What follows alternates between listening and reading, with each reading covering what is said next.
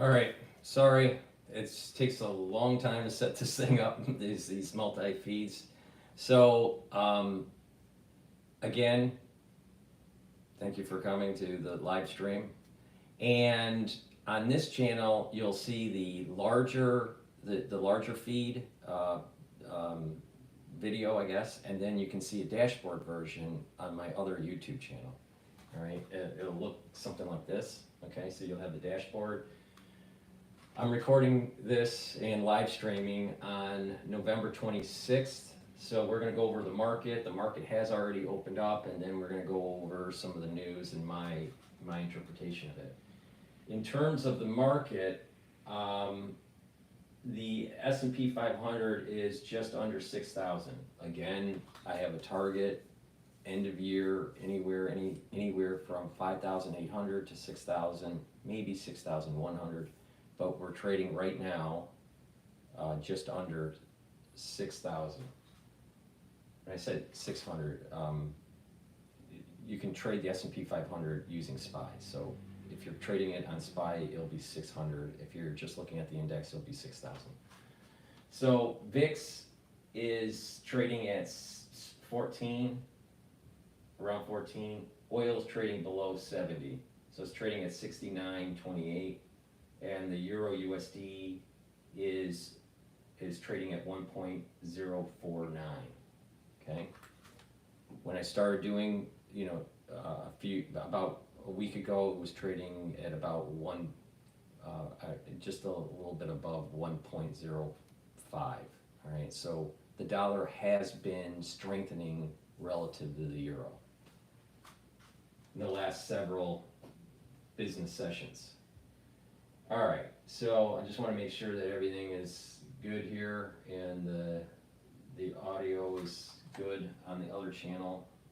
Hopefully, if anyone is having a problem hearing, just put it in the chat and then I'll correct the audio issue. It takes a lot of work to do this, especially if you're a one-man show. So before we begin, please help support my work. Make sure you subscribe to all the channels. I have 4 channels on YouTube. I have Brighteon, Bitchute, and Rumble. The reason why you should be following me on all the channels is I do get strikes on YouTube. I have one strike already on YouTube talking about certain things that were happening in California dealing with monkeys. All right. So, but they gave me a strike on that one. It's important that you follow me on all my channels. So please go to the description box in this video, in all my videos, and click and subscribe to all my channels.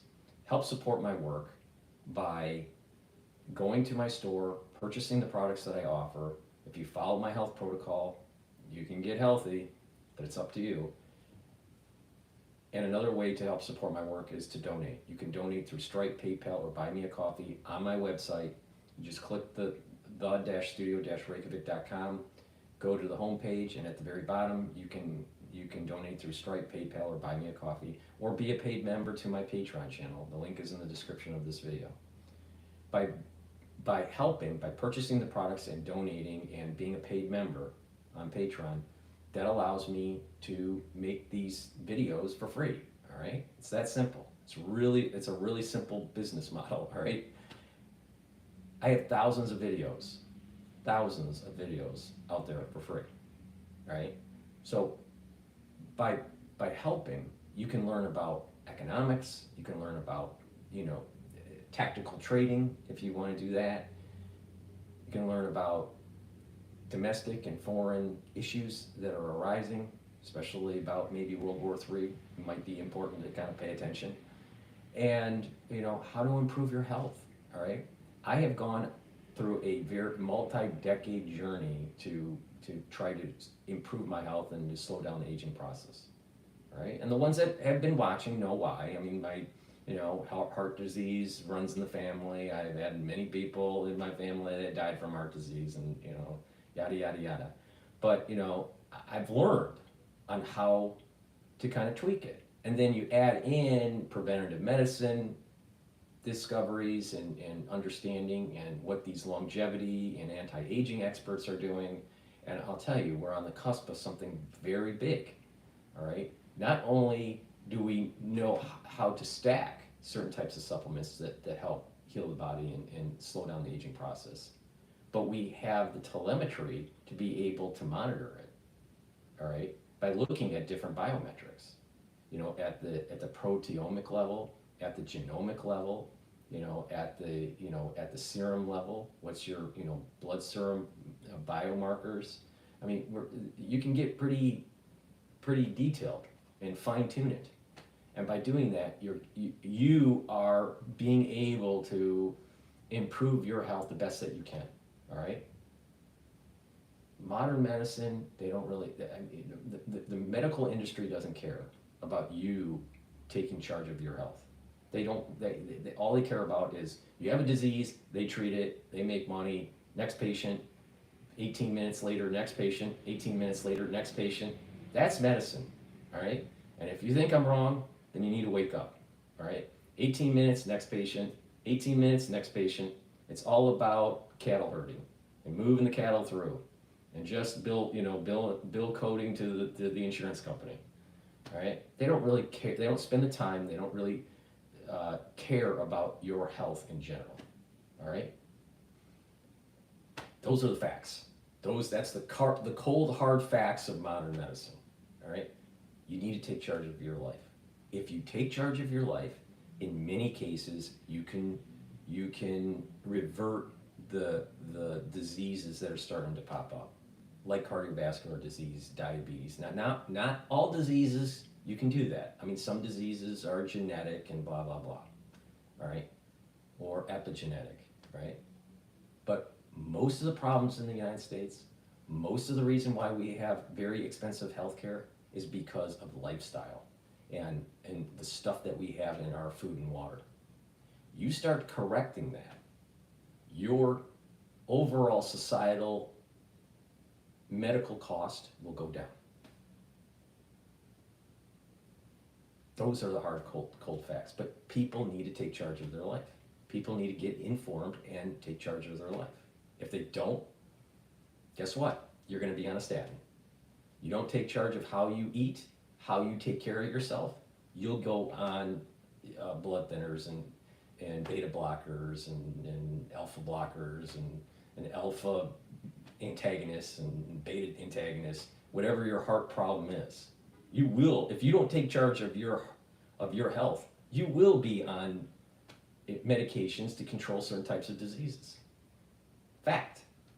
It's up to you. Do you want to take charge or not? I've seen people that if they don't take charge of their life, they go down a certain path. If they do take charge of their life, they're change their lifestyle and take care of their body, they go down a different path. It's that simple. For most problems in the United States, the big ones, diabetes, heart disease, cancers, a lot of that is lifestyle. A lot of it. Please go to my store, the-studio-reykjavik.com. Help support my work, help support your health. A great way to do that, let's say, since we're going to Turkey Day, for Thanksgiving, and I wish everybody a happy Thanksgiving for the United States on Thursday, but maybe I'll do a live stream on Thanksgiving, I'm not sure yet. But it probably makes sense to not overeat, right? But I want you to enjoy Thanksgiving. The problem with people when they try to become healthy is they become antisocial. That's not healthy, right? You don't want to be antisocial and just eat like a bird. You don't need to eat like a bird, right? You don't have to, but you can, enjoy your family and holidays, but you can cook properly. Be a little bit more mindful of the calories that you take in. But as you get older, your pancreas starts to wear down. So a great way to help supplement the wearing down of your pancreas, all right, is to take digestive enzyme complex. This helps to break up carbs, carbohydrates, proteins, and lipids. These have enzymes in it, which are very similar to the types of enzymes that your pancreas secretes to be able to break down foods. And then by taking this, you'll be able to break down the foods, put less stress on the pancreas, and be able to absorb the nutrients. That way, you're getting the fueling, and you're not creating that irritation that may be taking place, in the pancreatic area, and even in the duodenum area. So that's important when you get older, especially around age 40 and plus, okay? People's pancreases just aren't as efficient. So taking digestive enzyme complex will help you digest the foods. If you work out, or let's say you're an athlete, taking digestive enzyme complex will also help to refuel your body, right? Because it's breaking down your fuel sources quicker to allow you to absorb. So if you're an athlete, take the digestive enzyme complex, you'll recover quicker, and you'll refuel your body. In addition, if you're older, especially if you're 40 plus, you should be taking digestive enzyme complex to be able to break down those carbohydrates, proteins, and lipids to reduce the stress on your pancreas. That's really important, all right? Trust me. A really bad pancreas is very painful. Also, boost up your immune system by taking magnesium and zinc. You should be taking magnesium and zinc every day. If during the cold season you're not feeling so well, take a double dose of it, right? Maybe once in the morning and another in the evening or in the afternoon, right? It's really important to take magnesium and zinc on a daily basis to boost up your immune system. Important. There are things that you can do. Now, you're going to be having family members at home, for the holidays, and some of them may be Democrats, and they may give you indigestion, and they may, prevent, even though you eat turkey, it may prevent you from sleeping because of the things they say because they're Democrats. I have a solution for you, okay? That solution is good night formula. If they're keeping you up at night because of their Democratic policies, take my supplement, Good Night Formula. It has tryptophan and melatonin in it, and you're going to be well rested when you get up in the morning. You're going to be in that 3 cycles of REM sleep while you're sleeping. You're going to be in deep sleep. That's important. Why? You consolidate memory when you're in REM. You're detoxifying your central nervous system, and you're going to be well rested. People that have chronic, all kidding aside, people that have chronic sleep deprivation have a tendency to get early onset of dementia. Why? Well, one, you're not consolidating memory efficiently, and you're not detoxifying your central nervous system. And you need that deep sleep to do that. This is the reason why people that seem to age less, have more longevity, have better memory, actually also have better sleeping patterns, have deeper sleep. So this is really important. So please, go to my store, get the Good Night Formula, and through taking it on a regular basis and going into that deep sleep, you're gonna improve your memory, you're gonna improve your neural health because you're detoxifying the body, and you're gonna be well rested. And you're gonna notice over time that you're aging slower.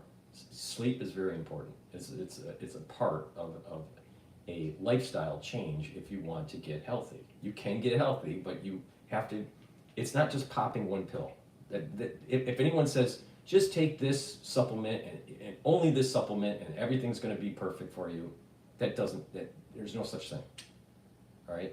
But it's about diet, proper diet, proper exercise, proper balancing, proper sleep, proper supplementation, certain types of exercises, stretching, and balancing exercises are really important, and then challenging your mind intellectually and mindfulness, either in prayer or in meditation. But when you do all these things, synergistically, your body does heal. It takes time, but it can be done. And if you're looking for a quick fix, there isn't one. And you will end up taking medication when you're older with having heart disease, diabetes, and other problems. But it's up to you. Because, when you see a patient and they're having a heart attack, their life just, flashes in front of their eyes. And most of these patients, most of them, they regret the way that they lived their life because they're right on the edge of death. Now, sometimes you can pull them back, and you can control their heart arrhythmias and whatnot. Maybe give them a PCI or whatever. But the thing is, they got to a point where they were right at the abyss, right at the edge of the abyss. And if you see someone that's just on the edge of the abyss, almost always they regret the way they have lived their life. All right, well, you know, that's some wisdom. Take it or leave it. It's up to you. Let's see what CNN has to say about the case that's being dropped by Jack Smith.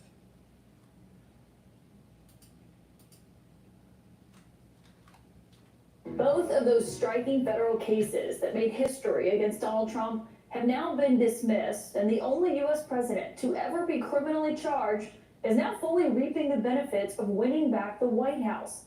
Special counsel Jack Smith moved to drop his charges in the election interference and the classified documents cases, given the long-standing Justice Department policy that a sitting president cannot be prosecuted. Judge Tanya Chutkan in Washington quickly granted Jack Smith's request today. And of course, down in Florida, Judge Eileen Cannon had dismissed that documents case over the summer as Smith was trying to revive it, but now is no longer doing so. It may not be the last that we hear of that case, though, because others were indicted there as well. More on that in a moment with our experts. But tonight, Jack Smith made sure to mention this in his filings. He said, quote, "The government's position on the merits of the defendant's prosecution has not changed. The circumstances have." Those circumstances, of course, being Trump's re-election to office. It's been an extraordinary turn of events since Smith first announced these indictments, which I should remind you were handed down by grand juries made up of American citizens. Charging Donald J. Trump with felony violations of our national security laws, as well as participating in a conspiracy to obstruct justice. Charging Donald J. Trump with conspiring to defraud the United States, conspiring to disenfranchise voters, and conspiring and attempting to obstruct an official proceeding. We have one set of laws in this country, and they apply to everyone. Of course, not everyone. Using the right weight matters.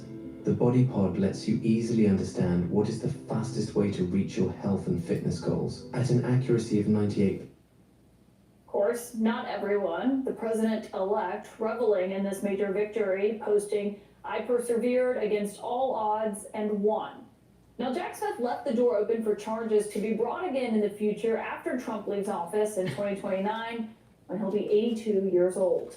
My lead sources tonight, Ellie Honig, former federal prosecutor, and Maggie Haberman, senior political correspondent for the New York Times. Ellie, can we just talk about how Jack Smith did this? And you know, was this his only option, essentially, that he had left, given Trump is promising to fire him 2 seconds after taking office? It was his only option. He had to do it. He did the right thing today. It's important to understand why, though. It's not because of that promise to fire him. It's because, and Jack Smith said this in his motion, it's because of the DOJ policy, which goes all the way back to 1973. Which is a policy, not a law, right? Right. It's an internal, exactly, that's a good point. It's not a statute, it's not passed by Congress. We don't actually know if it's right or wrong. It's just been DOJ's internal view. Back from Watergate, they reevaluated it during the Clinton era in 2000. They actually reevaluated it now. I found that interesting. Jack Smith said in his motion today, I went back to OLC, these genius Office of Legal Counsel, these constitutional lawyers. I said, does it apply here? And they said, yes. I, Jack Smith, am bound by that. Hence, we moved to dismiss. And remember, this OLC memo, opinion, whatever we're going to call it, this has come up with Trump before. This came up when he was president previously, and there was the Robert Mueller investigation, and there was the question of will Trump be indicted in this investigation. And it was easy to lose track of this, but it was pretty clear that Mueller was very unlikely to challenge that policy, and he never did. Yeah, but you know, the idea that he's saying charges could still be brought in the future, I mean, looking at that, Ellie, is that at all realistic? I mean, there's certainly some people who would be hoping that that would be revived in 2029, but the idea of that happening, I think, you know, and Trump could pardon himself, I don't know. Let's be real, that's not happening. I mean, it is only in the most theoretical possible sense. I mean, imagine this, right? Fast forward 4 years, who knows where anyone will be in 4 years? You're gonna have whoever wins the White House, whether it's Gretchen Whitmer or J.D. Vance or whoever, new AG is gonna say, let's revive a case that's been dismissed 4 years ago. That's probably it's interesting that he if you know, just quickly passing Whitmer from Michigan, the governor, she might run for president. She's sitting, I think Hochul is another one from New York, probably running, 2 females, ultra liberal. Newsom is gonna run. I'm concerned about J.D. Vance, because I still, even though I think he's decent, he's smart, he's quick on his feet, but I just feel that he's a little green. There's a little, I just feel that the experience isn't there. Now maybe he'll get that experience as VP.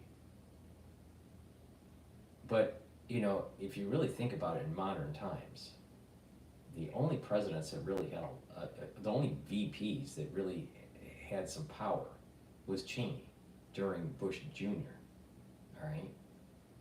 I didn't feel that way with Biden when he was under Obama. I think Biden was a conduit to Congress for the White House. Trump, in his first term, I didn't feel that Pence was really that strong. I mean, he towed the line most of the time, but I wouldn't say that he was like a driving, leading figure within the administration like Cheney was with Bush. Now maybe the whole Cheney thing was a unique situation. It might have been because he was a super deep stater and all that, and tied to big oil and Halliburton and all this stuff.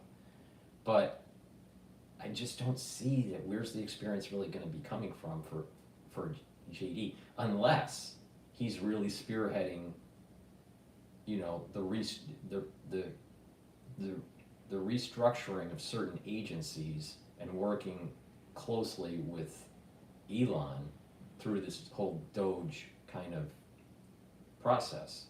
Maybe he'll be he'll be the spearhead to that. If that's the case, then he'll be getting more experience, and then I'd feel a little bit more at ease.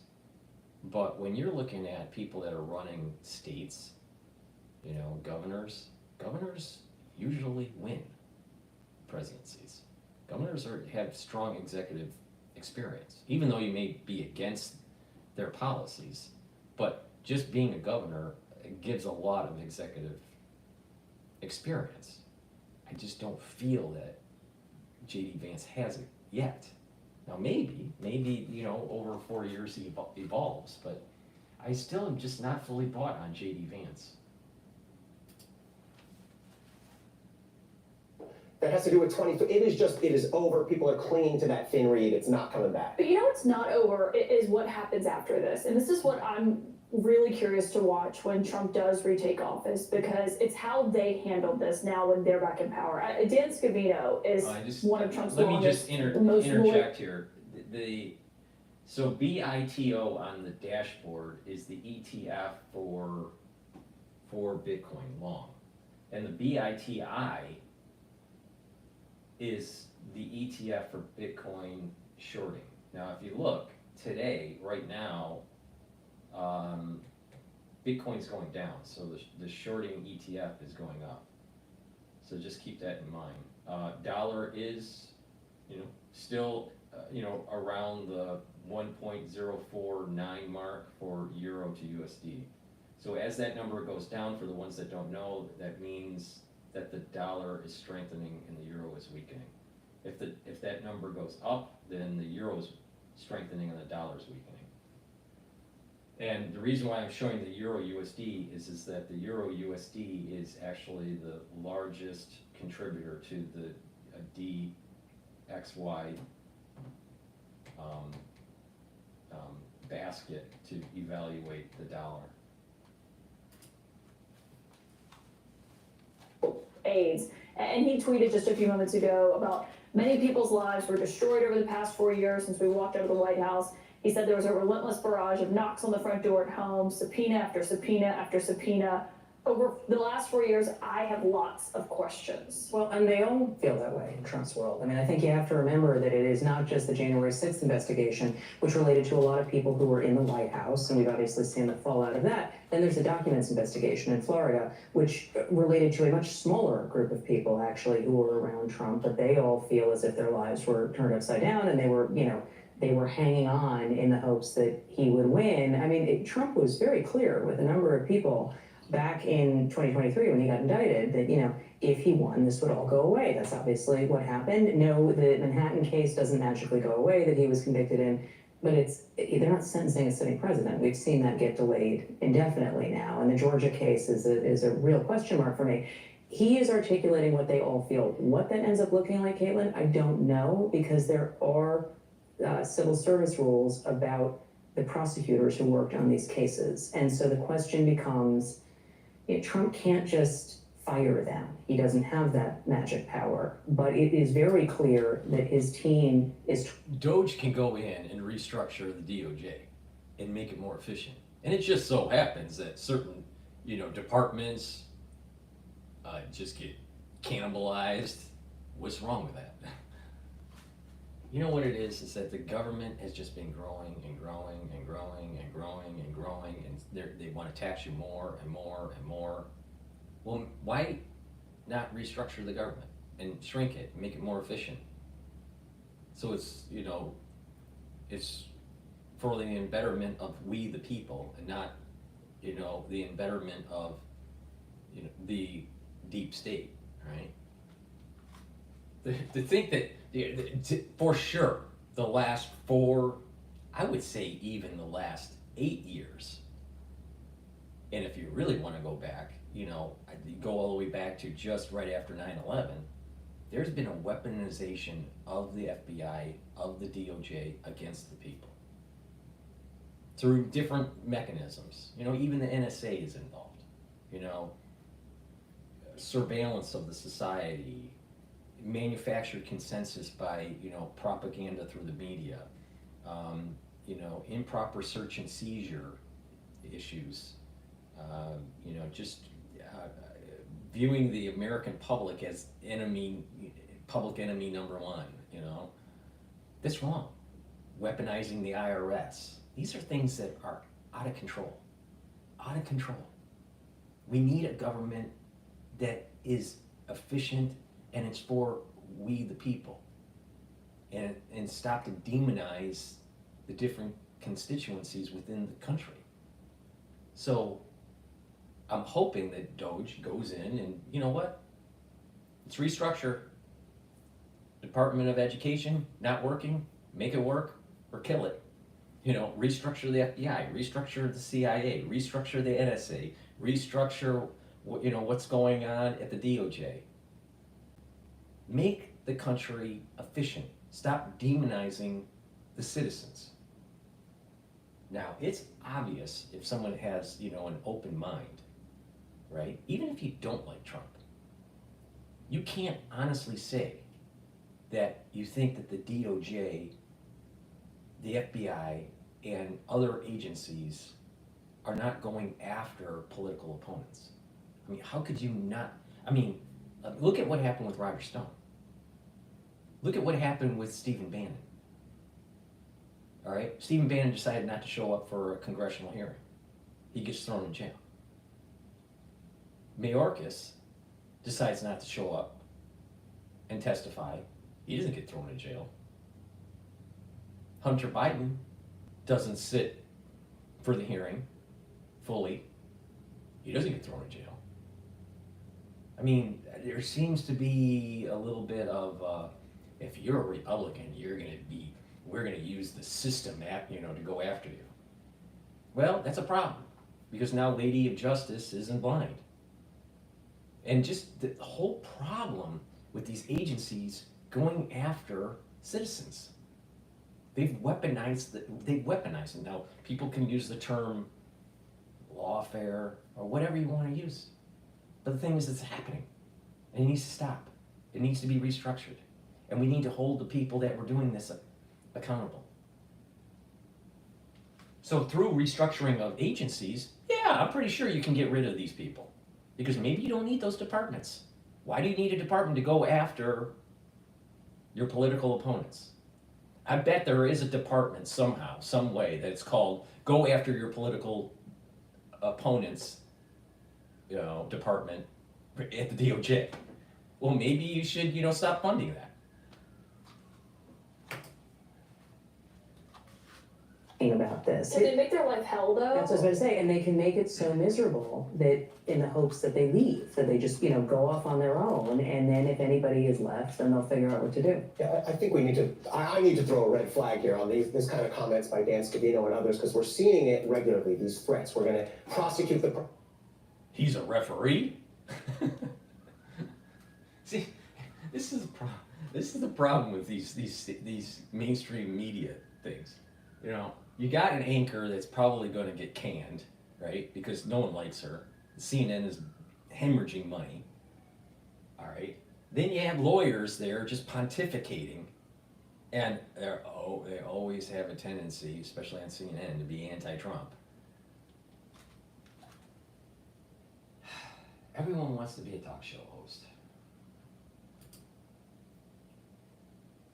Investigators investigate the investigators. I mean, look, I have been critical of Jack Smith. I stand by all of my criticism of him. I think there were times he did things that are against DOJ principle. But if we're talking about opening a criminal investigation, there is zero evidence to justify that. And you make a good point, Caitlin. Even an investigation, I mean, there are safeguards that would hopefully prevent some sort of ridiculous indictment. But even an investigation can turn someone's life upside down. It's extraordinarily expensive. You get a subpoena, that's 6 figures. But the Trump team is going to say, that's what you did to us. Right, What they say now. Yeah, it's childlike retribution. Yeah, but the thing is that they went after people in the last 8 years, right? They went after people and destroyed them. The Democratic Party went after people because they were political opponents and destroyed them. Now, because this red wave happened in Congress, Senate, the House, the executive branch, the judicial branch is heavily conservative now, right, because of the chief justices. So there is this very unique period of time where we have 2 years where we can fix it. We can look underneath the microscope and fix the problem. Fix government. Be able to stop this never-ending retribution. But the Democratic Party, through the speech of Schumer on the Senate floor, saying, we can give peace a chance. We can come together. We can find common ground now. You think he would say that speech if he won the Senate? If the Democratic Party won the Senate? Of course not. He would say, this is a mandate to go after people that are anti-democracy. So when the Republicans have power, the Democrats are worried of retribution. But when Democrats have power, they want to exercise their retribution. Okay, I see. Sometimes you can't forgive your enemy. Sometimes you have to go after your enemy.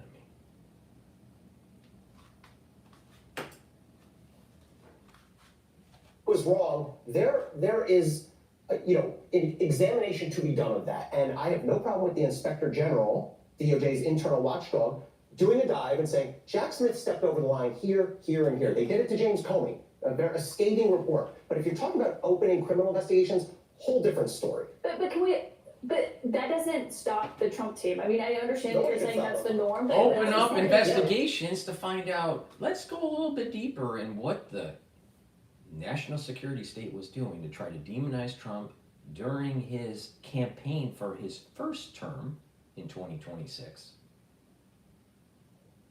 And how that carried on into his first term as president.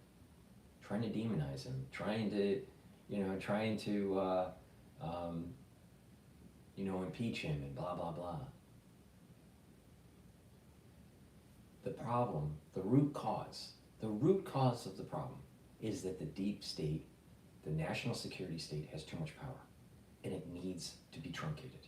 It needs to be restructured. And then we can really exercise the true wisdom and essence of our Constitution. But without that, there is this dark veil over our Constitution where we are not protected by our civil liberties. And it's a transfer of power from the executive branch and the legislative branch. There's a transfer of power, dark transfer of power, a cryptic transfer of power, a hidden transfer of power to this national security state, where they feel as though they are the ones that have keys to the kingdom, ones that make the full decisions. And these are the ones that have drafted the documents on what's going to happen during a nuclear war. And believe me, in a nuclear war, either full-blown, intercontinental, or just local, your civil liberties are going to be eroded on steroids. I mean, our civil liberties were eroded right after 9/11. Can you imagine if a tactical nuke was starting to go off, or nukes started to go off in Europe? Do you think that your civil liberties are going to be protected? They're not going to be. It's already written in documents to take away, to go into emergency powers. And guess what? The national security state, when that does happen, they're going to get even further power. And you're going to have less. And when you add in the technologies that we have now compared to what we had back in 2001, it's a lot easier to control the society. Now, do we really want to go down that road? Because it looks like the national security state is poking the bear to do a tactical nuke. But when they do that, they're going to ask for emergency powers and erode your civil liberties. Be careful, be careful. Maybe we need to investigate.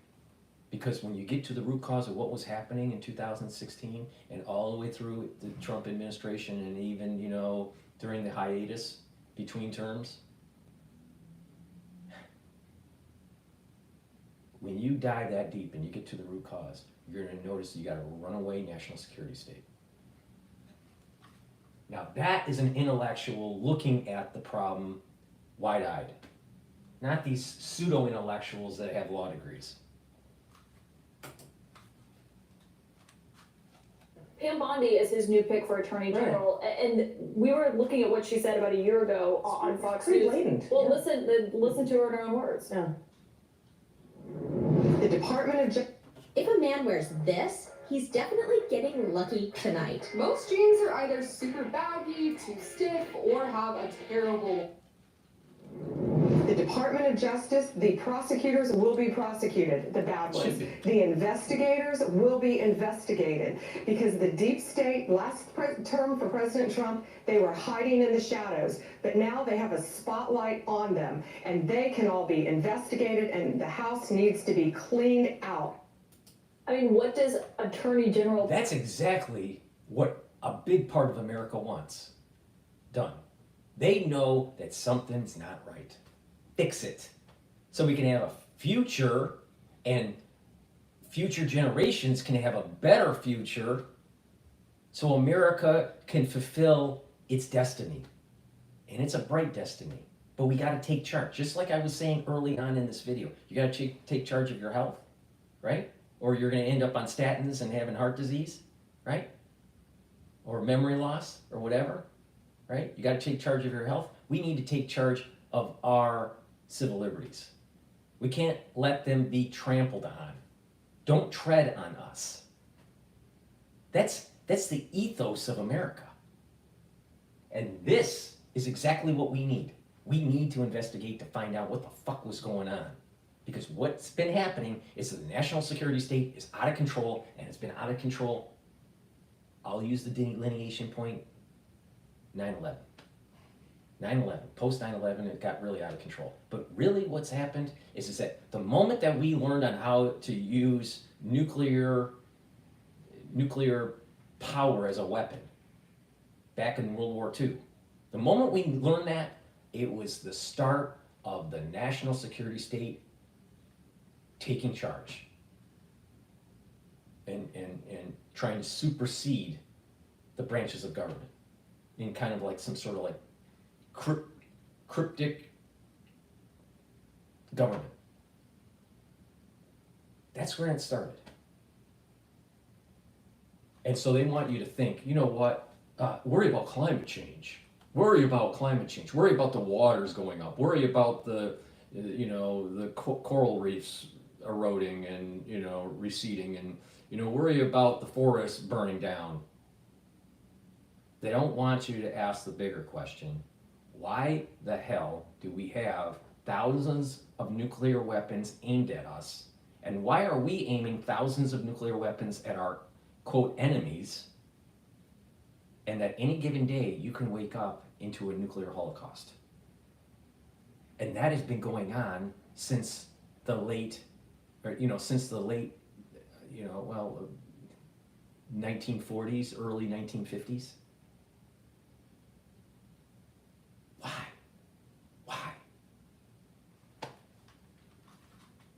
Because if there's just a miscalculation, if there's just a little push, a little nudge, then all of this constitutional republic will be gone, and that you'll have people that are part of the national security state gaining power.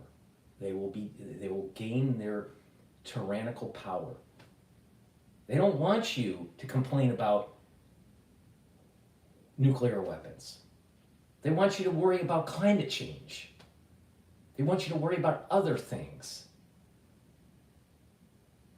But one of the most sinister things that is happening to mankind is nuclear holocaust. And we're inching towards it every frickin' day, especially with this whole NATO crap that's going on in Europe. We need to wake up. This is way beyond just finding bad actors that went after, quote, Trump's, administration, or way deeper than going after individual citizens like Bannon or, let's say, Roger Stone or others, Peter Navarro. We're talking about a deep state that's out of control, that is pushing the levers of power that can lead to a nuclear holocaust.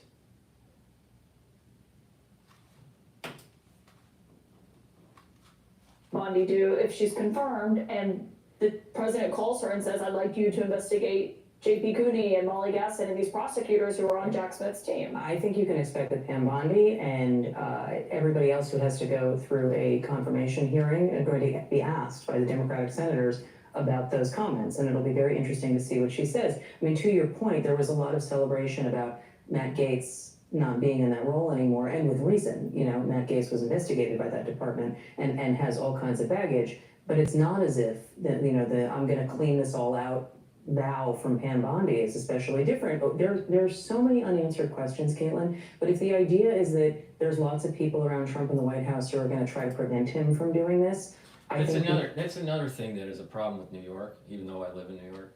All right? Senior political correspondent, New York Times. You know what that really means? Pseudo-intellectual from a liberal propaganda media outlet.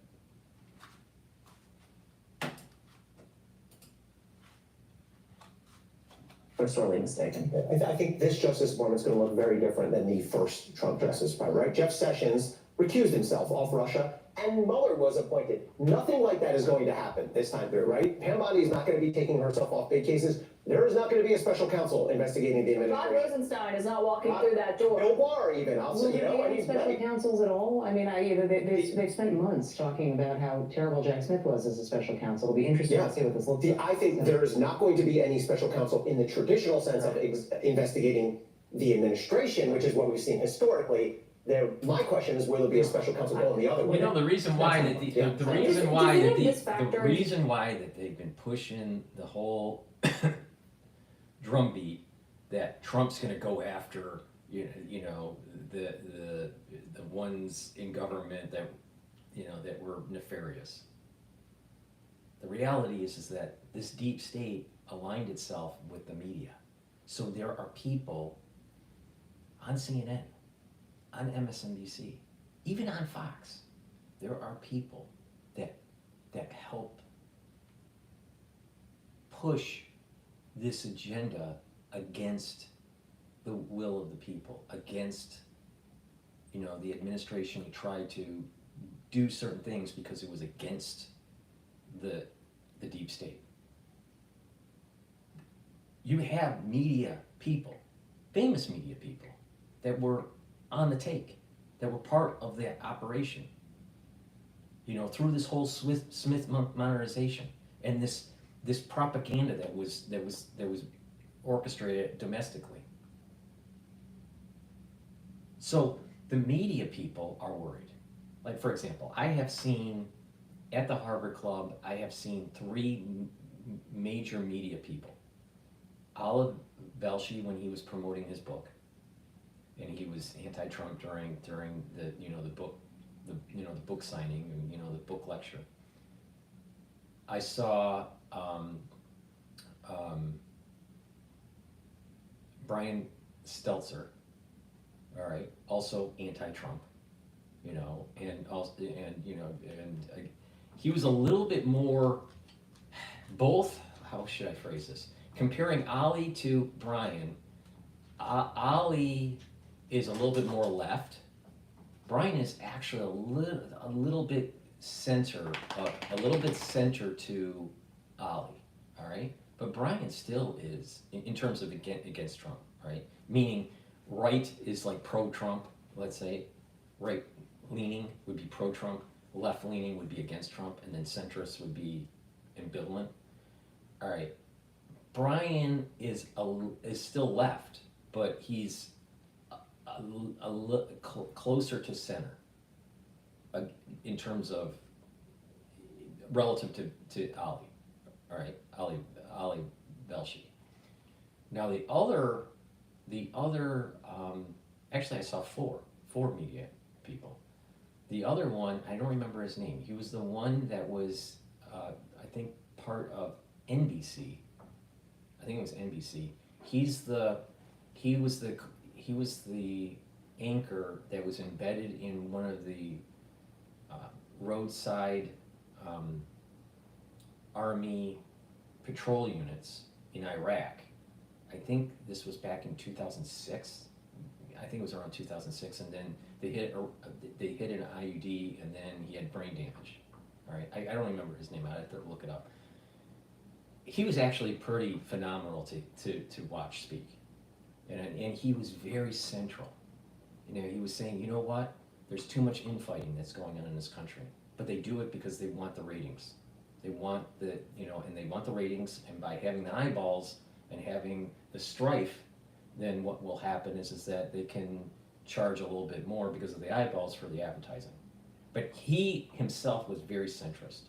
And there were people that came and asked questions and tried to push buttons, you know, like saying, oh, Trump's bad, you know, he's convicted felon and blah, blah, blah. And he just stayed ambivalent. He stayed like a true kind of reporter should be.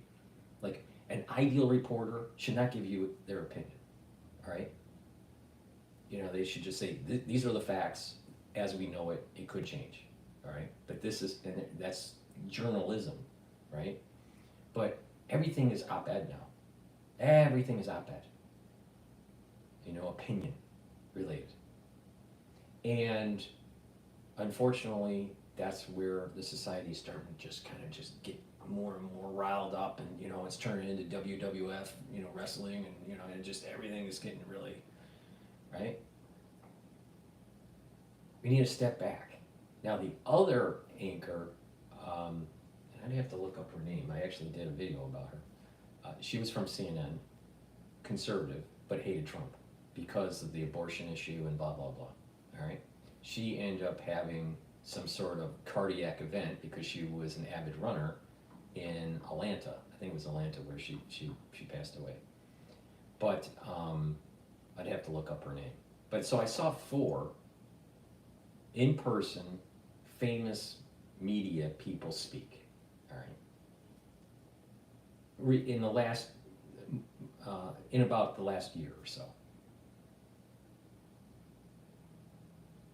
And most of them, 3 out of the 4, had, a very anti-Trump stance. I don't think that's healthy. Reporters should be locked in and ambivalent. That's not what's happening. That is not what's happening. And the reason is that these people, not everybody, but a lot of them, they are towing a line to try to demonize one side of the political spectrum, to try to promote the other side of the political spectrum. I think the poster child for this is Rachel Madcow, all right? She, on MSNBC, because she probably has mad cow disease, is very focused on that whole ultra-liberal agenda, right? And is using her platform, her notoriety to push it. Now they're all afraid. Because now Trump's in office, and they know that they sided with the deep state. They hid what was going on the Hunter laptop. They promoted lies about fake dossiers on Trump. Now they're promoting Tulsi must be Tulsi must be some sort of Russian agent, so she couldn't be put into the, she can't elevate, to DNI, the District of National Intelligence. She doesn't have enough experience.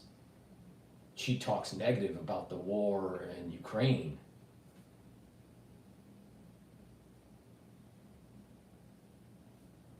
Problem. So people need to investigate not only the people that are in the deep government, but also in deep media. Maybe that's a new term. Maybe someone's already used the term. I don't know.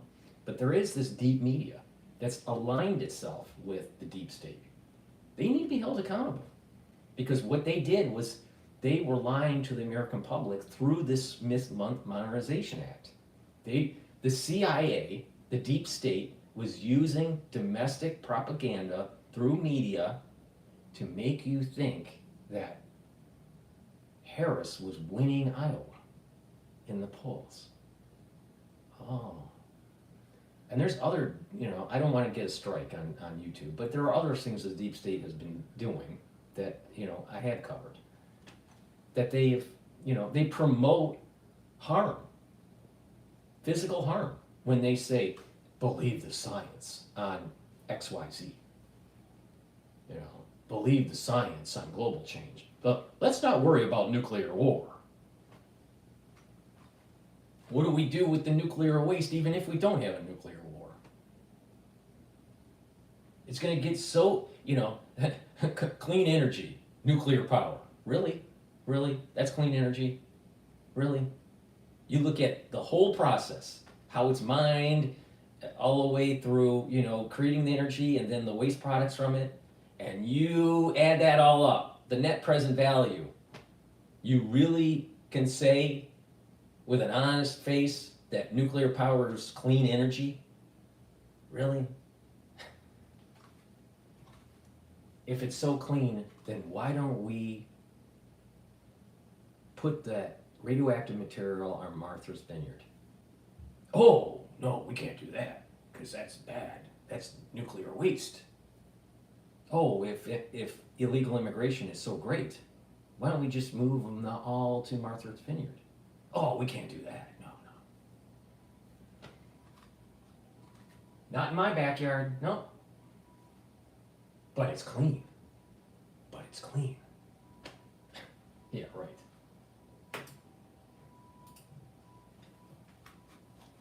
That's mine when he's considering writing a report. I mean, the line I keep hearing is, well, the report won't have anything surprising or new in it, but I still think having it together and publishing something stating right before Trump takes office reminds me of, when Trump was informed about the Russia investigation right before he took office, and how that affected the first 6 months of his presidency, changed the next 4 years of it. Yeah, I mean, look, Trump is very much, as you know well, about information control. And so the idea that there can be this information that he is not overseeing that can get out there in some way is, I am positive when he gets around to focusing on it, will be an issue for him. But what that looks like, I don't know. I mean, I do think that this is sort of a related, not entirely on point, but it is related. The fact that the transition is not, I'm doing my best here, stay with me, will you? The fact that the transition is at Mar-a-Lago and not in New York, like last time, half New York, half Washington, and this is not my New York bias speaking, it's that it actually, they can exist in this bubble, this sort of halcyon bubble of we won, we did it all. Oh, we are going to. we just saw the New York bias of a liberal. Oh, if it's not happening in New York, then somehow they're not getting full scrutiny by the media because we're New York Times and we're pseudo-intellectuals and we're going to tell you how it really is. I'll tell you, conservatives need to push back. Conservatives need to just keep on pushing back and saying, you know what, your policies suck, and there's a reason why your subscribership, for the New York Times is going down, right? And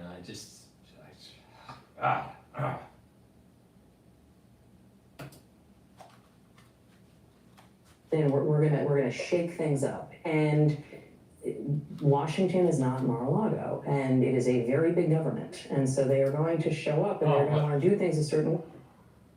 Washington's not like Mar-a-Lago, but New York is.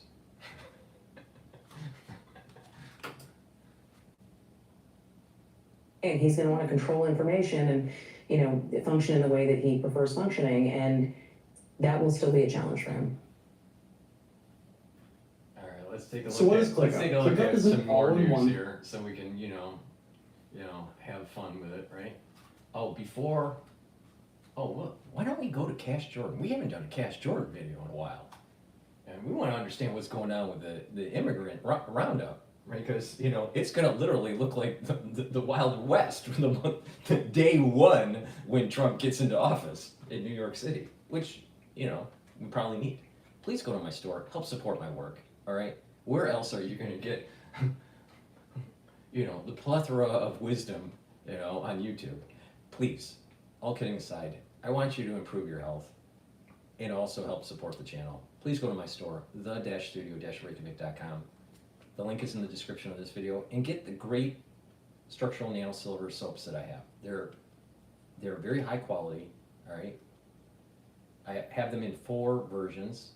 All right, I have it in peppermint. I have it in lemongrass, oatmeal spice, and also charcoal tea tree. So please go to the store, get a couple bars for your household. Very high quality structural nano silver soaps, right? Help support your health, help support the channel. It's a win-win, all right? And it's through your help that we can reach a larger audience, and I can do some, cool things. I'm actually, for the ones that don't know, I've added 2 new features on my website where you can listen to my podcasts in audio form. You can also listen to my podcasts on Apple Podcast and on Podomatic. The links are in the description. And you can also go to my website and watch live stream. When I live stream, I'm actually feeding into the website. So, for example, just quick show here of what it. But if you go to the website and you just go to broadcast, you got radio, and radio will. I'm starting to populate the audio files, but I also have live. So when I do a live broadcast, you can actually see the live broadcast, right? So you're seeing the live broadcast here. So I'm adding features because I have people that are helping support my channel by purchasing the products and sharing the links and all this. It's a win-win. My next big feature that I want to bring to the public is an app, to develop an app where you can purchase my products on the app, but also watch my content, live stream, and my listen to my audio files, my podcasts. and, look at the PDFs, these research PDFs that I post and stuff. That way it's a win-win. It's a win-win. You learn, it helps support to grow the channel. So, that's my next big project is to develop that capability of having some sort of app. But with that, let's go to Cash Jordan and figure out what the hell is going on in New York. If you've been using a regular pepper grind all your life, you have no idea what you're missing. This is the Hex Mill. The city will no longer issue vouchers to migrants to pay for food, ending a controversial program that had repeatedly come under attack by conservatives and others. This pilot program in New York City. So, the reality of the situation is that you had vets, all right, combat vets, or military vets. You know what? They're living on the streets. They're not getting health care. They're not getting food. They're not getting the help they need. They got mental, they have, mental problems because of maybe PTSD or whatever. Our veterans need to be taken care of way before illegal immigrants. All right? There's something wrong when we don't take care of our senior citizens and our military vets with the same vigor as we are with illegal immigrants. That's wrong. That's wrong. We had, another thing, I know I go off on tangents, welcome to my channel.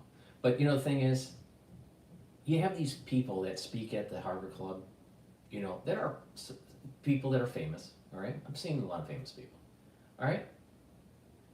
And they never, ever, ever, ever, ever, ever, ever pay homage on the walls, on the different floors at the Harvard Club of the members that died, service members that died in the different wars that were from Harvard. All right? But they don't have to be just from Harvard. It's just from any state, any city in the country. But people need to pay homage to the ones that did the ultimate sacrifice for our country. Right? But they never get up on stage and go, you know what, on the third floor in the hallway, there's a memorial for the World War I. Or on the first floor, in the main floor, there's a memorial of World War II.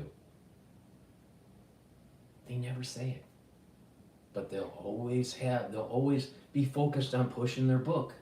They'll be focused on making sure that, they push an agenda that's anti-Trump. That's wrong. Don't worry about the anti-Trump. Don't worry about pushing the book. You can do that, at the end of the lecture. At the beginning of the lecture, pay homage to the people that did the ultimate sacrifice for our country. These people don't do it. So you have the ultra liberals telling you, we need to be taxed more to make sure that money is there for these social programs for the illegal immigrants. Meanwhile, right next to the illegal immigrant, is a vet that's homeless. Where's the help for them? If we have the money for the illegal immigrant, why didn't we have money for the military vet? Problem.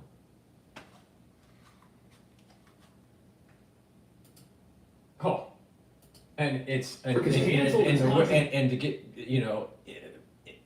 and to do insult to injury, it was the deep state that promoted the war.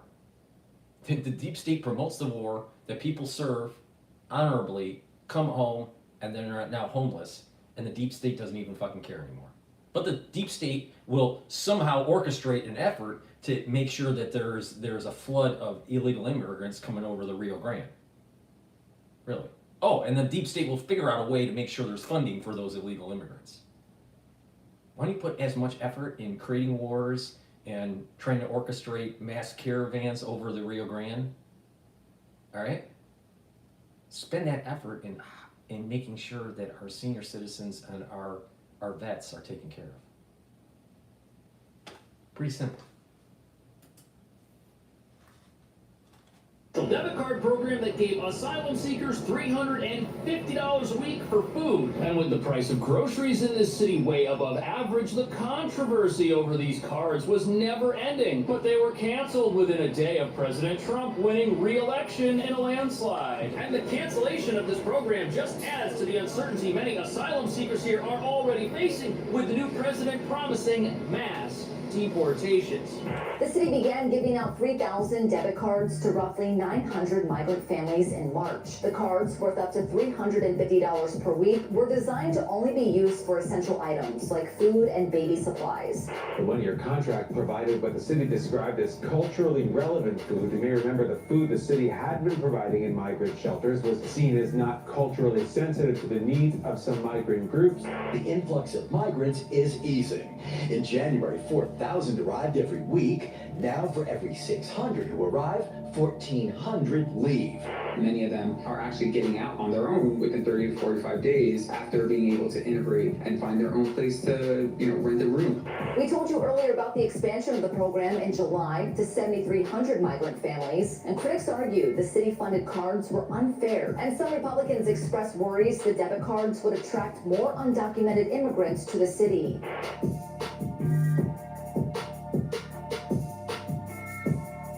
So the incredibly controversial prepaid debit card program is now over. But what nobody's talking about is this program was pretty much doomed to fail from the start, because not only do New York City shelters provide 3 meals a day and unlimited continental snacks, cooking is banned inside the shelters themselves, and the cards were supposed to be used for groceries, making it hard to see exactly how the $1,400 monthly allotment families were given could be used to buy and prepare the healthy, culturally relevant foods that they were intended to. But what's really shocking here is the timing of this program's cancellation, because it was started almost a year ago, and then 4 months ago it was such a success that it was expanded to cover more families, and then within a day of the election it was just canceled. Which is weird, because our leaders kept defending this program by saying that the $1,400 prepaid cards were saving the city money and helping us help more asylum seekers than ever before. But the city's shelter system still evicts asylum seekers after 1 or 2 months, leaving many homeless, spending for themselves. At the same time, the number of asylum seekers in the city has dropped drastically ever since President Biden's executive action on the border. And with President Trump set to take office and start what he calls the largest deportation effort in U.S. history, the 700 people or so arriving here every week could continue to drop even lower. And that brings us to the real reason why these cards are now gone. President Trump's landslide election victory has signaled the end of the growth phase of the asylum crisis here in New York City. And Donald Trump's victory.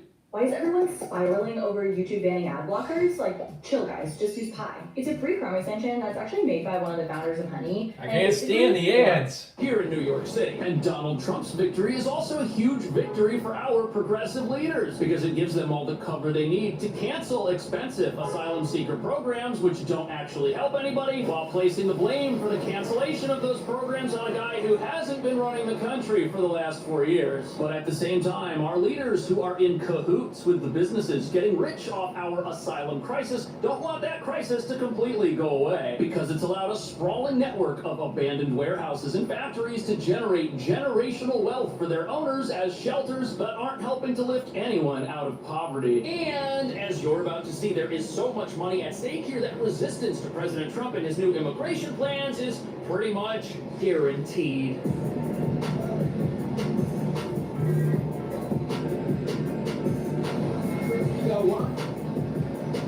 So this tower right here behind me, this is the Row Hotel. It's a former luxury hotel that now operates as an emergency shelter for asylum seeker families here in Midtown. And not only does it make its owners... Of course it's luxury, because it's only luxury in New York. Why don't they house the actual illegal immigrants in that big, gigantic, beautiful building that the New York Times has? Because they print a lot of paper saying how important it is to have illegal immigrants. billions of dollars a month because of the asylum crisis. This is also where this controversial debit card program has its origins, because whistleblowers revealed that the city was throwing away hundreds of thousands of dollars of prepared meals that were supposed to go to asylum seeker families, but because they weren't being eaten, they were just being disposed of, thrown in the trash. They weren't even being donated to some of the local homeless shelters around here. Isn't that footage crazy? of the meals. Isn't that crazy? There are lots of people that are homeless, that are hungry, that are citizens, all right? And they were throwing away food? This is why we need Doge. The waste at the federal and the state and the city levels is astronomical. We are wasting so much money because the people aren't held accountable.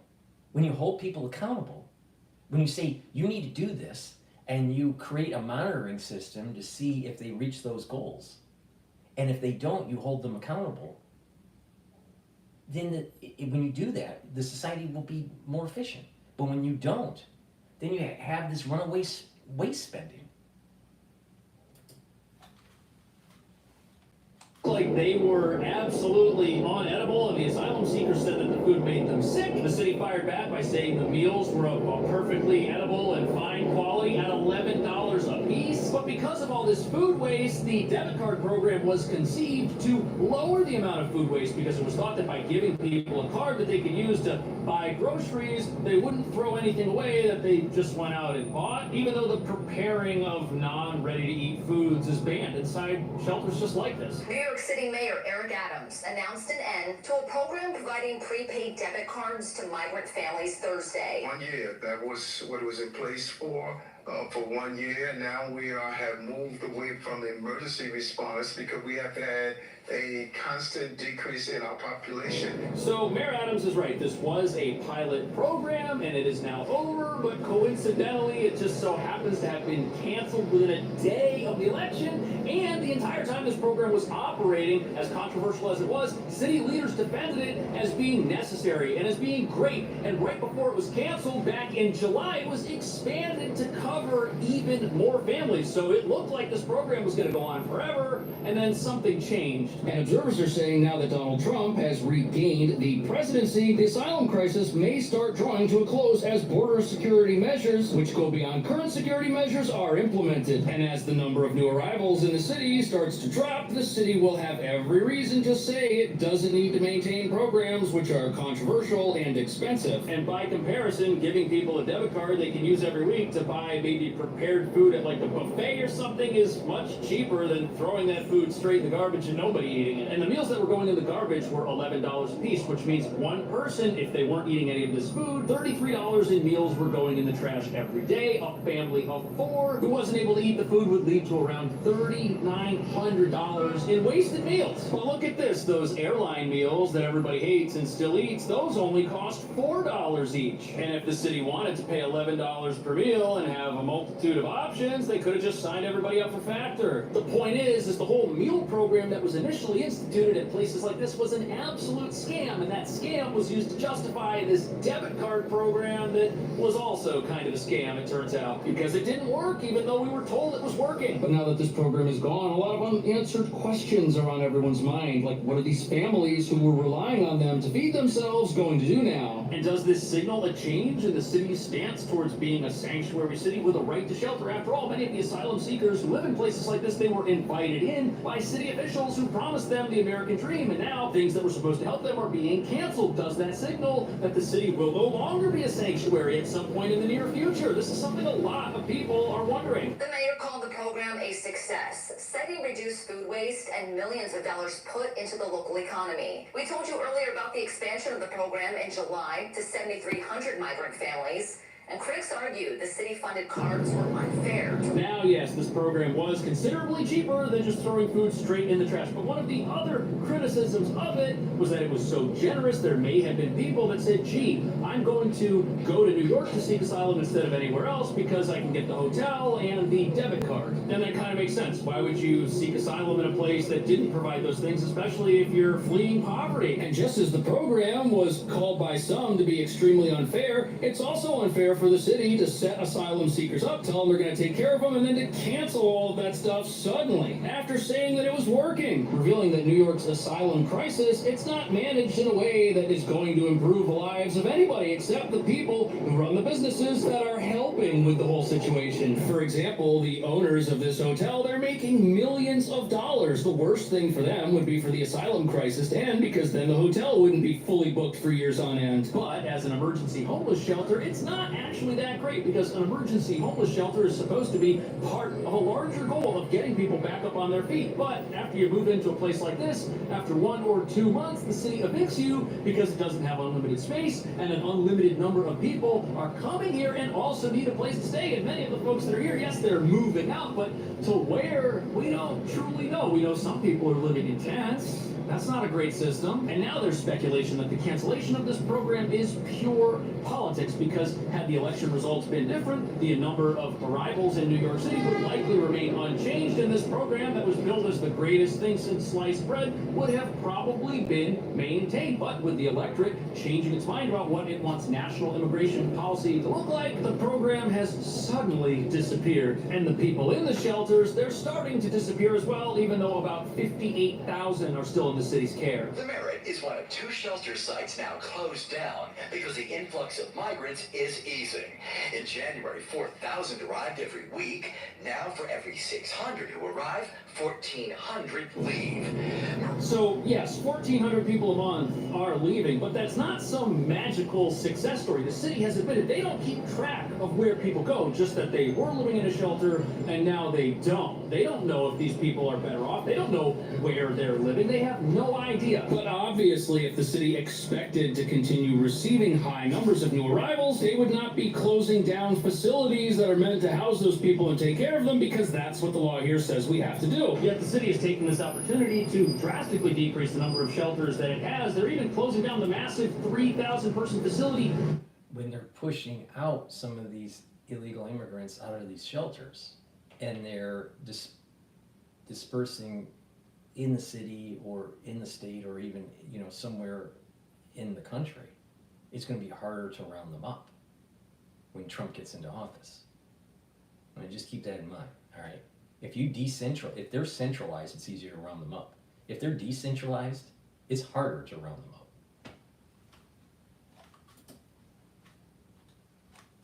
Randall's Island, that has been plagued by controversy and has gang members reportedly using it as a home base to commit crime all over town, which is another issue altogether. How helpful can these shelters really be if bad people are living inside of them, people who are members of a gang that profits from human exploitation? This is a massive problem. A humanitarian crisis infiltrated by human exploiters? That's not only a massive problem for the people living inside these facilities who have little kids and now have to wonder if the criminal underworld will try and recruit them. But it's also a problem for the entire city, because how can we harbor gang members and fugitives and keep them safe in a place where law enforcement is not allowed to enter? Police, they can't even go inside these places. That's why you have a cruiser parked out front. That's as close as they can get to put forth a law enforcement presence. And with reports coming out about weapons finding their way inside these facilities, many people want to see the police doing more, but they can't. It's illegal, because as a sanctuary city, we've got this idea that somehow law enforcement and immigration are toxic to each other. But since we think that way, many of the same people who fled poverty and fled crime are finding the same criminals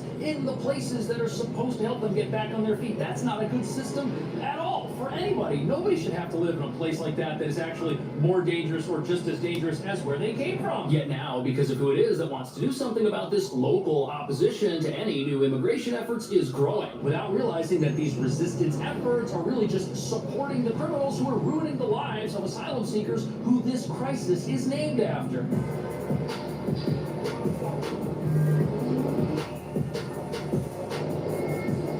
So, So in just a few weeks, the criminals, gang members, and terror watch list suspects who've escaped into America and aren't supposed to be here, they're gonna have to start watching their backs because the incoming president has promised that they will be the focus of his deportation efforts. And when you consider that many of these cartels and gangs have been exploiting people since before they even entered this country, their removal from it is gonna be a good thing for the law-abiding asylum seekers, as well as the middle-income communities around New York that have been overtaken by crime, which has come from these gangs in many cases. Yet somehow, not everybody agrees that securing the border and getting rid of the bad guys is a good idea. I have arguments a lot up on Capitol Hill. Give me one downside on secure border. What's the downside unless people on terrorist watch list coming across the border? A secure border saves lives. Right. I'm for secure border because I believe that if you don't have a country, you don't have a country if you're not securing your border or your currency.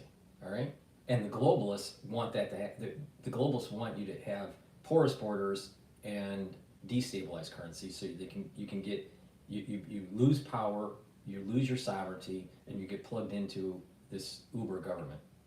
All right? Strong borders is a good thing, you know? You know, like Robert Frost said, you know, good fences make good neighbors. All right? Well, we need a strong border. But the globalists, and we'll play a little bit of Bloomberg Live, right? You know, after a couple of videos here. But the globalists, they want the porous borders because that's their version of slave labor. And the economists will just say, well, it's helping the GDP. They don't mention that it's hurting the veteran because the social programs are moving towards the illegal immigrant and not helping the veteran out.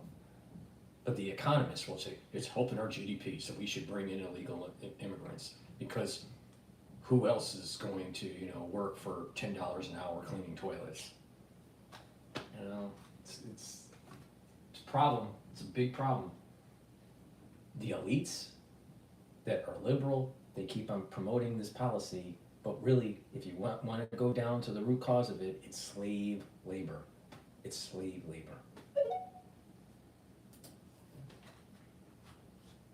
country can't have strong national security if we don't have border security. We gotta know who's coming in, what's coming in, where's coming in, when it's coming in. I guess the only downside to a secure border is that they hurt those who profit from the asylum crisis, both the gangs that are smuggling people into the country and the businesses here in New York that are getting rich off of all this while not actually helping rehabilitate people. And apparently these cartels have a $13 billion a year industry bringing people into the country for money. That's massive. Of course they're going to be upset about it. Their whole industry is going to get shut down as it...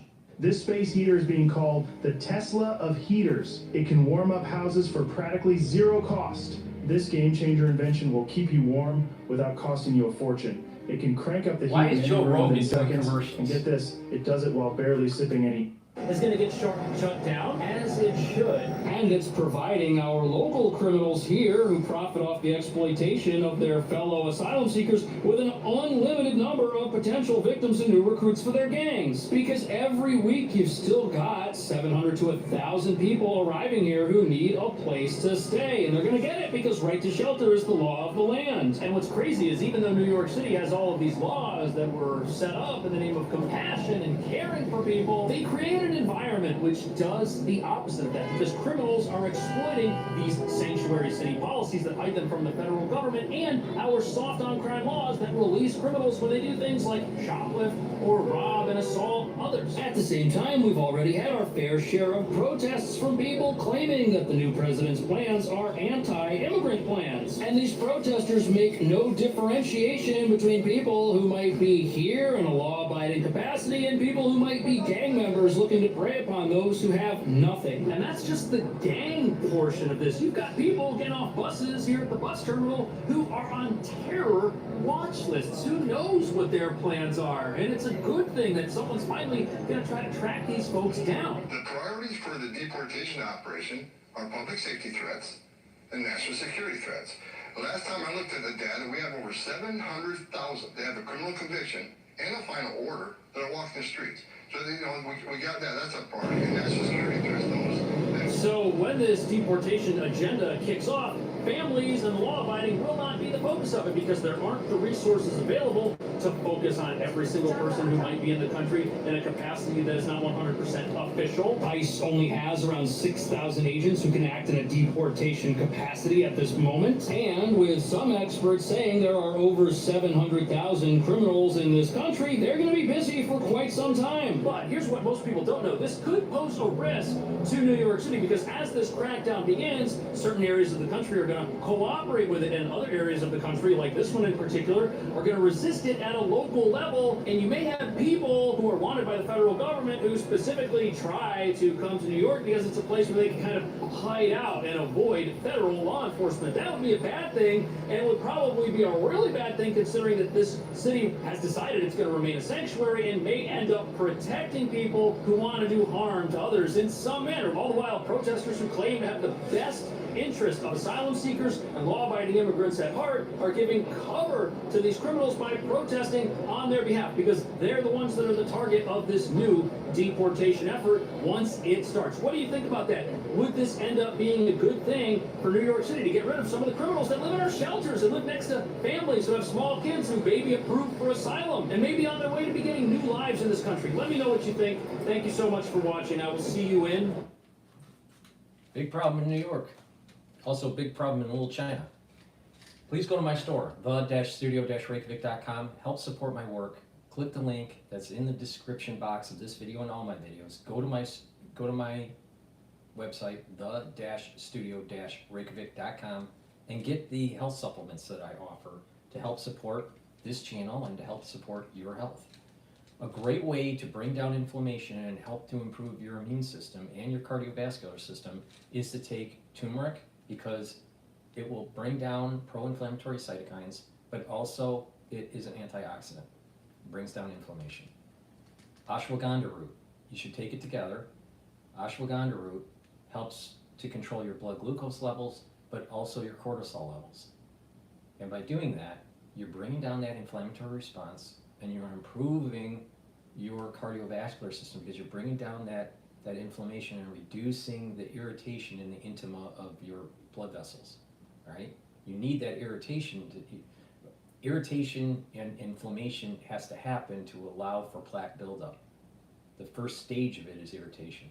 If you bring down that irritation, you bring down that inflammation in your vascular system, you're reducing the chances of building up plaque. So, when you bring down chronic inflammation in your body, you're also improving your immune system. So this is why it's a dual purpose product, right? It's the second pillar of my anti-aging protocol, bringing down inflammation. The first pillar is neutralize pathogens with structural nanosilvers. The second pillar is bring down inflammation with the turmeric and the ashwagandha. And the third pillar is take strong antioxidants like C60. So, and then you build onto that, those pillars with these different supplements by stacking. That's how it works, right? So everybody should be taking turmeric and ashwagandha on a daily basis. Please go to my store, the-studio-reykjavik.com, and get the turmeric and the ashwagandha. Help support the work, the channel, and improve your health. It's very important for everybody to take a multivitamin. This multivitamin is easy to digest. Go to the store, take a look at the actual vitamin profile. I don't have time to read it off. But it's a very high quality vitamin, easy to digest. You should take this every day, and this is part of your daily stack. So multivitamins are important because they are cofactors for enzymatic activity. You have an enzyme, all right? And there's different little docking areas on the enzyme. And these multivitamins, right? Vitamins, certain types of vitamins will attach to the enzyme and create a certain conformation on the enzyme to allow it to function better. If you don't have those multivitamins, your enzymes don't function as well. That means your biological processes and your cellular processes are not happening as efficiently. You need the multivitamins for that proper efficiency. So please go to my store, the-studio-reykjavik.com, and get the multivitamin. All right, let's go to Fox News. This is about Mexico, China is gonna pay. I like this. You know why? Because I saw the automotive industry and the tool and die industry get decimated because of NAFTA in Detroit, all right? NAFTA hurt manufacturing in the United States. Now, there were people that benefited from Wall Street and Walmart, people that oh, you know, the Walmart family. But manufacturing was decimated because of NAFTA. I would love to see higher tariffs against Mexican goods and Canadian goods.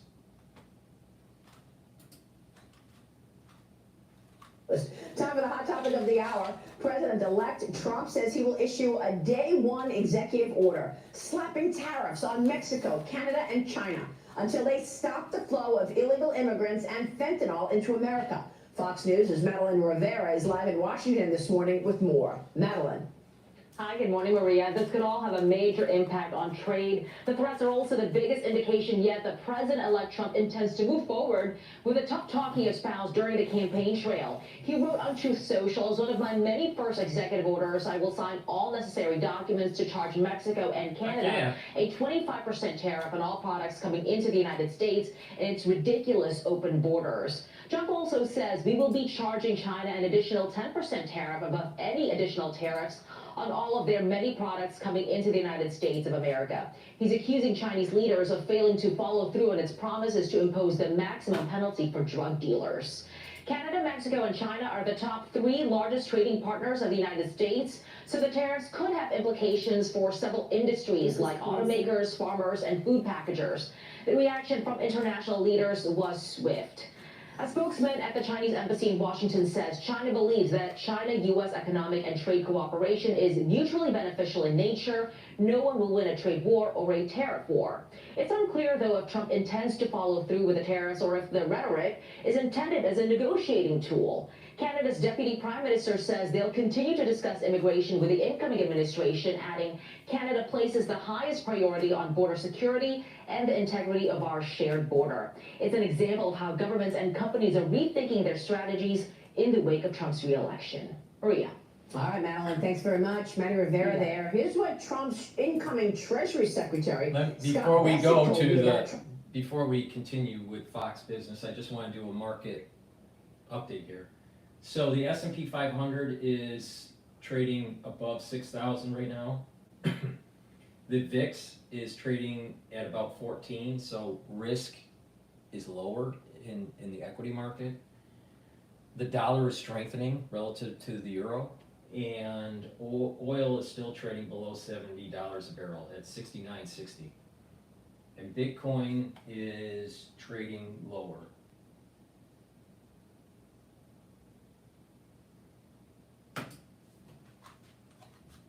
Approach to tariffs. Or at least the Bitcoin. Building your online business? Go to Wix.com and set up your store on a single integrated platform. Approach to tariffs.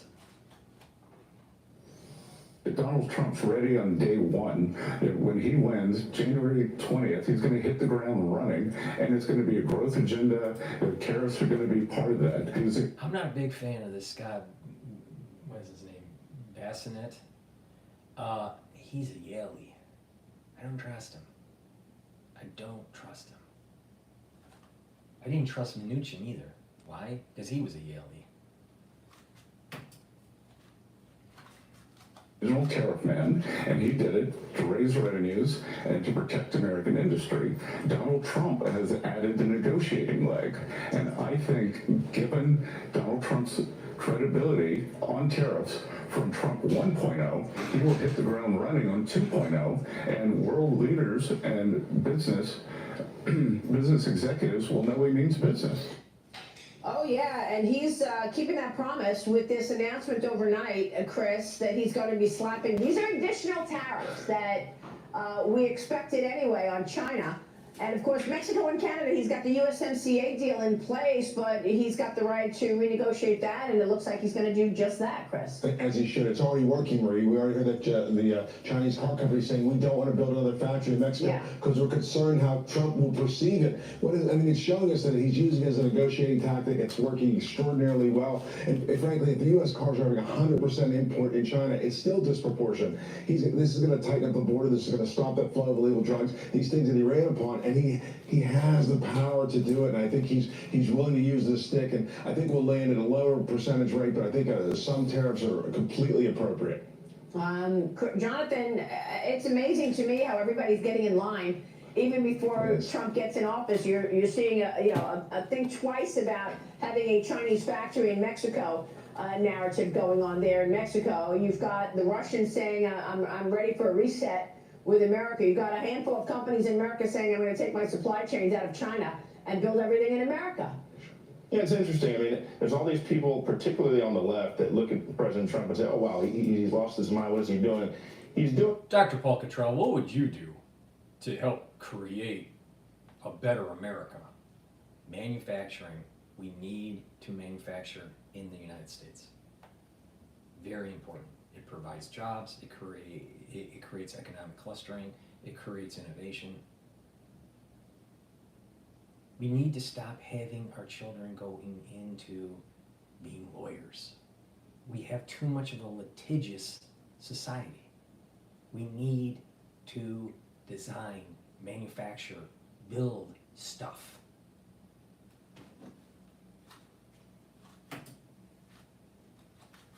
Something when the left has done nothing for the last 4 years to address what he's trying to do. So I commend the president in terms of what he's doing, but also keep in mind that these tariffs, they're level playing field tariffs, right? I mean, these countries are also imposing tariffs on our country as well. So, it doesn't just flow one way. The other thing is, China has been long overdue for tariffs to be going up. I mean, they have lied, cheated, stolen. So let's just say, okay, you have Trump going, okay, I'm going to put some tariffs on China, all right, and those goods and services, those goods that are coming in, from Walmart are going to be a little bit more expensive. So you have the Walmart family picking up the red phone, the bat phone, and calling Trump, how dare you put tariffs on our goods in China, even though we decimated middle America businesses. Because the American people need to buy cheap goods at Walmart. And then Trump would say, well, Walden family, you're rich enough. Don't worry about it. We need to build manufacturing in the United States. Now, what you're going to hear is a bunch of economists saying, that's going to be inflationary. Very few of them will say it's building economic clustering and allow for us to have a better GDP.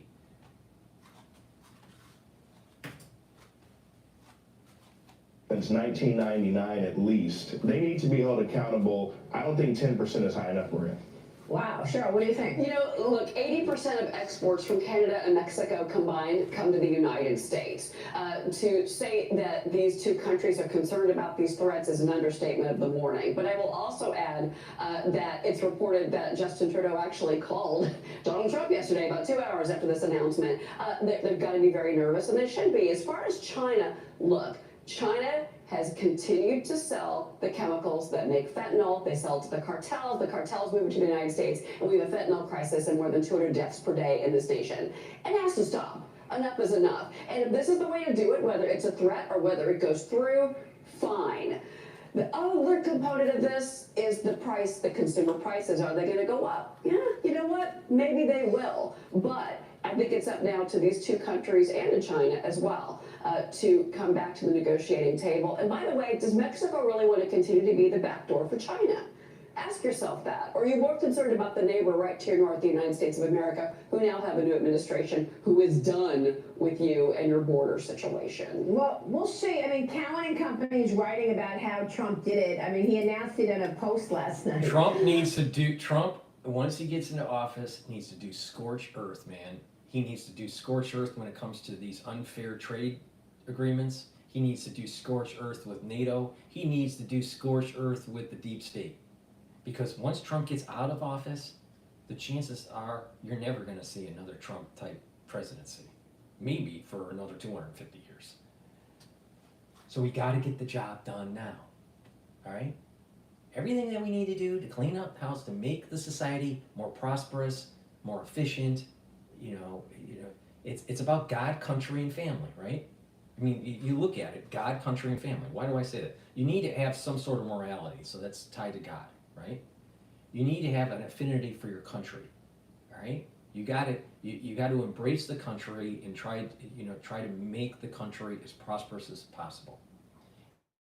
Then you need to have the family component, because that's the foundation.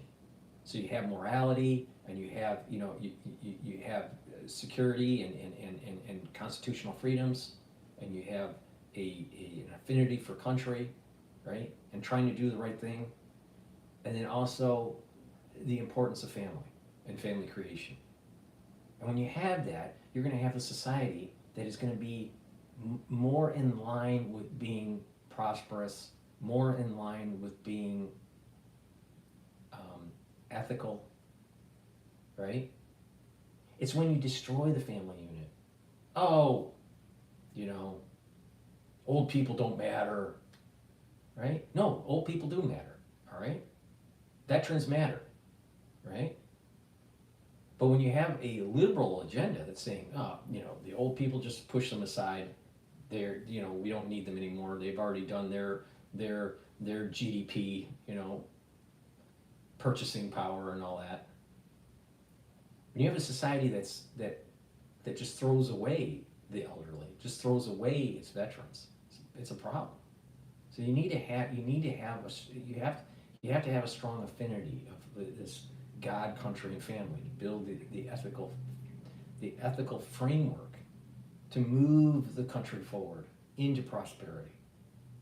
When you look at these liberal policies, it's always in some way, somehow, eroding all of those categories or just one of them. They're either eroding all God, country, and family, or just one of them when you look at a ultra-liberal policy. So we got to get back to the pillars of society. God, country, family. Right? And when you do that, a lot of this ultra-liberal stuff just falls to the wayside.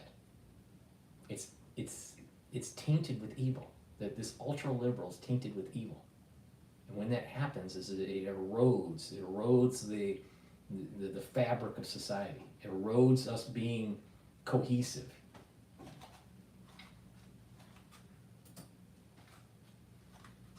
Trump, in a social media post Monday night, threatens the 25% tariff on Canada, Mexico, and a 10% tariff on China on January 20th.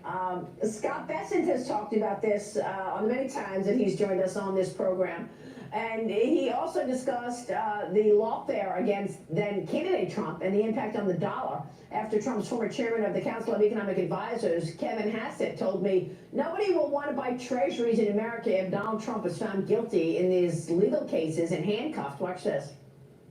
But we are starting to see foreign central banks moving out of the dollar. We have never run deficits like this before, either in peacetime or during when we didn't have a recession. So we depend on foreigners to fund those deficits, and if they stop, then interest rates go higher, which is what we've seen here. Yeah. And but the thing is that if interest rates go higher and we need to reservice our debt with higher interest rates, perhaps maybe we should be more efficient with our spending. See, we can't look at these problems in silos, just one variable. We have to look at these problems multivariable. And with Doge coming in and making the country more efficient, then we're spending less. When you cut taxes, yes, tax revenue will, at the individual level, the individual taxes going into the government will be less, right, if we cut taxes. But the thing is that with more money, you have more purchasing power. And with more purchasing power, what will happen is that the GDP will go up, and that the overall economy and that invisible hand of the economy functioning will generate taxes that will lead to going into the coffers of the government to pay for its debt.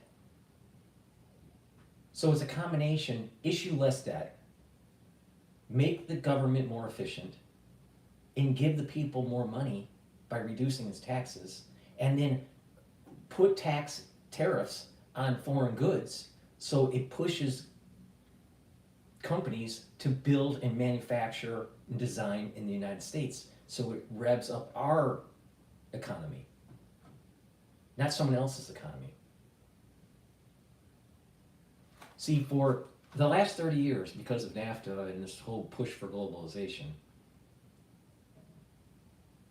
the money changers, the banks, Wall Street, they're the ones that were benefiting.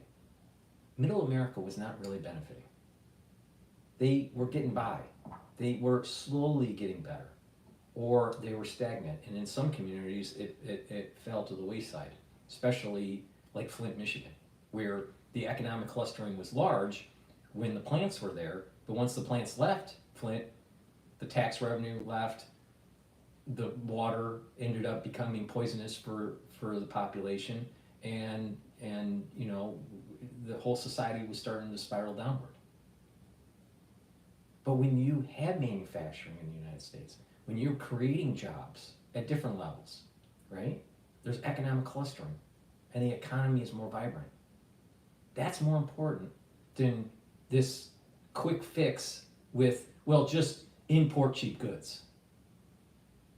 Because what was happening is that you had the deep state that wants you to import cheap goods from Walmart. The Treasury will issue bonds with a higher debt, right? And that money that was going to for Walmart, for your cheap good, right? Walmart's paying China, some manufacturer in China, and the Chinese has all these American dollars. So they had to buy American debt, American bonds. So it kept financing the overspending of the government. Well, if you want to get the deep state to stop overspending, you got to stop the money flow into China. And of course, when you disturb the system, prices may go up in the short term. May. I mean, there's lots of other variables that can bring the prices down. But in the short term, prices may go up, but your economy is moving towards being more efficient, more solvent, more self-reliant.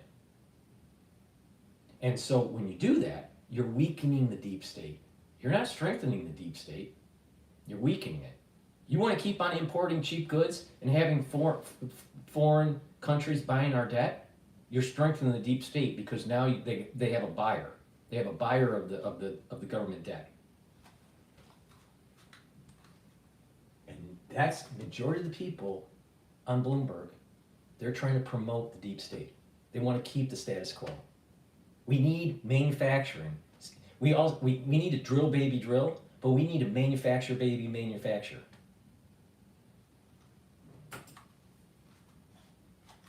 Spectacle of a former president being hauled away would not help anyone's confidence. And you know, I think that the American people abroad don't believe that this is anything but a show trial. And of course, all of those charges at this point have been dropped, and we are expecting they are going away now, Chris, forever. But we'll see. We wanted to show you what Scott Bessent has said on this program, not only about tariffs and the economic policy that he is going to shepherd through, but also his thoughts on all of this lawfare that has happened to Trump in the last several years, Chris. I think this guy is showing why he's the perfect choice to take this job, right? He's even keeled, he's thoughtful, he's respected. I mean, who works for Soros and is still respected by both sides like this guy is? It's incredible. And I think his insight's right. It's all based on confidence. It's all based on leadership. And if we can't have confidence in our leaders, Trump's going to be put in jail on some trumped up charges. I think the fact that it's gone away is good for our country. And I think the equities market and the bond market are both going to respond extremely positively. Let me get this straight. Soros involved nominee, Ann Yaley, that sounds like a recipe for problems. I don't know, but is Trump making the same mistake that he made in his first administration with some key positions, like the Treasury, and getting, wolves in there that have sheep's clothing? Because sometimes Trump does stupid stuff. Amazing. All right, let's go to Bloomberg. Not live feed, but one of their podcasts dealing with Trump's vow for taxation. And I haven't seen this, but I'm willing to bet they're going to demonize the tariffs because they're going to be pushing, it's going to be inflationary. Because remember, Bloomberg is promoting a status quo agenda, not the change that the people want. But we'll see. Give them In today's working world, complexity is everywhere. And before you can catch up, everything changes. But what if technology and AI, content, When you think about it, a 25% tariff on our two largest trading partners. I mean, Mexico has now become the #1 trading partner with the United States, followed by Canada.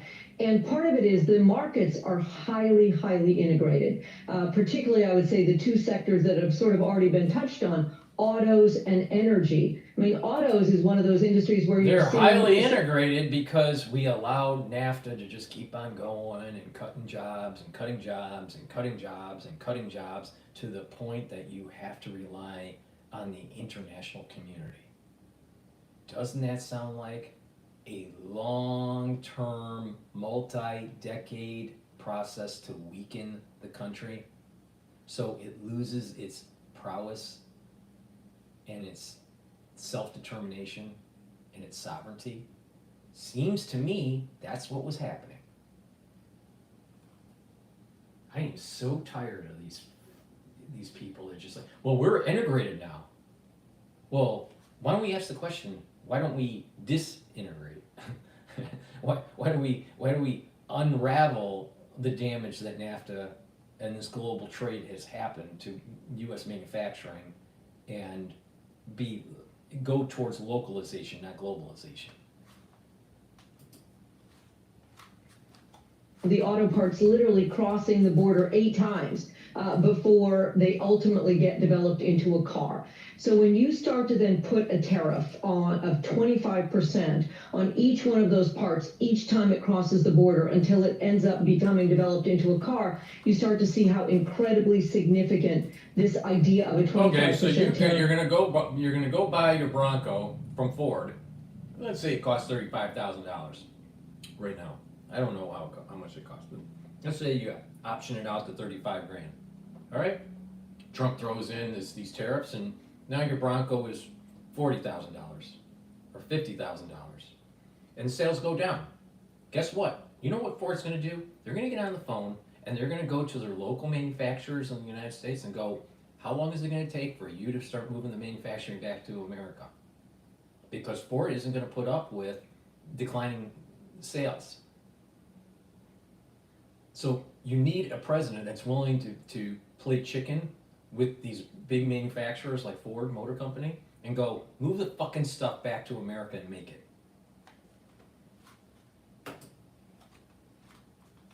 On trade with Mexico and Canada. I mean, again, you think about it, that right now, the trade between the 3 countries is now in the order of $2 trillion a year, $3 million per minute, accounting for 10 million jobs and at least 15. So if we have this trade, trillions of dollars, wouldn't it be nice to make it in America? There would be more people employed. They're being paid high paid jobs. And that activity would be taxed and help with paying down the debt because we're $36 trillion in debt.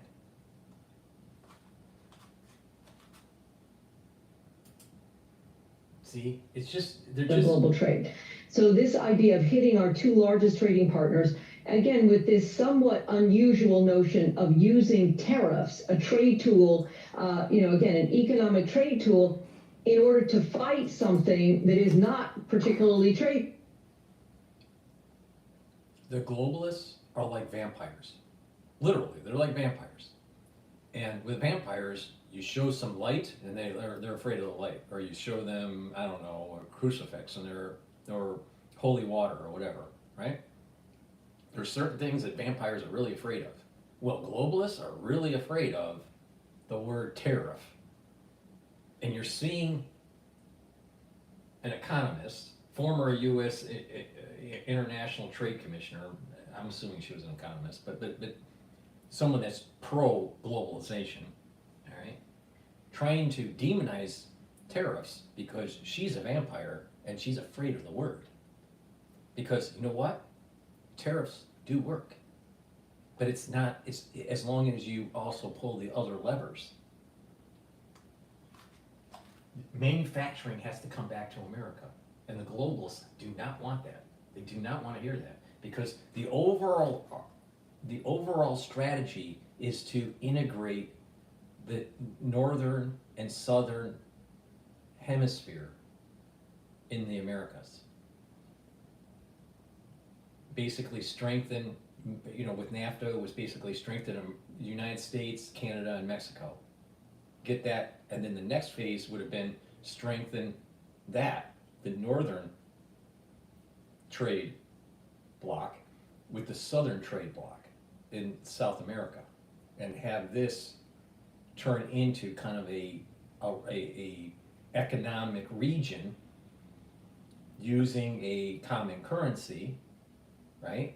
And then it starts moving into, well, this is in the future, but they wanted to basically create an Amero, something like the Euro, the Amero, where everything was all northern and southern in our region of the world. And then eventually go into some sort of governmental integration. So first economic integration, then currency integration, then government integration. But if you start breaking that apart, you're breaking up the plan. And globalists hate that. In the sense that, complaining about fentanyl or about, border crossings, migration issues, but yet using this tariff tool to do it is, again, a very out of the box, and again, from, many people's perspective, not an appropriate use of a tariff. And certainly not consistent with the commitments that we made. Yeah. Is there a sense that it is the initial salvo? We had agreements where we were going to have this integration. Heaven forbid that we, the people, through the Electoral College, puts in a president that wants to have better trade deals and bring back manufacturing to America. That seems to be antithetical to the globalist agenda. Heaven forbid. See what I mean with Bloomberg? It's all about globalization. He's a negotiator. It's a case of putting the numbers out there so that perhaps, his trading partners will come to the table and give a good deal.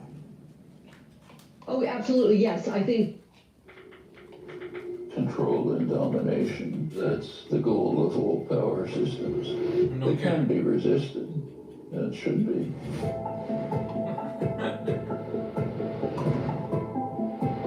That's Noam Chomsky. I'm simply helping people. You know what's amazing with Noam Chomsky? You know I'm going on a tangent. Oh, absolutely, yeah.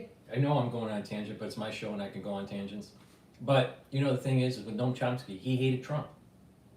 But if you really listen to Noam Chomsky, some of the things that he's talking about with, globalization and the deep state and manufactured consensus, with the agencies trying to convince you to do things, right, at a domestic level or international level, he's right. Unfortunately, he's wrong. He's wrong on the political spectrum, but he's right about what's going on in society. And we got to be, we got to strengthen our manufacturing. People need to start waking up. We need to design and manufacture in America. We got to stop placating to globalist interests. All right, since I'm off my tangent, I'm going to go back to Bloomberg.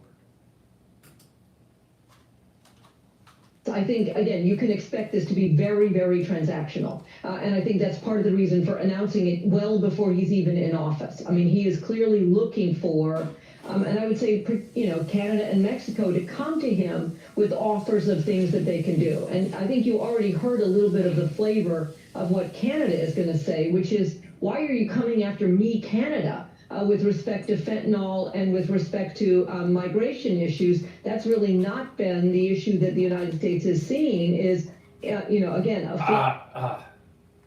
former U.S. trade representative, it's about manufacturing.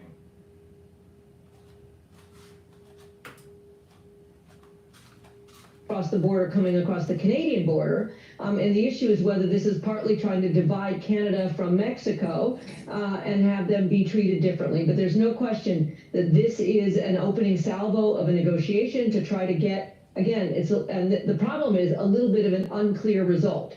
So again, the bargaining will begin about what do either of these countries have to show in order to demonstrate that they've come forward with something that would be acceptable in order to get these tariffs lifted. Eli, let's bring you into the conversation. I mean, as Jennifer indicated, these are huge numbers. These are, direct trading partners. Does that change the calculation for you when you take a look at your investment strategy now? Yes, absolutely. So, look, President Trump is going right for the jugular here. These are the three largest trading partners of the U.S., and I think we have to be really Oh my God, what are we gonna do? We created all these funds that were focused on globalization. Oh my God. And now Trump's in office, and he's gonna deconstruct the global world and move things local. What are we gonna do? It's gonna affect our portfolios. Oh my God! They don't really care about the actual worker. All they care about, I'll tell you, it's amazing. Over in the Harvard community, there's so many people that are like trying to start up a hedge fund or trying to start up an investment fund and blah blah blah blah blah blah blah blah. 90% of them get a law degree and then they end up trying to open up a hedge fund because they couldn't practice law and they think they know economics.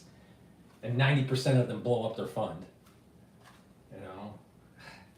God, these people. There needs to be intellectuals that push back on these people because they are fucking up America.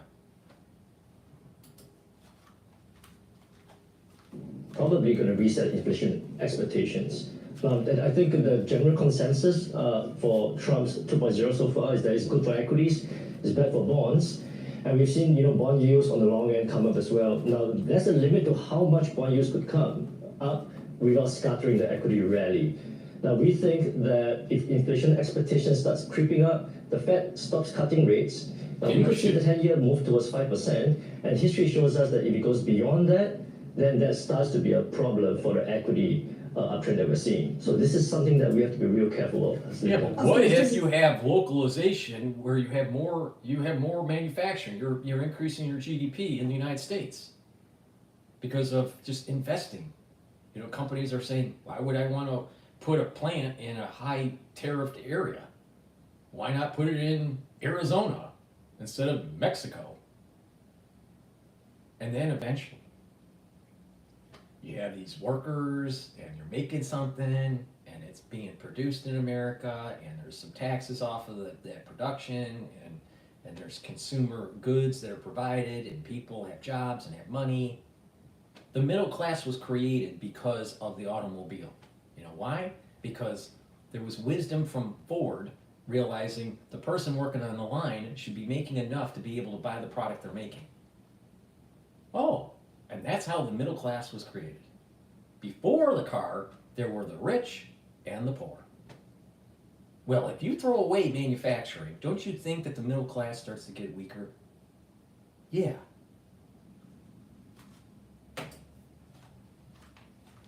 Ahead of PCE, it's also ahead of the December move. Expectations are that the Fed may cut 25 basis points. Might this just change the needle for the Fed? Well, we think that the Fed is probably mostly on autopilot for the next 2 to 3 cuts for now. I mean, they've just started. Real rates are still too high, and Trump hasn't come on yet. So I think they'll do a little bit of wait and see on how the data comes in. But I think, from the last news we saw, I think certainly growth is still resilient. They are watching out for how, inflation expectations are moving. And again, if Trump's tariffs moves that needle in the direction that they're not looking for, I think we could see probably higher bond yields start to be a problem for markets. What we're seeing right now is the reaction in the dollar at the highest level in about 2 years. I mean, how concerning is that? And that is a problem. That is a problem. That is a problem for emerging markets, and that's a problem for Trump too. He wants a weaker dollar. We've heard that, which is why I think the nomination of Scott Bessent as Treasury Secretary is a really, I think, key development yesterday. In fact, I think we saw the dollar weaken on the news of his nomination. We saw bond yields come down as well, and I think he has expertise of how markets work. And I think he's going to be really instrumental in helping Trump get his cake and eat it too, meaning have his tariffs, but yet have markets perform well. Jennifer, we heard from Eli saying that Trump understands how the markets work. Does Trump understand how tariffs work? Because by imposing tariffs on trading partners, it may come back to bite him in, well, you know where.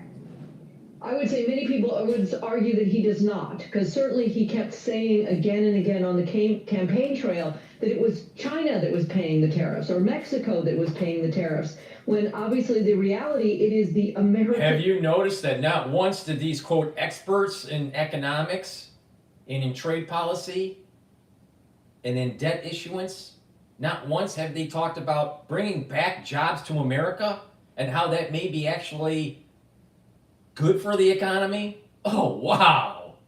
What a great idea. I'm telling you, these people, they know that if Trump gets what he wants and things fall into place where it's localization, not globalization, these people are going to lose power and they're going to lose money. And they're fighting, they're fighting.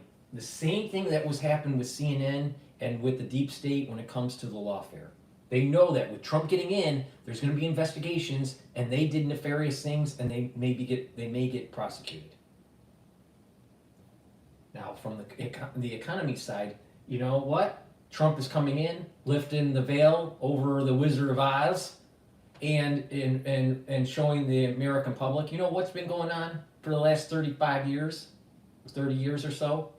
Is a decimation of the American manufacturing and the hollowing out of the middle class. And they try to scare you to think these policies are going to hurt you in the long run. The reality is that these Trump policies are going to help America in the long run. Don't worry about the short-term inflation if it happens, because it might not happen.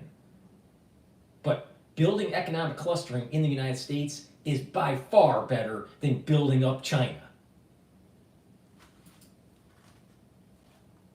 Importer that is paying the tariff. So again, the basic cost of all of these tariffs falls on the American importer. And again, just to be clear on the impact on inflation and everything else, with respect to these Mexican and Canadian tariffs, the importers are bringing these in because these are inputs into what we need. Again, they're largely bringing in parts and components and oil and gas. And wait, let me get this straight. Let me get this straight, honey.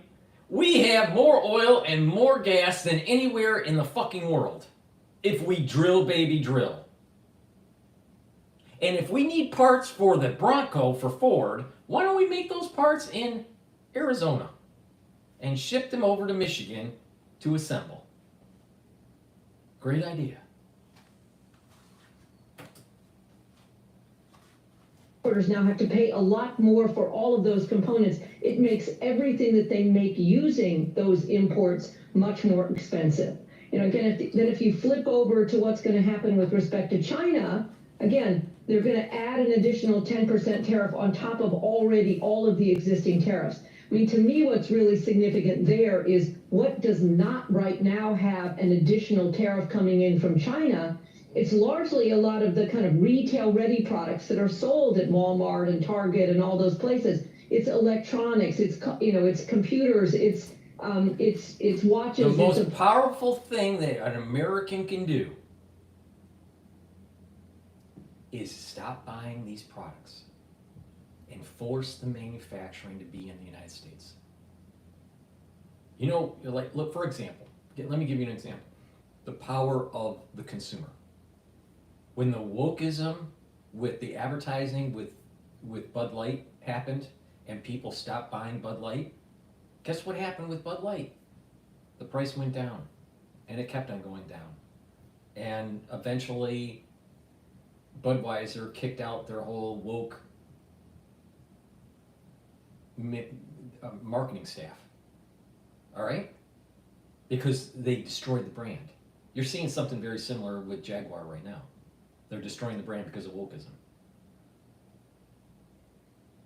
But once people stop buying people's products, they change, the company changes its behavior. Now in this case, you stop buying the products to force the manufacturing back to the United States. Do you really need 10 dresses? Do you really need some of these things that you're buying? Or could you wait it out a little bit and force these companies to bring back manufacturing? You know, a lot of clothing is made overseas. The United States, in New York, used to be a gigantic manufacturing for clothing. No longer is that the case. Why? You're telling me that people don't know how to make clothes in the United States? So why isn't the manufacturing of this clothing, especially with all the robotics and all the automation that we have today, that we didn't have, you know, back in the 80s and the 90s? Our manufacturing is way more advanced. We can bring back these these plants. We should be making stuff in America. And the power of the consumer can force the issue. So it's not just tariffs. It's a bigger concept. Localization. Let's say you subscribe to the whole global warming thing. All right? I don't, but let's just say you do. Doesn't it make more sense to make the manufacturing goods in the United States for that clothing that you buy at the store than to have it made in China and then have it shipped or flown and wasting energy, adding to global change, global warming? Doesn't it make more sense to make it locally? So perhaps localization at this juncture is the best thing for the United States.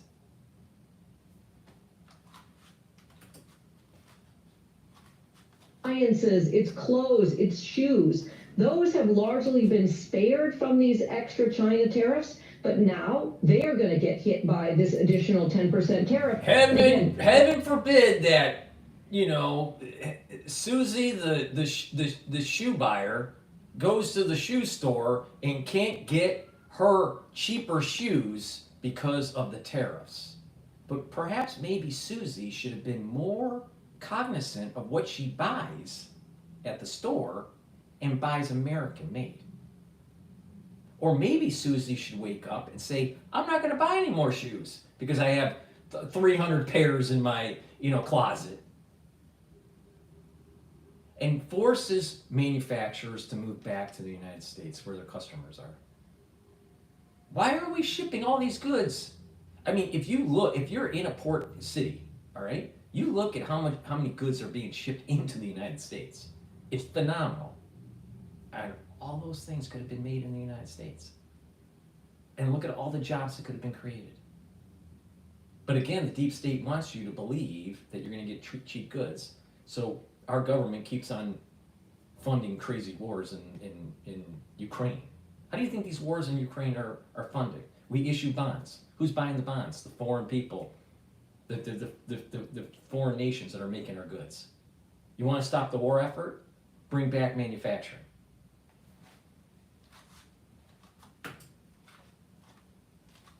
Out of that, I think you're going to see immediately get passed on in terms of increases to consumers for the prices that they're paying for things. And by some calculation, U.S. imports would drop 50%, exports slumping 60%. I mean, Trump won the election on the basis of an economy that is, squeezing most of the Americans. I mean, how do you see this playing out in the U.S. economy? How might that impact growth going forward? Thank you for asking So I think me. it's gonna- Thank you for asking me. In the short run, there's going to be inflation. In the long run, if manufacturers are smart, they're going to move it to the United States. If the consumers are smart, they're going to force the issue and make the goods and services in the United States. And it will make the economy better. And we'll have less debt to GDP ratio because our GDP will be going up. And we'll have less debt because we're paying it down. And we have Doge to being able to make the government more efficient. But let's see what the expert has to say. Very negative impact on growth, because again, a lot of what's being imported are parts and components that you can't just change at the last minute and say, okay, well, never mind, I don't want it from China, I'll buy it from somewhere else, or I don't need this part from Mexico, because those component parts have been, again, engineered and designed and tested and qualified to go into that particular use by that particular American company that is using it to make something else. And they cannot simply immediately turn on a dime and start using product coming in from somewhere. Right, exactly. And so let sales go plummet down and force these companies to bring back the manufacturing. You got to put pressure on Ford and GM. You have to put pressure on, Boeing, and you have to put pressure on these other manufacturers that are doing final assembly in the United States. There is no reason why we don't increase our clothing manufacturing in the United States. None whatsoever. There's no reason why we can't do it. There's just no will. There's just no will. And people just keep on buying into this globalization bullshit. The transition, because of this integration, this supply chain integration, they weaved it in, so it's hard to try to pull out, just like with central banking. They weaved it in so much that it's hard to abolish the central bank. So it's hard to abolish globalization. But it can be done if the people just say, we love your product, but we're not fucking buying it until you make it here.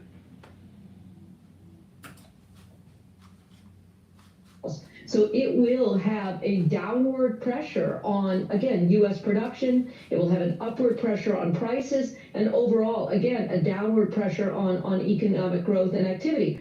But we saw this when the Trump tariffs went on initially, 10% on aluminum, 25% on steel, and then ultimately the tariffs on about $360 billion worth of imports from China. Lots and lots of economic studies to look at what was the impact of the tariffs.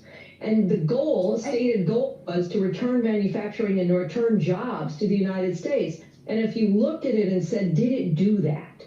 The ultimate answer to that question so far has been no.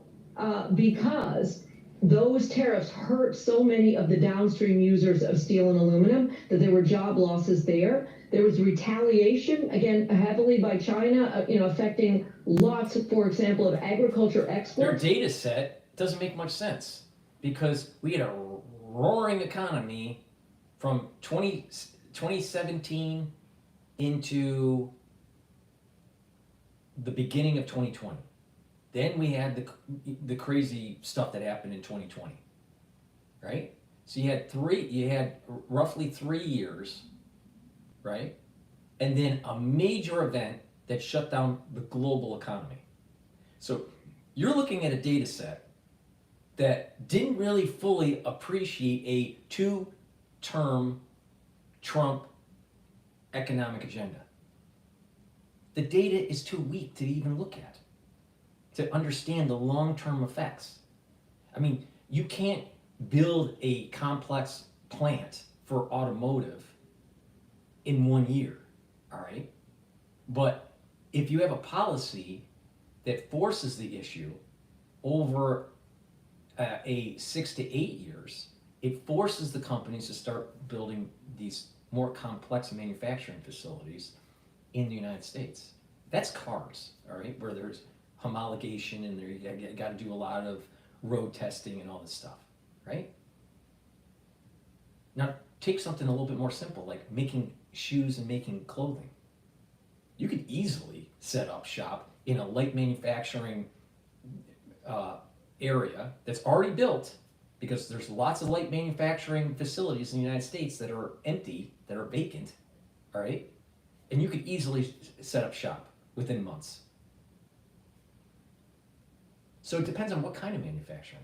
A lot of the goods and services that we're buying here are easy to boot up in the United States. Now with these more complex systems, you know, like dashboard systems and you know, brake systems and all this stuff, it would take a little bit more lead time to build the manufacturing. For example, the chips. It takes lead time to build the chip fabrication plants. But we need a policy in government that signals to the manufacturers, this is the way forward. Localization, not globalization. But the globalists will just keep on kicking and screaming, demonizing Trump. And the signal is broken up, telling these manufacturers, just keep the manufacturing overseas. Don't worry about it. The deep state will take care of you.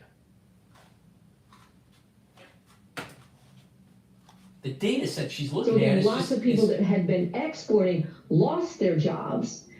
So the net effect of the tariffs to date. That totally doesn't make sense, because the economy was roaring before the crisis of 2020. People were employed, people had more money, things were roaring. And now she's saying that you bring back Trump and these tariff policies and the economy is going to tank. If that's the case, because it's being telegraphed that what Trump's doing, all right? Proof positive. Why is the equity market just over 6,000 now for the S&P 500? If they thought that the market was going to tank, don't you think institutional investors would start selling? Oh, you know what? Our GDP is going to be going up. Watch. -1 for the U.S. economy. And so I would imagine that with now these idea of increasing the tariffs, particularly on Canada and Mexico, our two largest trading partners, the effect is going to be even more of a negative downward pressure on U.S. economic growth. And for China, Eli, the effect will... The economy is multivariable. You're going to have, and it's based on short-term and long-term. In the short run, the tariff variable, increase in the tariffs, will, by itself, will increase prices. But when you look at the other variables and they move up and down, short-term and long-term, overall, the economy is going to be better off. Just let it, there is an invisible hand and magic that happens, all right, for lack of a better term, of employing people, making things that people want to buy. There's this economic activity and clustering that takes place. So when you build a manufacturing facility in some sort of podunk area in a state, then all of a sudden you have other businesses that are starting to be built up around that manufacturing, and restaurants and hair salons and all this stuff, right? Doctors' offices and, you know, and beauty care and pet care and all this stuff, right? Grocery stores. There's an economic clustering that takes place. But when you take away that main artery of energy, of manufacturing out of a system, what happens is that usually that economic clustering starts to wither away. Perfect example is what happened to Flint, Michigan. You take away a plant, the society starts to devolve. So no, I think she's just totally wrong. I just think she's just totally wrong.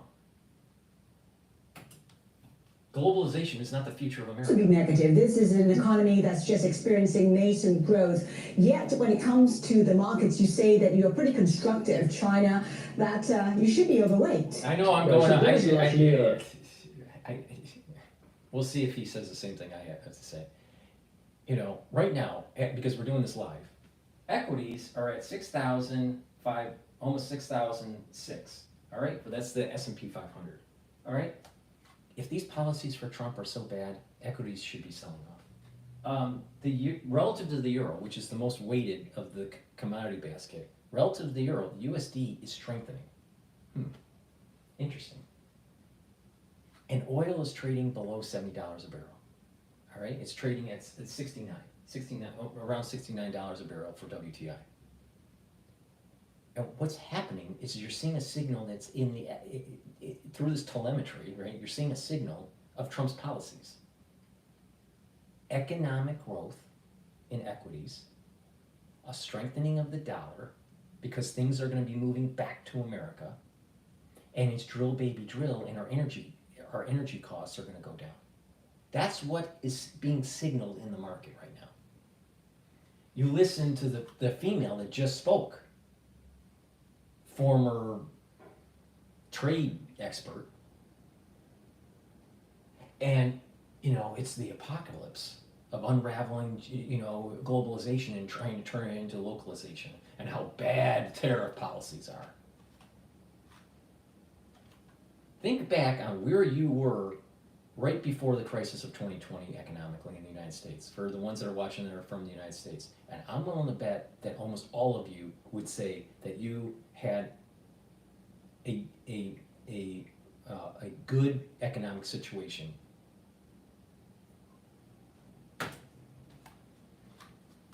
Function of valuations, right? I mean, so much negative news has been priced in. Really, the worst 60% tariffs has been telegraphed in advance.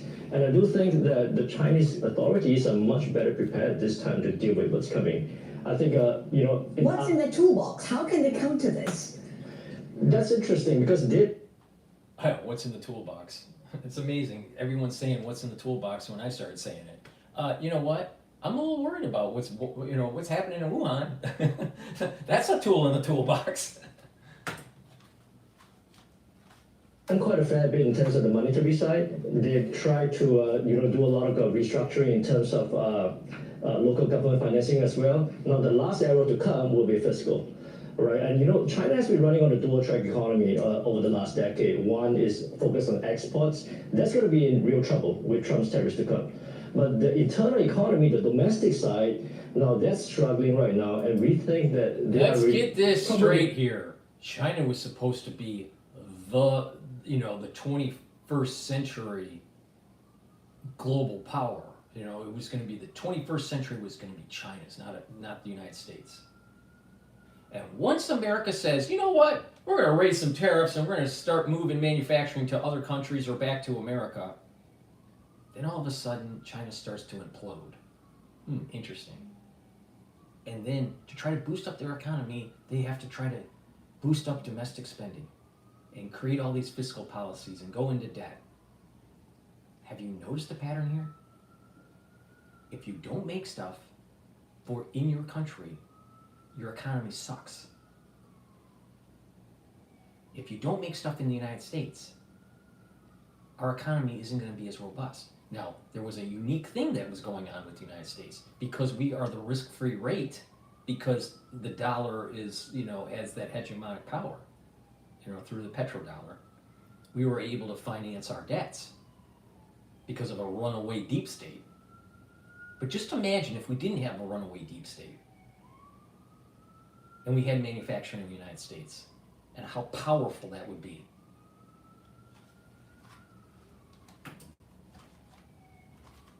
In reserve, fiscal policies to boost domestic consumption, and with Trump's tariffs being announced, that's probably in reserve to counteract that when it comes. So you're looking at a triple R cut soon? Sure, yeah, I think, on the monetary side, the easing is going to continue. There's going to probably more to come in terms of clearing the, unsold inventory on the housing side as well. What's really been lacking and inadequate and frankly disappointing so far is the lack of fiscal, especially in terms of, boosting consumption demand, in terms of, I think, what we're seeing in terms of business confidence as well. And that, I think, will come probably in the first half of next year in response to Trump's tariffs internally. If you're overweight China, what would you be buying right now? When we see a dip in Chinese stocks, what would you be buying? Right. The strategy here is we think the A shares are probably more domestically focused. It'll be more sheltered against the tariffs. We talked about the domestic track earlier. The large platform internet names are excellent companies. Those are really attractively valued right now. And I think the last prong of our approach is really the quality yield plays that are stable, growing companies that give cash flow. So we think they are still on a bottom-up basis, a lot of attractive opportunities in China. Jennifer, before I I think let you go, personally, what are the I think personally, this tariff idea is a genius move, and it's something that we should be doing.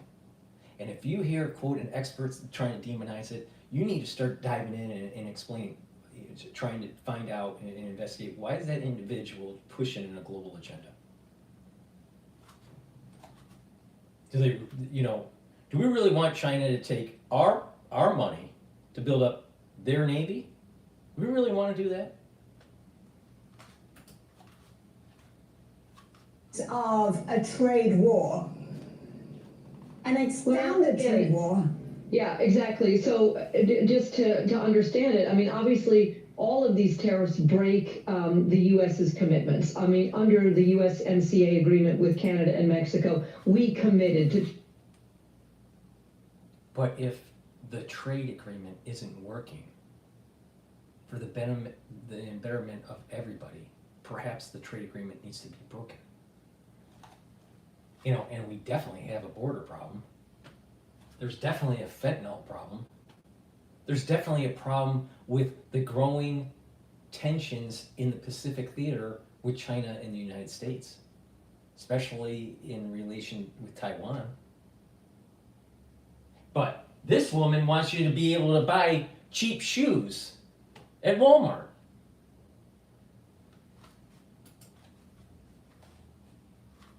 Zero tariffs on goods that meet these rules of origin, qualifying as these goods. Similarly, we agreed within the WTO system not to charge China any more tariffs than those that were listed in our tariff schedule. So all of this violates the United States' commitments to its trading partners, which means that Canada, Mexico, and China are well within their rights at some level to challenge these U.S. actions and to presumably ultimately to retaliate. We need to challenge them at some sort of uber government level and force the American citizen to make sure you swallow your globalization. All right, Nurse Ratchet. That is their sort of legal right to bring these challenges and to think about that. And the issue there is whether that's advisable, because once you start down this tit for tat road, again, then it leads again to a much broader trade war, which has much more negative impacts for the entire world. I mean, certainly if we see the world breaking up into blocks, it will have. That's what we want. We want to break up the blocks, because by breaking up the blocks, you reduce the power of the uber government. We want that. Hugely negative effect on the world. Hugely negative effect in the world. You know what it is? We need to bring back the manufacturing in the United States. We need to have an American first policy. We need to build up our military to be able to check China in the Pacific theater. And if China tries to take Taiwan, we need to destroy the Forbidden City, right? And wipe it off the face of the planet. We cannot allow for China to have the 21st century. You know why? Because what will happen is that if they win and we lose our hegemonic power in the Pacific, you know what will happen is that our economy will start to erode, just like what happened with Britain. We'll start to spiral down, and then because of that economic stress, you're going to have policymakers and politicians saying, why don't we copy some of the things that China's doing? Like maybe we should have a one-party system. Maybe we should be more socialistic and start eroding entrepreneurship. Start brainwashing the kids, thinking that the state is more important than the individual. Now, you think that this is way off into the future, and that this has low probability? No. If China wins and wins this economic and military game that's going on, you're going to have people in the United States pushing socialism and communism. So we can't have that. And the only way to stop it is to make sure that we have the means of manufacturing. We have a robust economy, and that we have military projection to be able to prevent, if not completely destroy, China from getting hegemonic power in the Pacific. It's that simple.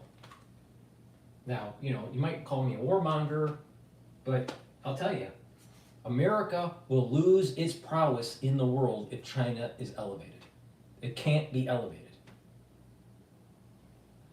Please go to my store, the-studio-reykjavik.com. The link is in the description of this video and all my videos. It's the-studio-reykjavik.com. Get the probiotics.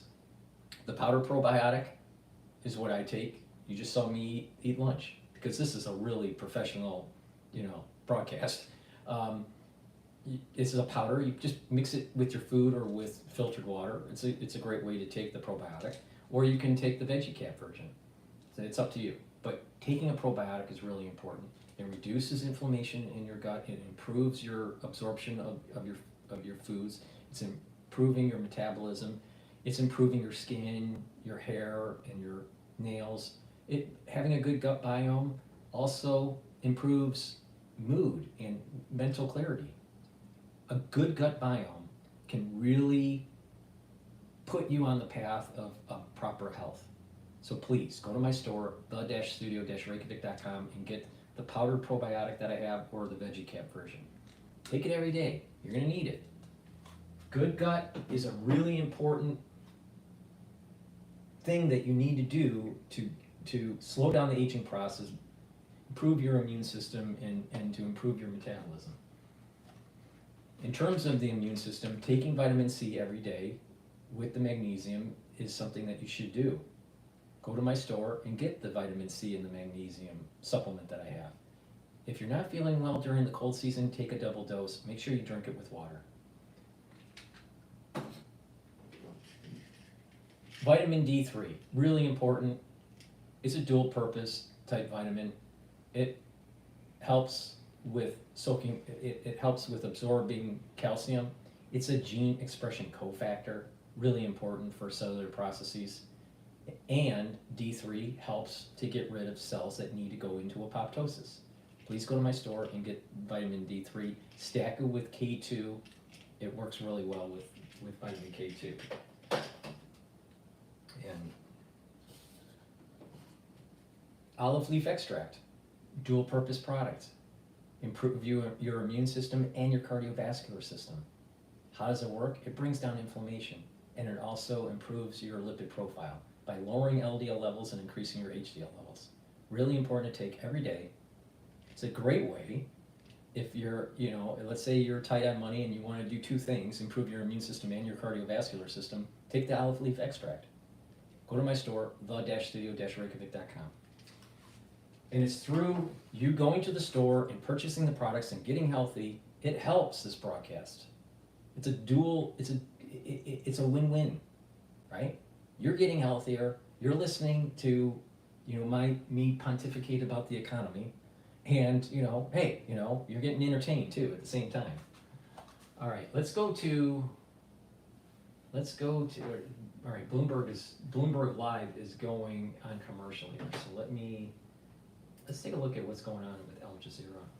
Oh, they're on commercial too. The TD Cash Card lets you customize how you earn cashback rewards for things like travel. We're going to national! All right, what's going on? Not be This is Al reconstructed Jazeera. because in his mind, those were legitimate military targets. So there was a lot of bargaining that happened in the hours before this meeting. And part of it is because the Israeli right, this right-wing coalition, has a lot of high stakes and strategic goals to implement elsewhere. And that's what they really have their attention on. what will happen with the incoming U.S. administration?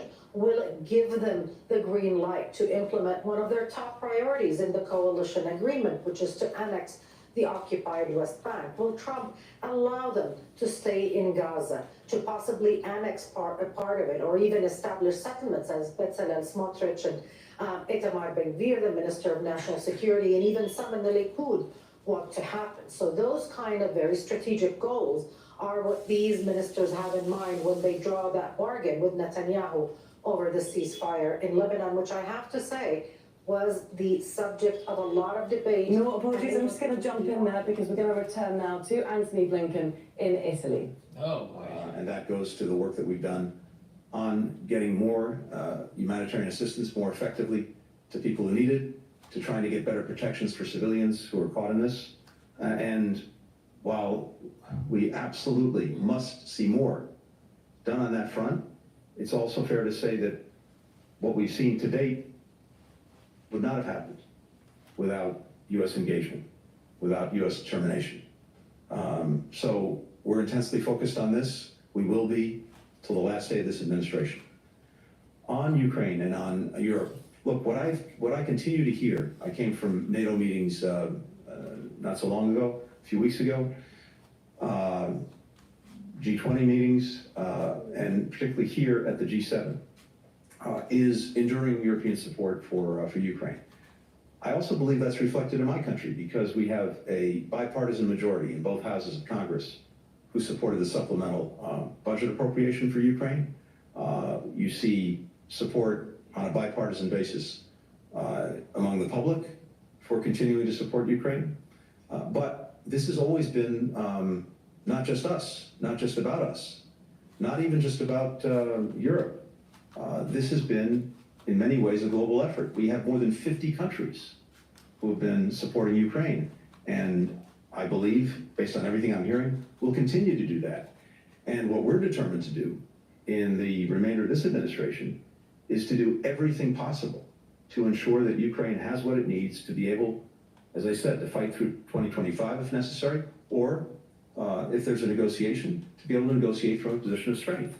And much of what we're doing now, working in close coordination with allies and partners, including through the G7, is on these different lines of effort to make sure that we're moving out and moving ahead.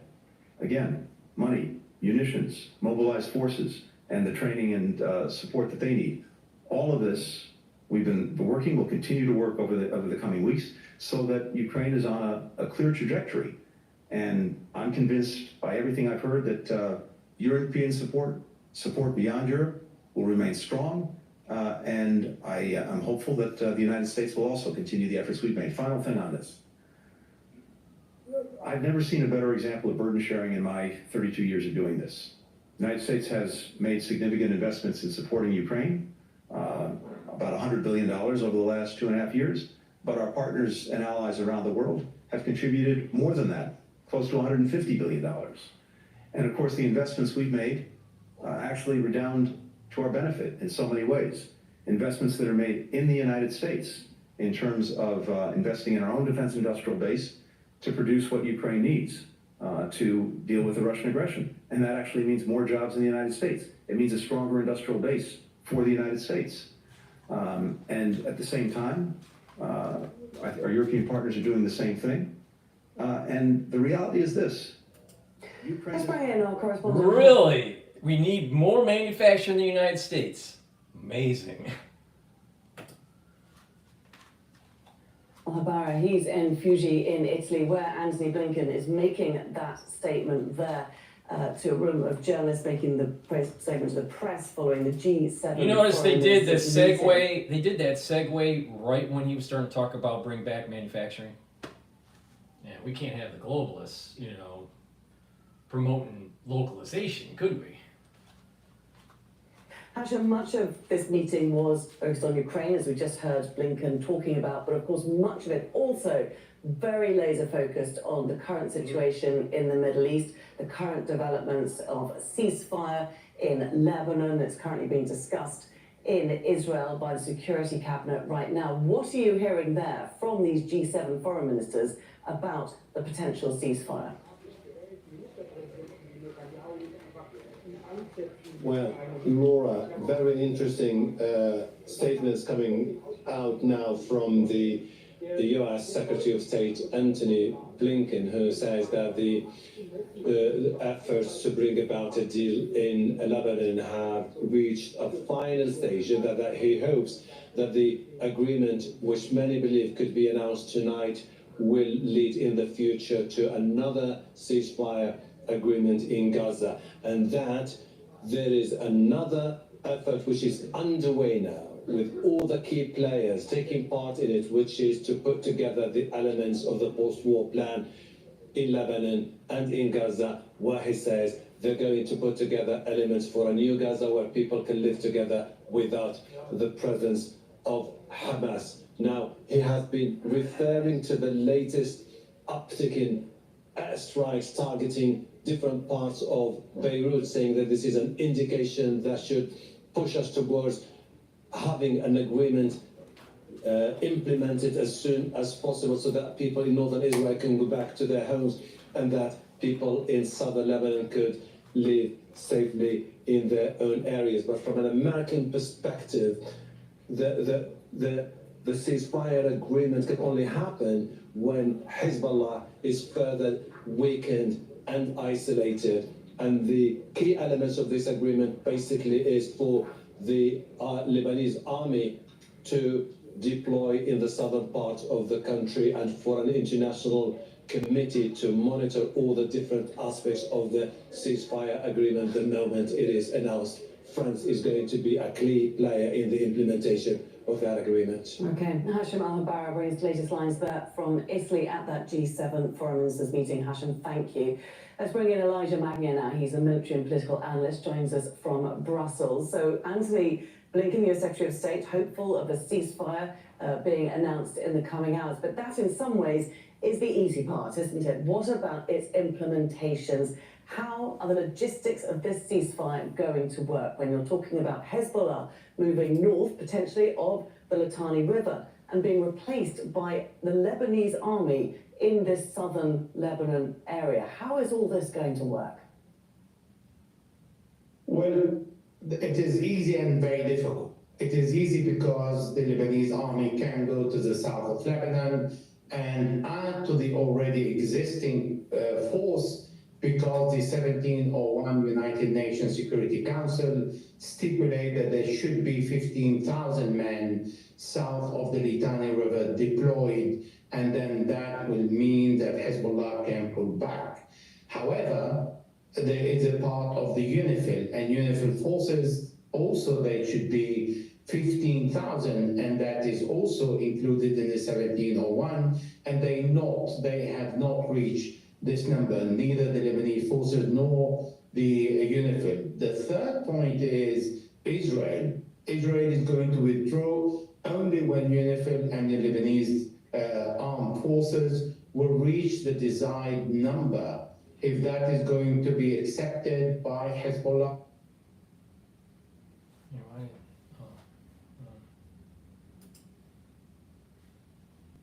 See the Israelis standing in their villages along the borders, even if there is a cessation of hostility, and not pulling out until the Lebanese forces, the Lebanese army forces is deployed. And then there is another point, is the hostages and the prisoners. In 1701, it spoke about the release of the prisoners and the hostages, because in 2006, Hezbollah took Israeli hostages, and this time the Israeli took Lebanese Hezbollah hostages. And the last point is the most difficult one.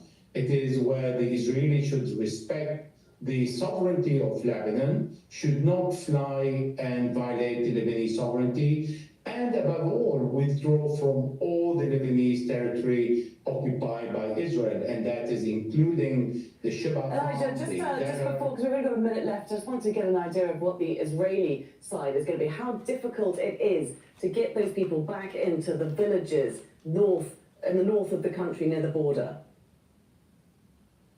Well, it's very easy to bring them back once the cessation of hostility is declared, but their home need to be reconstructed. On the Lebanese side, it's going to take many years. On the Israeli side, Also because the Israelis said they have 9,000 houses destroyed, and on the Lebanese side, all in all, there are around 100,000 houses and apartments that have been destroyed. And all that, once there is a cessation of hostility, which is fragile, that's why I continue repeating it, because the 1701 doesn't speak about the ceasefire that is more firm and more secure, but the cessation of hostility can be violated, and it is very fragile. So bring them back. Elijah, I have to jump in there. I'm afraid we have run out of time. All right. So I just want to remind the ones that are watching, I've added new features to my website where you can listen to the audio of my podcast. I'm starting to populate there. You can also listen to my podcast audio version on Podomatic and on Apple Podcasts. So, please listen to the podcast from my website or from Apple Podcasts and Podomatic. In addition, I've added a feature on my website where you can get the live streams. So when I do a live stream, it will feed to my website. Now, on that, so you can watch the live streams there, but you can also obviously watch the live streams on the 2 channels on YouTube. For the ones that don't know, I have 2 live streams going. One is a kind of like a just a video version of this, but also I have a dashboard version. So the dashboard version, has the market telemetry and the news all in real time. This is all real time. All right, so, there's different ways to interact. I am also on X, so you can listen to me on X Live, and if you want to ask a question or whatever, or just give your interpretation of the news of the day or whatever, you can just raise your hand and I'll let you on, and it's all live. So there's lots of ways to interact. I'm trying to build the show where it's more live. Not all shows will be live, but I'm trying to do more live streams and more interaction with the audience. So please, watch it on the website, watch the streams on YouTube, and also watch or listen to the live version on Spaces, where you can actually interact by raising your hand, and I'll let you speak on the show live to talk about the current topics of the day. So I think it's a great way to interact. And it's through your help, by interacting, by sharing the links, by going to the store, the-studio-reykjavik.com, and purchasing my products to help improve your health, but also to help support the show. That way I can continue on improving the website, and I'm also, in the thought process of developing a app where, you would be able to go to my store through the app, but also watch the live streams, the archive, and some of my, and also the podcast, the audio versions of it. So, but it takes time and it takes money. So please help support my work so I can grow this, and it'll be more interactive. All right. The whole idea is to have it more interactive, where it's not just me playing videos and me telling you about products and me telling you my opinion, but also getting your opinion and how maybe even how you're going on your health journey, or what's happening to you economically, or what are you seeing in your region, with politics, or your opinion on things. We need to interact. By interacting, we're going to have a better show. So please, follow me on these different platforms and different modalities to be able to interact. All right, so let's go back to Al Jazeera here. The publication is one of the leading media outlets in Israel, willing to challenge the government's narrative on the war on Gaza and criticize its policy. Almost all the media outlets totally recruited themselves to the narrative of the government and the army, and avoided the Israelis for seeing Gaza, avoided Israel for seeing the crimes in Gaza, and pleased or did anything possible to please the viewers and readership while Haaretz try to stick to the truth and to the full truth. Israel's war in Gaza has led to a crackdown on both domestic and international media. Analysts warn that its campaign against Haaretz may have only just begun. What they're trying to do is put the Haaretz out of business. Now, if they're unsuccessful, they're likely to consider other measures as the criticism goes on.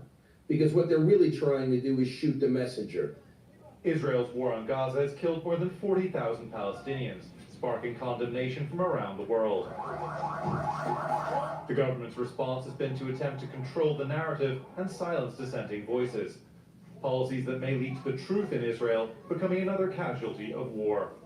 Vincent Monahan, Al Jazeera for Inside Story. All right, so I want to go to Bloomberg because they're talking about the tariff here. So let's go to Bloomberg Live here. On balance of power, and they're going to join me straight ahead as we look more at this policy proposal from Donald Trump and how it fits in to the promises he made on the campaign trail. We're also keeping an eye on the Middle East. We are expecting Israeli Prime Minister Benjamin Netanyahu to speak less than half an hour from now on a ceasefire in Lebanon. And we'll bring that to you here on Bloomberg. All right, they're on commercial here. So let me just do a commercial break. Please go to my store, the-studio-reykjavik.com. Help support my work, also help support your health. I've partnered up with Rainbow Herbals and we've created these deodorants. They're all natural. They're made from ingredients from the Himalayas. They're made from essential oils. I have it in peppermint, lavender, and tea tree, and also in citrus. All right? Very high quality, extremely high quality. It's for males and females, these deodorants, but they're dual purpose. By using it every day, you're going to slowly detoxify your body. This has no aluminum in it and no baking soda. So please, go to my store, the-studio-reykjavik.com, get a couple bars for your household. They're very high quality deodorants that are dual purpose, help support the channel, help support your health. So please go to my store, the-studio-reykjavik.com. And we're in the cold season. I suspect that there's going to be a little bit of a tick up in your area, in the United States, of different things popping up. December, January. Be prepared, all right? The way you get prepared is purchasing some of the products that I offer to boost up your immune system. A great way to get through the cold season and the allergy season is to get the drops that I have on my store. These are structural nanosilver drops. I have it in 3 flavors, honey and lemon. I have it in cherry and also in blueberry. All right? They're in 100 count. The moment you have an irritation in your throat during the cold season, or let's say the allergy season, you want to take these drops. They're like lozenges, right? And what it's going to do is it'll neutralize the irritant and maintain a mucosal barrier. By maintaining that mucosal barrier, reducing the chances of further infection or further irritation. Because through the irritation, it's creating a cascade, an inflammatory cascade. You don't want that. All right, so please go to my store, get a couple bags of the drops, blueberry, cherry, or honey and lemon. Make sure you're prepared during the cold season. So the moment you have that irritation, either at work or at school or at home or wherever, you're neutralizing it right away. So please go to my store and get the structural nanosilver drops. Get a couple bags for your household. Be prepared, trust me. Because the moment you neutralize that irritant, the faster you do that, the better off you're going to be long term. All right, so let's go to Al Jazeera while we're waiting for Bloomberg to recycle. We not just with the government, with Netanyahu, the persona, and with his policy, you are not legitimate. And the line that was criticized of Amos Shokin, which he regretted, and he explained that he didn't mean the Hamas when he was talking about freedom fighters. He was referring to Abu Mazen and to the Palestinian Authority. But keep in mind that the idea to close down Haaretz by stopping to advertise and to sign,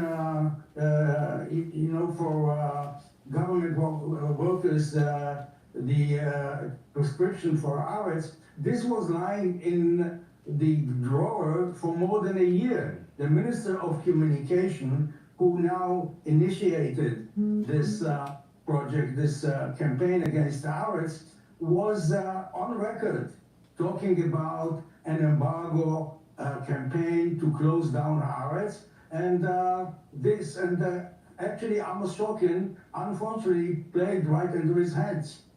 Okay, Tim, can you just explain to us what the sanctions are actually going to mean for Haaretz? How will this affect them both editorially and financially, do you think? Well, I can only base my understanding on what I've read, but most legacy media rely quite heavily on advertising and other support that comes from governments, and taking that away will remove a significant plank of the economic model on which they're based, being demonized also by the state, whose populace you seek to serve, is a serious means of undermining a newspaper. I mean, clearly, it's a newspaper that has plenty of enemies within Israel, but from my perspective, criticism of a government, criticism of politicians, is something that makes democracy stronger and makes democracy work. We don't all agree, we have different perspectives, we have different outlooks, and it is far better for society that those are aired in a free and fair way. So, I mean, to be honest, this slide into trying to control extraordinarily tightly the media is a really dangerous one for Israel, and one that actually weakens Israel, in my view. And I think those people who are sucked into being cheerleaders for Netanyahu should really think hard about what they're supporting and the damage that this will do to Israeli society, actually at a time when it needs to be as strong as possible, and allowing divergent voices, particularly in a country where there are so many divergent opinions, I think is really important, and allowing those to flow free is what makes society work, rather than making it a narrow and actually rather more fragile body. Dan, do you think that this move, these sanctions, weakens Israel, like Tim was saying there? I mean, Haaretz has denounced the action, saying it's an attack on democracy. Many others have said the same. Is that how you see it? Oh, absolutely. But it's no surprise. As I said before, this particular government is the spiritual kin of other governments across the world that are democratically elected, but believe in a version of democracy that is purely about essentially dictatorship of the majority. They are no fans of the trappings of liberal democracy that include many, many things, including the right of the minority, the right of the political minority to speak its mind. Now, they're not going to ban Haaretz. They're trying to do it damage, and also they're trying to sort of circle the wagons of their own constituents and sort of project to them that they're doing something that is part and parcel of the cultural war, essentially, far, far broader than the issue of the Palestinians. And look, I mean, the noises they're making about the enemies of the state, I mean, this is stuff that you hear also from the Trumpist crowd in the U.S. This is a movement of the populist right around the world, and the Netanyahu government is one of the leading lights of that movement. Will it really harm Haaretz? I'm not so sure. I don't have the data on their revenue, but one should remember that this is one of the world's relatively few papers that is very successful with its paywall, and they charge a lot of money. I mean, it's a fairly small number of global legacy newspapers that can do this, and we're talking about the Wall Street Journal, New York Times. I think that any nation that is suppressing the press, even if there's a biasness to it, is wrong. All right? It's the people that need to make a decision on what to watch, what to consume, and it's important to watch multiple views, multiple perspectives, so you have your own synthesis, right? It's interesting when I was telling you that I was at an event where Brian Stelter was promoting his book, all right? And in person, he's not that bad of a person. In the media, when he's doing a show, he's a freaking asshole, right? But in person, he's not that bad of a person, right? And that's probably true with most people. But when they were asking the audience what you watched, the assumption, now many people were older in the audience, but the assumption was that you only watch one thing.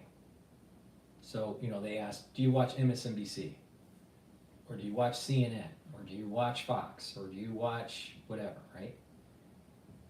And that assumption was you only watched that show.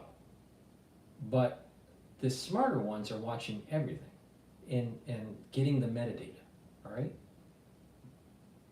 So you can have your own synthesis, and you can be more discerning. If you're only watching one thing, it's probably going to be a problem, right? There's differences between Bloomberg and CNBC, right? Or even Fox Business. So most people are in this mindset that just watching one thing, that's the wrong way to do it. So if a government is suppressing the media in Israel, in the United States, whatever, it's wrong, all right? In the United States, they're suppressing RT. In Israel, they're suppressing, Haaretz and Al Jazeera. Wrong. They shouldn't be doing that. Now, there's going to be bias with these media organizations, of course. But it should be the people to decide what they want to watch. And the smarter ones will watch both sides of the argument.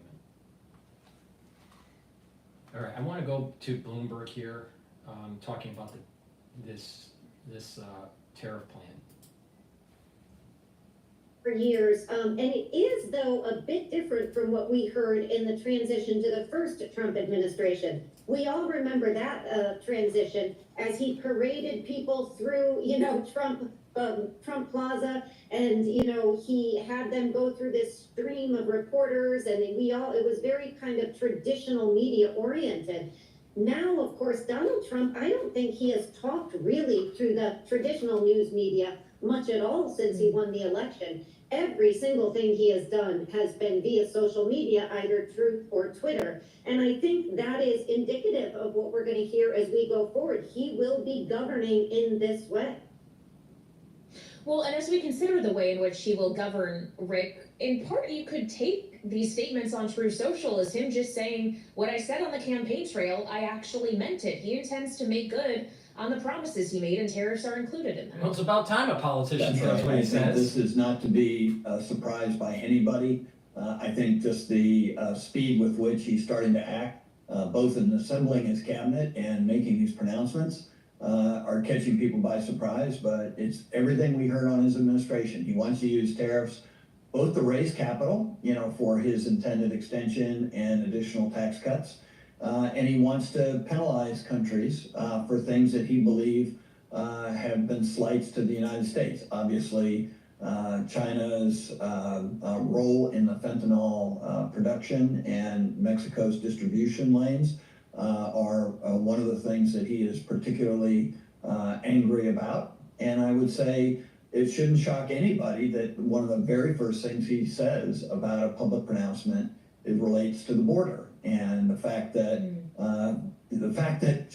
Canada has been thrown under the bus for border issues is very interesting. And what I found most fascinating about the reporting is that Prime Minister Trudeau wasted no time picking up the phone when he heard about this and calling Donald Trump and explained to him, all the things that they're doing to curtail illegal immigration. So I suspect this is going to start the Trump administration really in earnest as of today.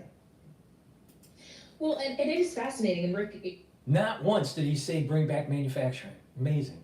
You know what? Wall Street's worried about tariffs and, and hurting the supply chain. You know why? Because you have so many people from Wall Street that benefit from globalization. And if you disrupt their cocaine supply chain, they're going to be upset. We don't need a porous border because of the drugs that are coming through. Oh, by the way, that whole cocaine running and drug running schemes by the CIA to fund their dark ops? That's another reason why the deep state doesn't want to control the border. People just need to wake up. You have Wall Street that's addicted to these drugs. You have Wall Street that's addicted to these free trade agreements, and you have the CIA addicted to the cash flows for the dark ops, so the drug running. And then we haven't even talked about the whole sex trafficking and all that stuff. I mean, people need it. This is why I said it's so important. God, country, and family. When you work on those elements, you will move through life better. You will, when you're at a fork in the road and you're deciding on the best policy or the best way forward, you focus on those pillars and it'll move you into the right direction. But you got Cocaine Joe, at NYSE, trading stocks, making sure that he has his supply, because he has to have a porous border. The CIA has to have a porous border because they don't want to tell Congress what they're doing, so they have to fund their dark ops. Makes you wonder how Clinton got into office, right? Look at the ag sector last time around. He doesn't want to do that again. I think we have to hope he doesn't want to do that again. And this is more rhetorical than it's going to be actually fulfilled policy-wise in the long run. Well, and as we consider the ultimate impact this could have on the economy if he follows through on this, Rick, I would point out he's the going to data follow we got through. today. I know you're a University of Michigan consumer sentiment guy, but we also got consumer confidence data for November today, the highest level in more than a year. More optimism out there on the economy and also the labor market in the aftermath of Trump's victory 3 weeks ago. So whatever economic analysis we do here on Bloomberg, it does seem that the American electorate believes that these policies that Donald Trump has said, and it seems he intends to follow through That's on. because that's what we want. And when we get what we want, we're going to have a vibrant economy. But the globalists are not going to get what they want, and they're going to kick and scream and try to convince you that what you want is bad for you. Out of office, and people remember a very positive economic environment. They had more money in their pocket. We heard that over and over and over again. And I think that there's this expectation that all that's going to change overnight for them. And the reality is a lot of the expectations do look like that. When we saw CBS recently put out a poll just in the last week, they indicated that Republicans who thought the country was on the wrong track before the election, now that Donald Trump's elected, the country's on the right track. And he hasn't even taken office yet. So these sentiment indexes, these confidence indexes are ephemeral in the sense that if you look forward, I think the expectation is people feel like Donald Trump's going to make it better for them economically. And we'll see how his economic policies spin out, but he's got a roaring economy. It's proof positive on what was happening in 2016, area 2017, 2018, and 2019. He was successful. I'm telling you, I personally think that America's moving in the right direction. But you are going to have globalists that are going to continue to demonize Trump. You're going to have, the potential of lawfare and all this stuff, and you're going to have economists that are trying to demonize policy. But America can, if we focus on the right things, God, country, and family, we will go in the right direction. Ultraliberalism is not the future of America. It will be the destruction of America. But the future, a bright future of America is the path forward. It's not going to be perfect. It's going to be bumpy, but we can do this. We can do this. But we got to be builders. We got to be inventors. We have to be creative. We do that. We're going to be the best nation.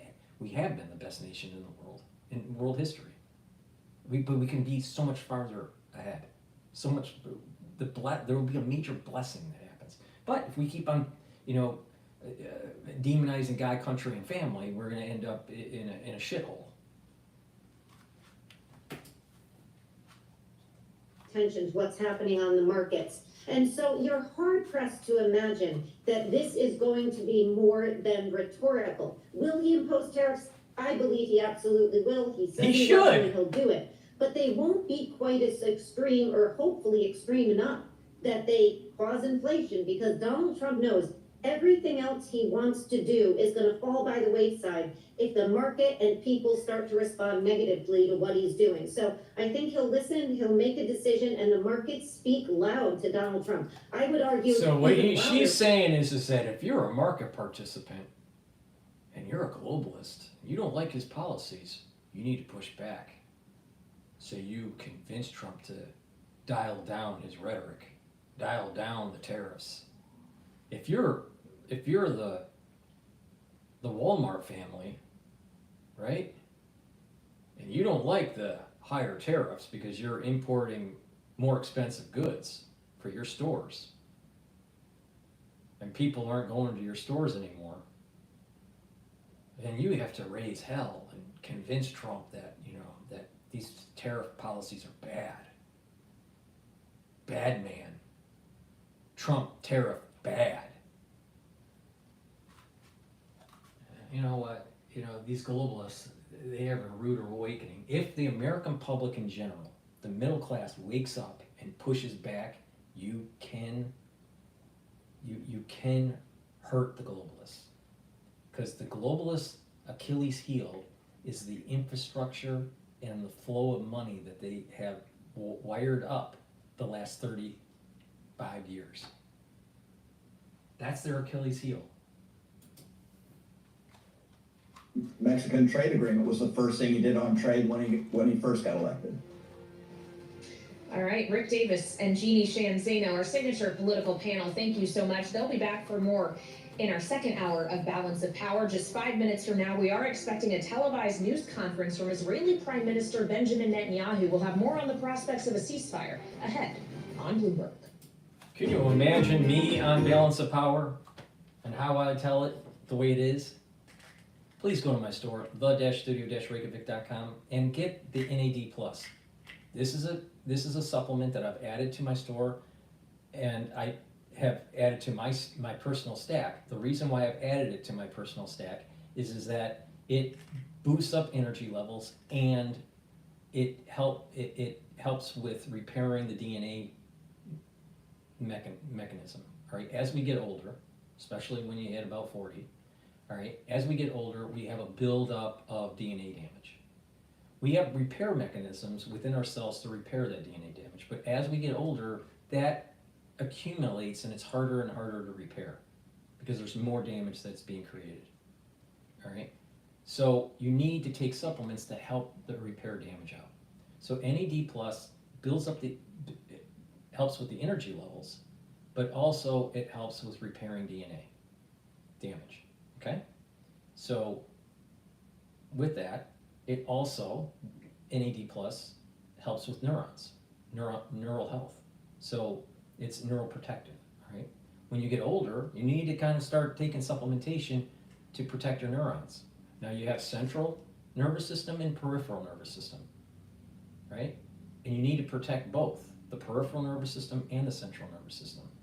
It's really important to take NAD+. So if you want more energy, you should be taking NAD+. If you want to repair your DNA damage, you need to take NAD+. If you want to improve your neural health, you need to take NAD+. And what is great about this, it's synergistic with C60, it's synergistic with ubiquinol, it's synergistic with NAC and resveratrol. So please go to my store, stack this in your daily routine. Really important, especially if you're 40 plus. Vitamin K2, dual purpose product.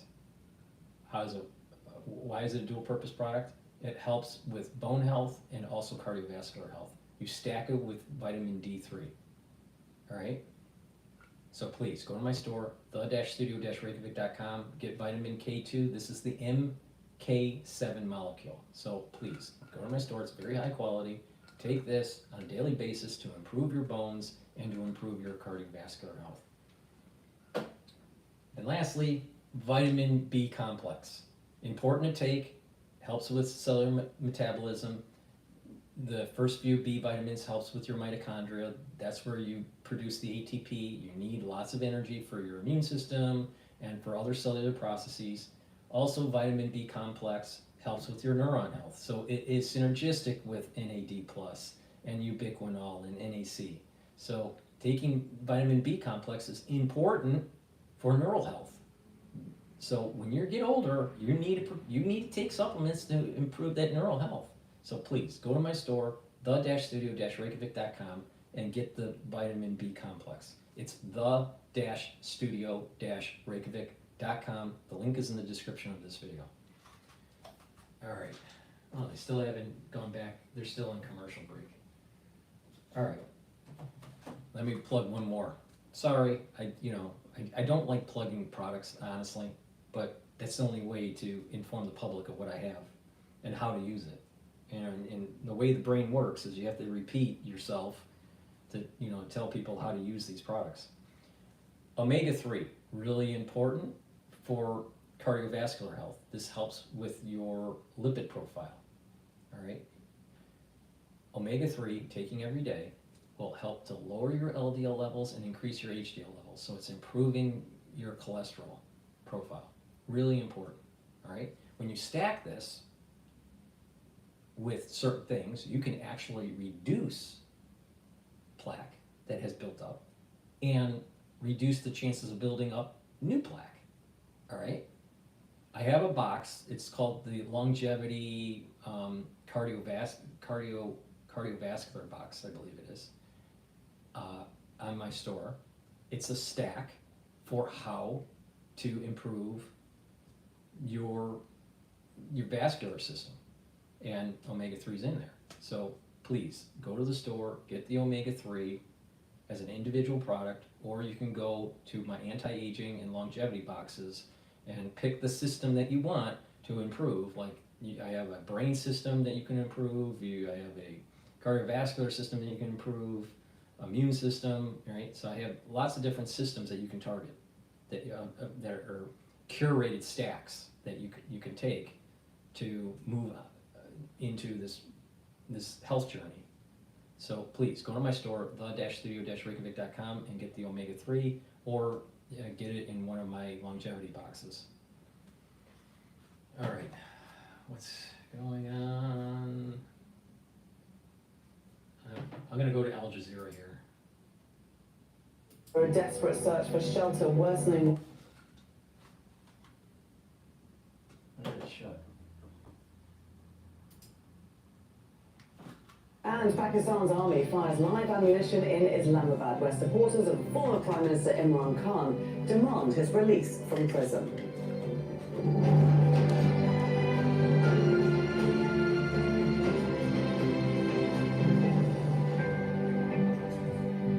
We begin in central Beirut, where at least 10 people have been killed after Israeli forces targeted new areas of the Lebanese capital. It caused chaos, with thousands of people trying to flee. That came amid rising anticipation of a ceasefire deal. Israeli Prime Minister Benjamin Netanyahu is due to speak this hour. Zina Hodder begins our coverage from the Lebanese capital. Israel shows its firepower as its leaders consider a U.S. proposed ceasefire in Lebanon, an extensive wave of near-simultaneous airstrikes. More widespread destruction on what are now largely empty neighborhoods in Beirut's southern suburb. All right, I'm going back The to Israeli Bloomberg. military called They this stopped their assault. Their advertising here. Campaign. He threw 60% out there for China. So we want to turn now to someone who focuses on China extensively in the House of Representatives by sitting on the House China Select Committee. Democratic Congressman Jake Auchincloss of Massachusetts is here with me now on Bloomberg TV and radio. Congressman, thanks for your time. As we consider the authority Donald Trump would use to do this, if he indeed follows through on this threat, it really is about protecting U.S. national security interests in large part. Is this a justified means to an end? Good afternoon. Thanks for having me on. Before we talk about the politics and the legality, I think it's helpful to start with the facts of the matter. I'm the co-chair of the Fentanyl Working Group. I'm on the Joint Task Force for combating the Mexican drug cartel. So I've been able to see both sides of this problem. And the facts are this. The Chinese are exporting about 97% of all fentanyl precursors to either the west coast of Mexico, where it then gets channeled into the United States, or directly to the United States. It's causing about 100,000 American deaths every year, about a 9/11 every week. The Mexican drug cartels are absolutely part of this supply chain, both through trafficking and also through money laundering. And yes, as the Mexican president said, they are also being equipped by U.S. arms sales going to the south. So there are no clean hands in this problem.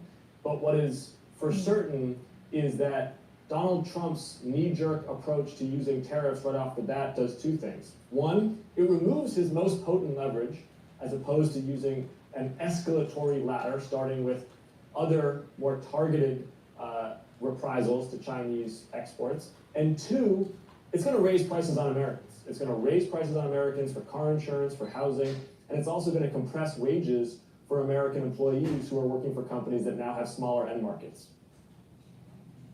Okay, well, so if we consider that, then this notion that these things do need to be calibrated, is there a level of tariff you think would be appropriate to put in place to use as leverage to get more favorable outcomes when it comes to the flow of things over the U.S. border, both people and illegal drugs, as Donald Trump suggests, or is this not the right way of approaching this policy? Putting tariffs on the table as negotiating leverage is not a bad idea. And by the way, Donald Trump didn't invent that. I know he likes to claim that he's the person who thought of the idea of mutual market access being a negotiating tactic. He's not. U.S. trade representatives have been using that for time immemorial. Here's the more targeted approach, though. There's about 24 Chinese manufacturers who account for the vast majority of this fentanyl active pharmaceutical ingredients. And these Chinese manufacturers actually have a lot of licit business as well as illicit business. That means they are highly susceptible to sanctions. So step number one is the United States needs to impose and draconiously enforce very tough sanctions on Chinese chemical manufacturers that are shipping fentanyl. Number two, we should be charging docking fees on Chinese ships coming to ports. And we can... Why is our pharmaceutical industry being manufactured overseas? Why aren't we making stuff here?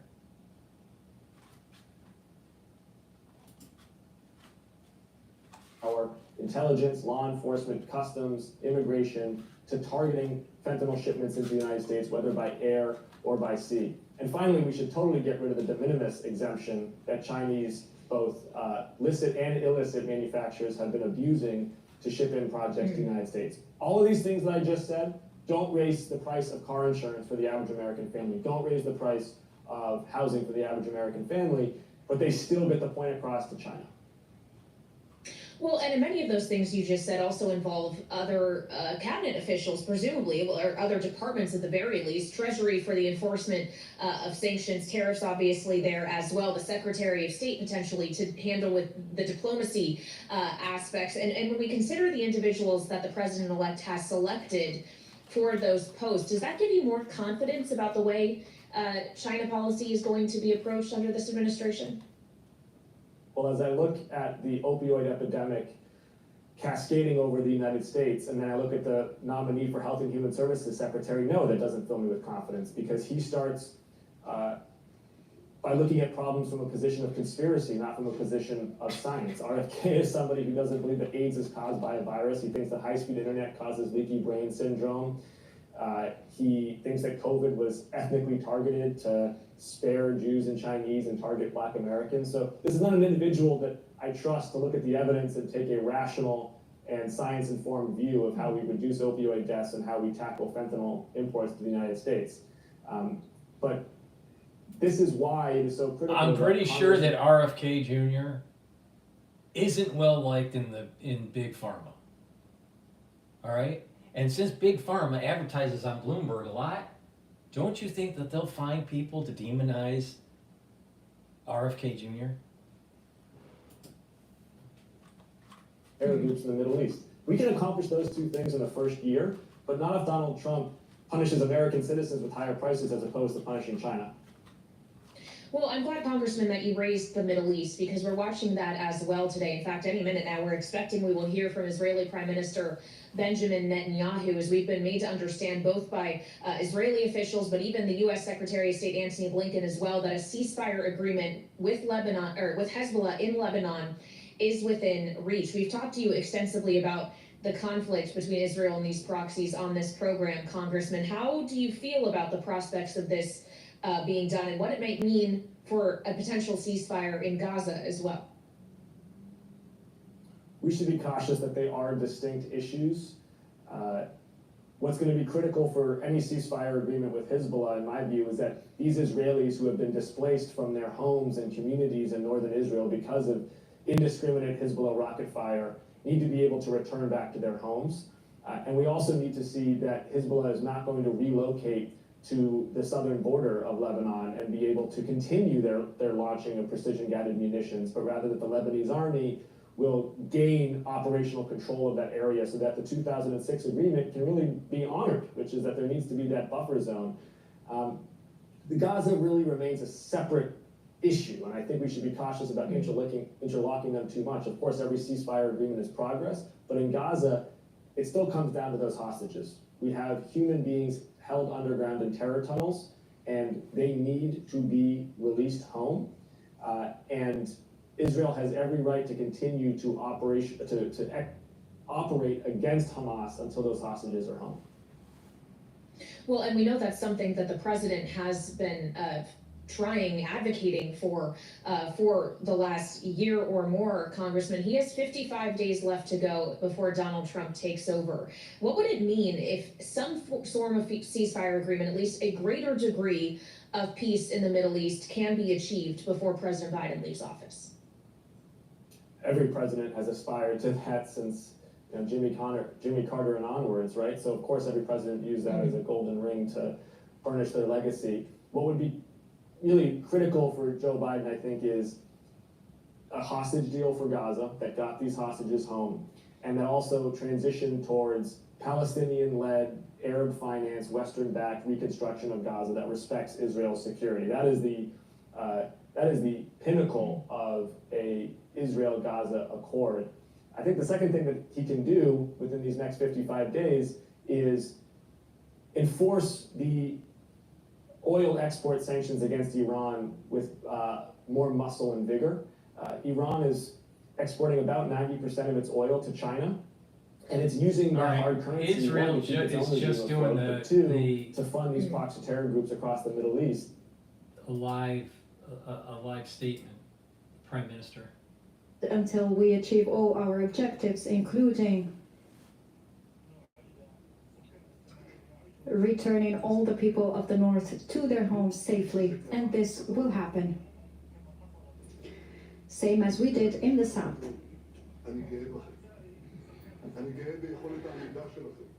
Dear people of the North, I am proud of your steadfastness, and I am committed, completely and fully committed, in order to allow you to go back to your homes and to reconstruct and rebuild your homes.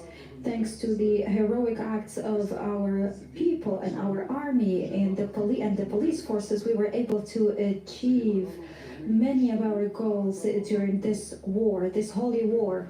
Those achievements was also shown to the world and showed our strengths to the world in the Middle East also, including, and first in Iran we were able to eliminate some of the ability of Iran to manufacture missiles, and also we targeted some of its nuclear sites and facilities, and I'm committed to continue to do everything that is needed in order to prevent Iran from having nuclear weapon. This is my main objective, and this will continue to be so, especially when we hear the continuous statements from the Iranian leaders as they have this ambition to possess the nuclear weapon. Preventing such project and preventing them from achieving such goal is our main goal, because the existence of Israel depends on that. We were able also to kill more than 20,000 Hamas fighters, including the leaders of the movement, and we were able also to return 154 of our hostages, and we continue to be committed to returning all our hostages, either those who are alive or those who died, and we will make an end to the suffering of their families. We will also continue to work in order to eliminate completely Hamas. As far as the West Bank is concerned, we continue to kill hundreds of fighters and also to eliminate and destroy all kind of infrastructures of terrorism. There is no place that we are not reaching. We have also attacked Al-Hudaydah port in Yemen, something that the international alliance was not able to do. We will continue to intercept all the missiles thanks to the drones. We also have some challenges that are facing us in Syria. We continue to block and hinder all the attempts of Hezbollah as they try to send or to receive some weapons. Bashar needs to understand that he's playing with fire. Hezbollah also chose to attack us since October 7 last year. Hezbollah is no longer Hezbollah that launched a war against us.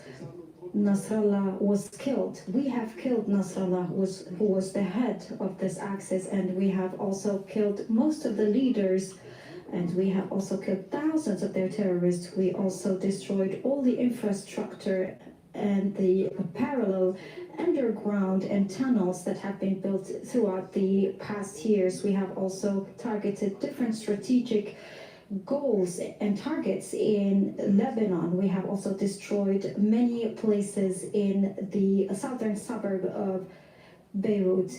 Dear people of Israel, all what I've said could have been just an imaginary narrative, but we were able to achieve all this. And I would like to add that at any moment during this war, I was also and always looking to all the different fronts. This is what I did exactly when I decided at the beginning of the war to focus on Gaza and not to open any other fronts, including in Lebanon. This is also what I've done a few months ago, when we have decided to focus on Hezbollah after the situation and the conditions were appropriate. We have also, it was the same when we decided to attack Iran, and we have decided what are the goals and the objectives that we want to achieve. Today, I take into consideration all the different fronts, and I see the bigger picture, and I am committed to give our army all the needed tools in order to protect them and to protect their lives as they try to help us achieve victory. Oh, people of Israel as well, I will also present a ceasefire deal to the cabinet, and the continuity of this ceasefire deal will depend on the situation in Lebanon. We will also continue to work completely and freely, especially if Hezbollah will continue to try to attack us or to resume their armament, or if they try to attack our southern territory, if they try to build a tunnel, or if they try to launch missiles, we will respond. I heard that they say that if we will sign or reach a ceasefire deal, we will not be able to respond. This is exactly what they said when we reached an agreement or a truce with Gaza in order to release some of our hostages. They said that we will never go back to fighting again, and we did go back to fighting, and we will do the same. They say that Hezbollah will need just 1 year or 2 years and will be able to arm themselves and attack us again. So if Hezbollah will violate the deal and will try to launch missiles or attack us in the future, we will respond to any attack in the future. I know that some do not believe that we are able to achieve this goal, but many people did not believe that we were going to enter in Gaza by land, and we did that.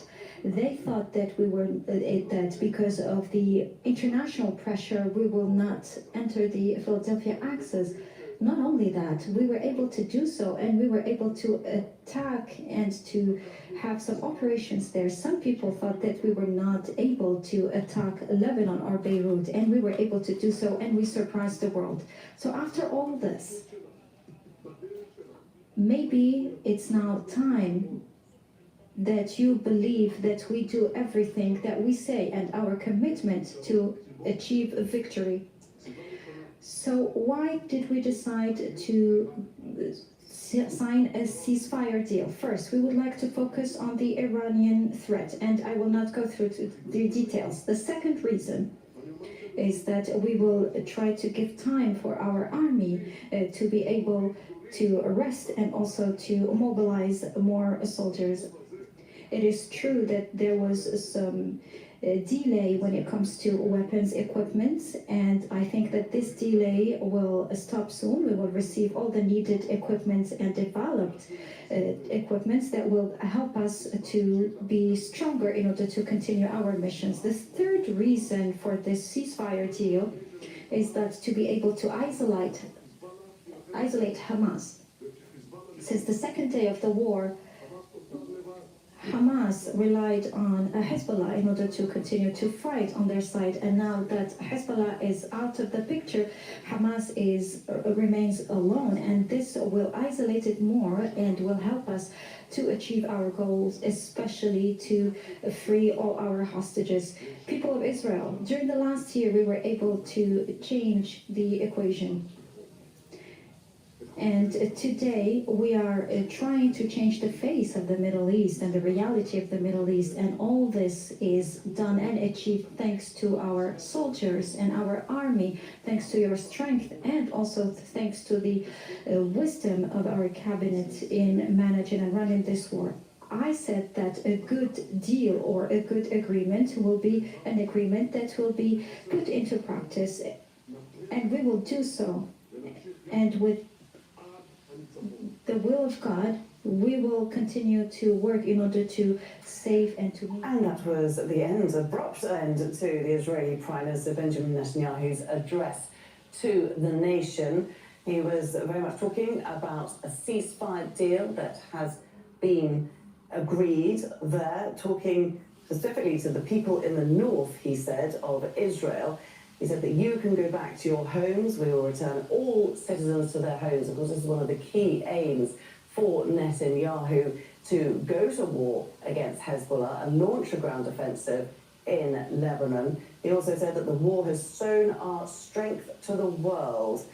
But, he said, and this is crucial, we will continue to respond freely. If Hezbollah tries to attack us, we can go back to fighting. Let's bring in Zain Basravi. He joins us from the Lebanese capital. I don't know, Zain, whether you've had a chance to get any reaction there to this announcement by Netanyahu that there is now a ceasefire deal, or he has accepted a ceasefire deal from the Israeli side at least.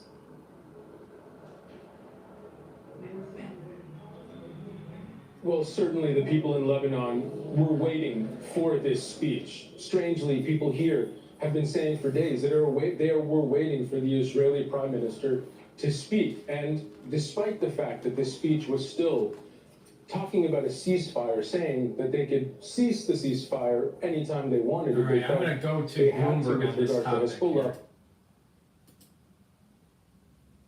Have brought some peace to the Middle East in the aftermath of the horrible attack that was, conducted by Lebanese proxies by Hamas out of Gaza, and then of course the fact that the Hezbollah struck Israel again, the first time since, in a massive way since the 2006 negotiations to end the conflict between Hezbollah and Israel in the north. So it would be an achievement, certainly, that would bring us closer to, it'll bring some peace and it'll allow the Israeli people to go back and live in the north, and also the Lebanese people to live in their south.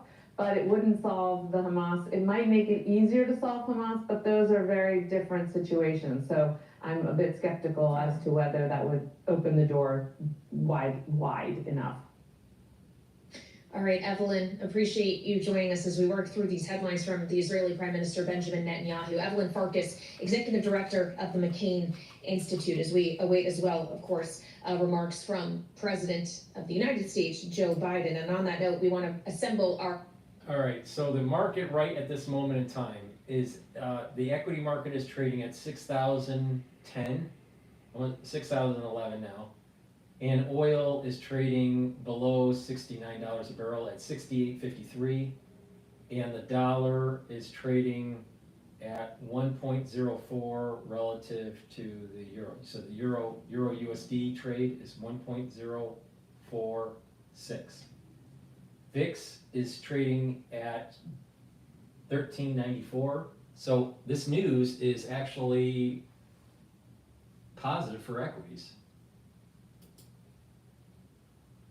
over to Israel. He is obviously a great friend of Israel, and so he would like to see this happen. That said, history doesn't sort of suggest that he should be incredibly optimistic, because Middle East peace has been one of the most confounding things for presidents in the modern era to get and to achieve. And they've all tried, left, right, and center, Republican, Democrat, very hard to get to. And, you know, to hear Netanyahu say that he has an outline, or there is an outline that the French and the U.S.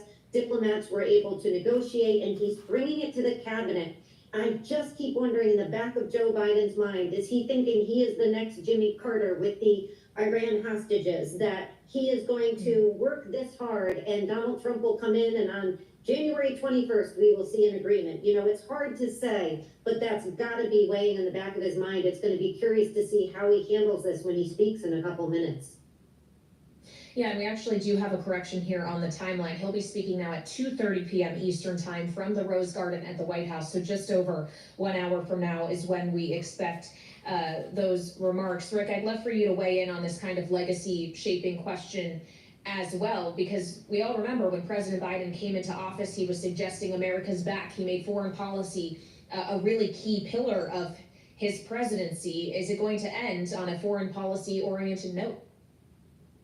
Well, I think certainly foreign policy is going to be one of the things that shapes Joe Biden's legacy.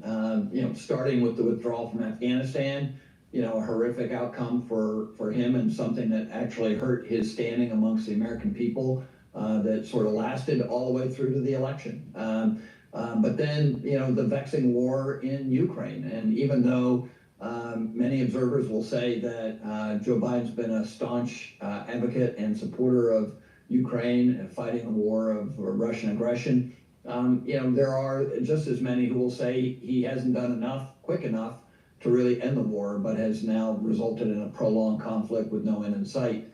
And to some degree, this whole Israeli situation, you take it from the time that he got elected and that everyone was celebrating the Abraham Accords, people in his own administration were saying, you know, this is a peaceful situation in the Middle East, could last for a long time. And then it was just after that, of course, Israel got the worst attack in their history, you know, from Hamas, and lit up this war that we're now talking about. So yeah, I think we are seeing the beginnings of the next conflict, all right?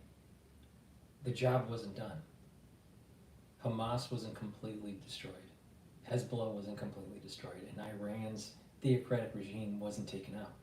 So this is kicking the can down the road.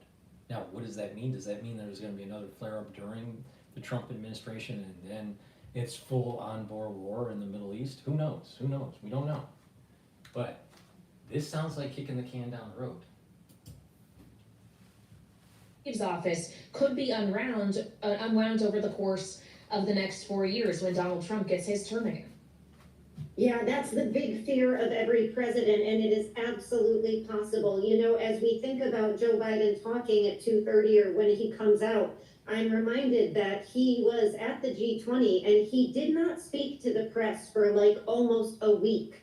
And so, you know, it's unclear how he is going to move forward with his attempts to protect his legacy. And the efforts are widespread because, as you mentioned, as it comes to regulations, they started in February and March trying to protect those against a potential Republican takeover, which has now happened. As you think about legislation, just think about the CHIPS Act. Huge success for the Biden administration and the Democrats in Congress. And yet about 30 billion of that has not been spent yet. And, you know, it could be an issue of them running out of time. And Rick was just talking about the policy legacy. So you look at this, and he does have a lot of work to do to try to cement this legacy. And one thing we know that's happening in Congress right now is the Senate is rushing as far as it can to confirm the rest of these judges, because the Democrats will lose the Senate. All of this impacting Joe Biden's legacy. So it is a... Maybe Sleepy Joe shouldn't have been sleeping for the last 4 years and actually did something as president so he would have a legacy instead of rushing at the very end.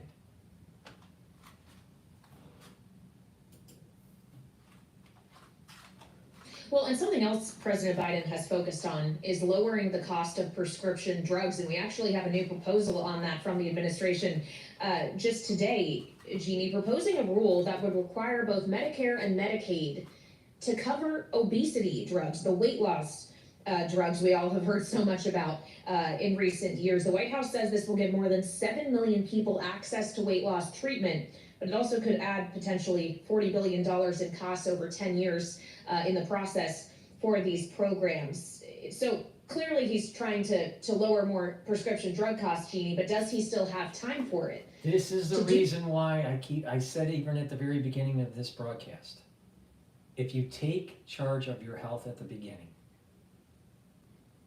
and you do proper diet, exercise, proper supplementation, right, that you can mitigate problems. Obesity, diabetes, heart disease. Instead of saying, well, let's solve the problem by issuing medication for people to do weight loss because of their obesity. Majority of the, not all, but a lot of the obesity out there is because of lifestyle and improper foods that they're consuming. All right? But that's not always the case, but a lot of it is, all right, in America. So we have big pharma saying, well, let's just use medication to reduce the obesity problem in the United States. But then it creates another problem, and that is, well, the insurance companies have to pick up the bill, and Medicare, Medicaid, not as solvent, and therefore we have funding problem. The real way to solve the costs of care in the United States is taking ownership. And that is, you have to change your lifestyle. And the costs of healthcare will radically go down. The answer isn't just pop a pill to lose weight. The answer is stop eating the McDonald's. And of course, when you fund, you create more funds to go into Medicare or Medicaid, then there's corruption and just inefficiency and all this stuff.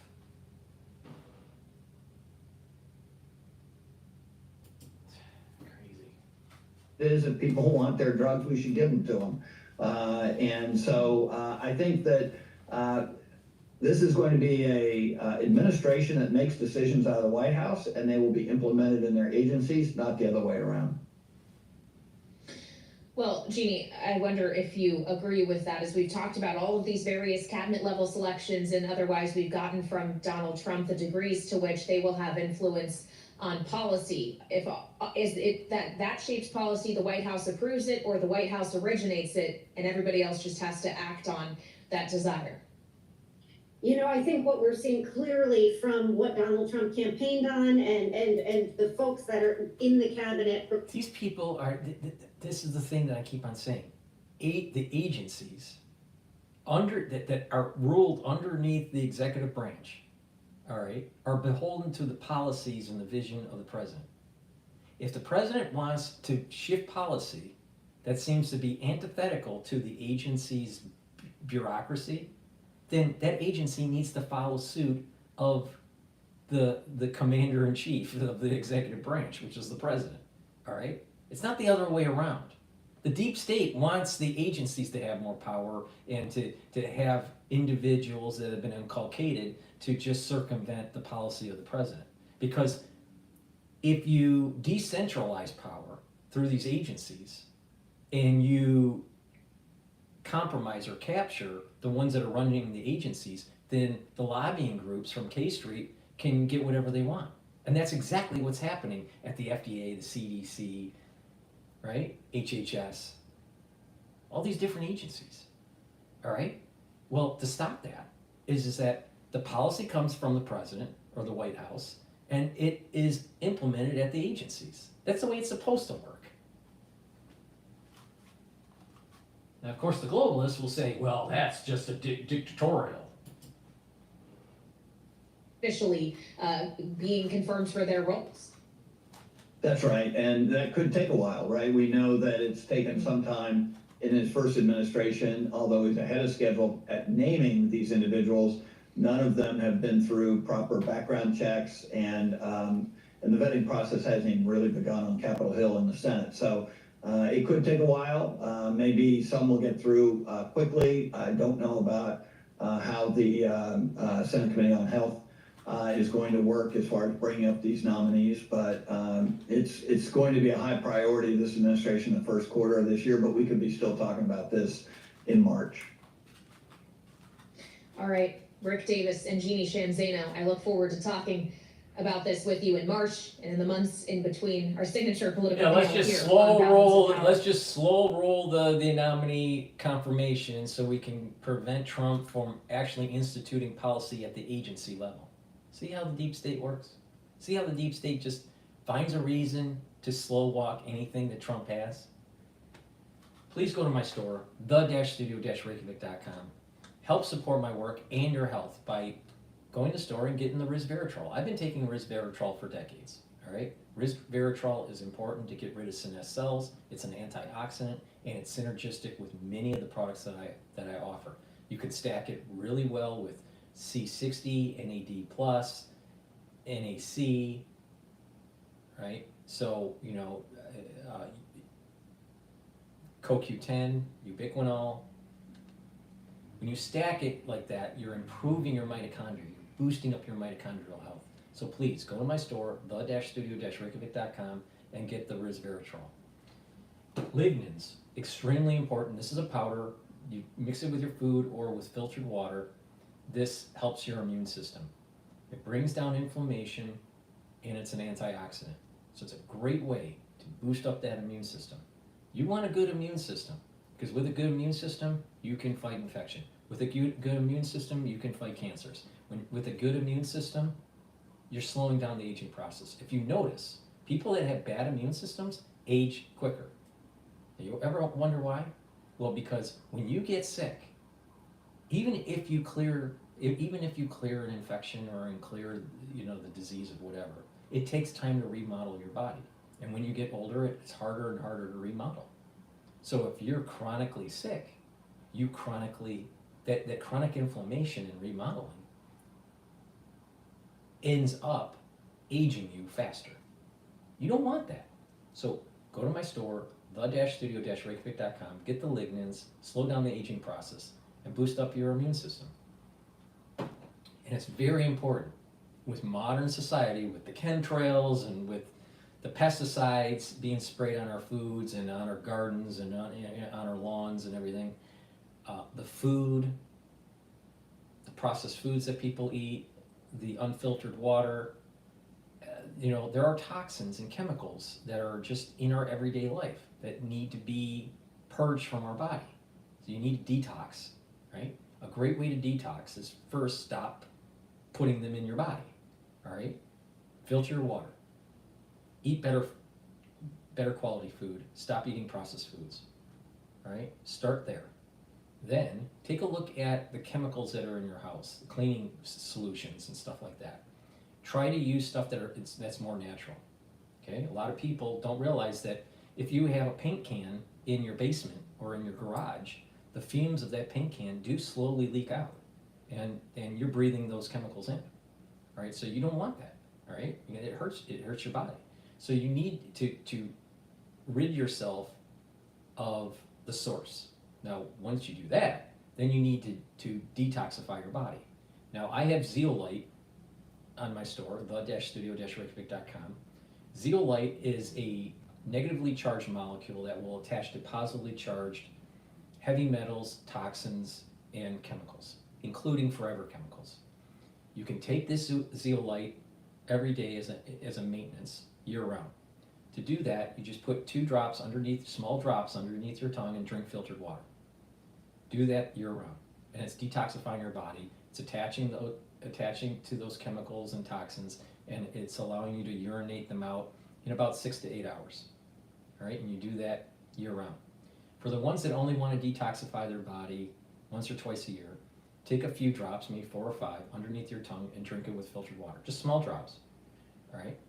And do that every day until the bottle's done, and do that once or twice a year. It's up to you, but doing it every day is actually better as a maintenance. So, and then get rid of the source. And what will happen is your endocrine system is going to get better, your immune system is going to get better, you're going to have more energy, and you're going to slow down the aging process, because toxins do damage to your cells. So please go to my store, get the zeolite, and get healthy, all right? I'm giving you all the ingredients, how to do it to improve your health. Just follow my lead. This is what I do. The proof's in the pudding. You know, if you want to follow Alex Jones, and you look at how he's aged, and he's younger chronologically than I am. You know, obviously I look better than Alex Jones, and I'm older. Why? Why is that? Because it's about proper diet, proper exercise, supplementation, proper sleep, training your brain, right? It's really simple. All you got to do is take charge of your health. And lastly, please go to my store and get the nattokinase. This nattokinase helps with your cardiovascular health. Nattokinase is a fibrinolytic, so it'll help to break up clots. That's really important. We know why. And nattokinase also helps to bring down LDL levels and increase HDL levels. That means that it's improving your lipid profile. That means it's improving your cholesterol. And by taking nattokinase on a regular basis, you're improving your cardiovascular health. So please, go to my store, the-studio-reykjavik.com, take nattokinase every day. I've added this to my personal stack to improve my cardiovascular health. All right, with that, let's go to Al Jazeera about this breaking news about Netanyahu. To his legacy. Well, in a way, not really, because it really only applies to one front. Yeah, I mean, given the fact it falls short of his broader goal in that it does not in any way speak to the conflict in Gaza. And that is what Joe Biden was looking for. I mean, what we know is that the ceasefire in Lebanon does not directly affect Gaza. And that is of grave concern to this White House. And so this is what Joe Biden was hoping would be his legacy. And we heard very clearly from Benjamin Netanyahu, the Israeli prime minister, that he said that he wants to continue to see fighting in the West Bank. He wants to continue to see fighting, and if there's any sort of violation of the terms of this agreement, it sounds, he almost implied with the strike of fighting would return. It sounds so fragile that one wonders just how long this will last. So we really need to hear from the U.S. president in order to have the confidence that this is the permanent and lasting. I don't think it's going to be lasting. I think it's kicking the can down the road. And that something else is going to flare up during probably the first half of the Trump administration. President Biden's speech when he makes it in just under an hour from now. Kimberly, thank you. Let's bring in Alan Pingus. He's a former ambassador and consul general of Israel in New York and joins us now from Tel Aviv. So, what's your understanding of where things stand now? Well, it looks very fragile, as Kimberly correctly said. It looks very tenuous. And most importantly, Laura, looking at what's been published, I haven't seen the text, obviously, the exact text. It's unenforceable. It assumes that the Lebanese army will supervise the manufacturing and the sales and the transfer of weapons in Lebanon. That's an impossibility. And then it says that the Lebanese army will be deployed along key passages leading from the Litani River south towards the Israeli border. That too looks very tenuous and unenforceable. We all know that the Lebanese army has always shunned any kind of confrontation with Hezbollah. Now, looking at it from a slightly broader perspective, look, there's a ceasefire. It's supposed to go into effect immediately, or at least following President Biden's speech. and a simultaneous statement by French President Emmanuel Macron. It's a 60-day ceasefire. Israeli withdrawal will then be gradual, should be completed within 60 days. There will be no buffer zone in South Lebanon after those 60 days, meaning Lebanese civilians can go back to their towns and villages in the south. So on paper, this looks okay. But again, and we've discussed this before, Laura, it's very reminiscent of of a bad movie that we've already been to, and we know how it's going to end. Because Hezbollah has not been disarmed, and if you take Mr. Netanyahu's text, or at least the statements that he had made, he's opening fronts all over the place. He is committed to eradicating Hamas. How he's going to do this is unclear. Now, what's he interesting? Is committed to standing. What is up to interesting Iran. is that OPEC said that they have little room to increase supply. All right, so you would think because they have little room to increase supply of oil, that oil should be going up. Brent would be going up, and then WTI would follow. But that is not what you're seeing on the dashboard. The dashboard is that oil is going down. It's trading at 68.45. So most likely what's happening is that the oil market, there's three things that are happening. Stronger dollar means oil will go down, with everything else kept constant. So stronger dollar is pushing oil down. This potential ceasefire in the northern front is positive for lower oil prices. And then Trump coming into office with drill baby drill is going to push oil prices down. So this seems to be net positive in general when you think about those three variables. But this news from OPEC, I would have thought that it would have suppressed the downward price on oil, and it's not. So it's an interesting development here. I just wanted you to understand some of my thinking at this moment in time. Yeah, that's the opposition from the liberal center that you just mentioned.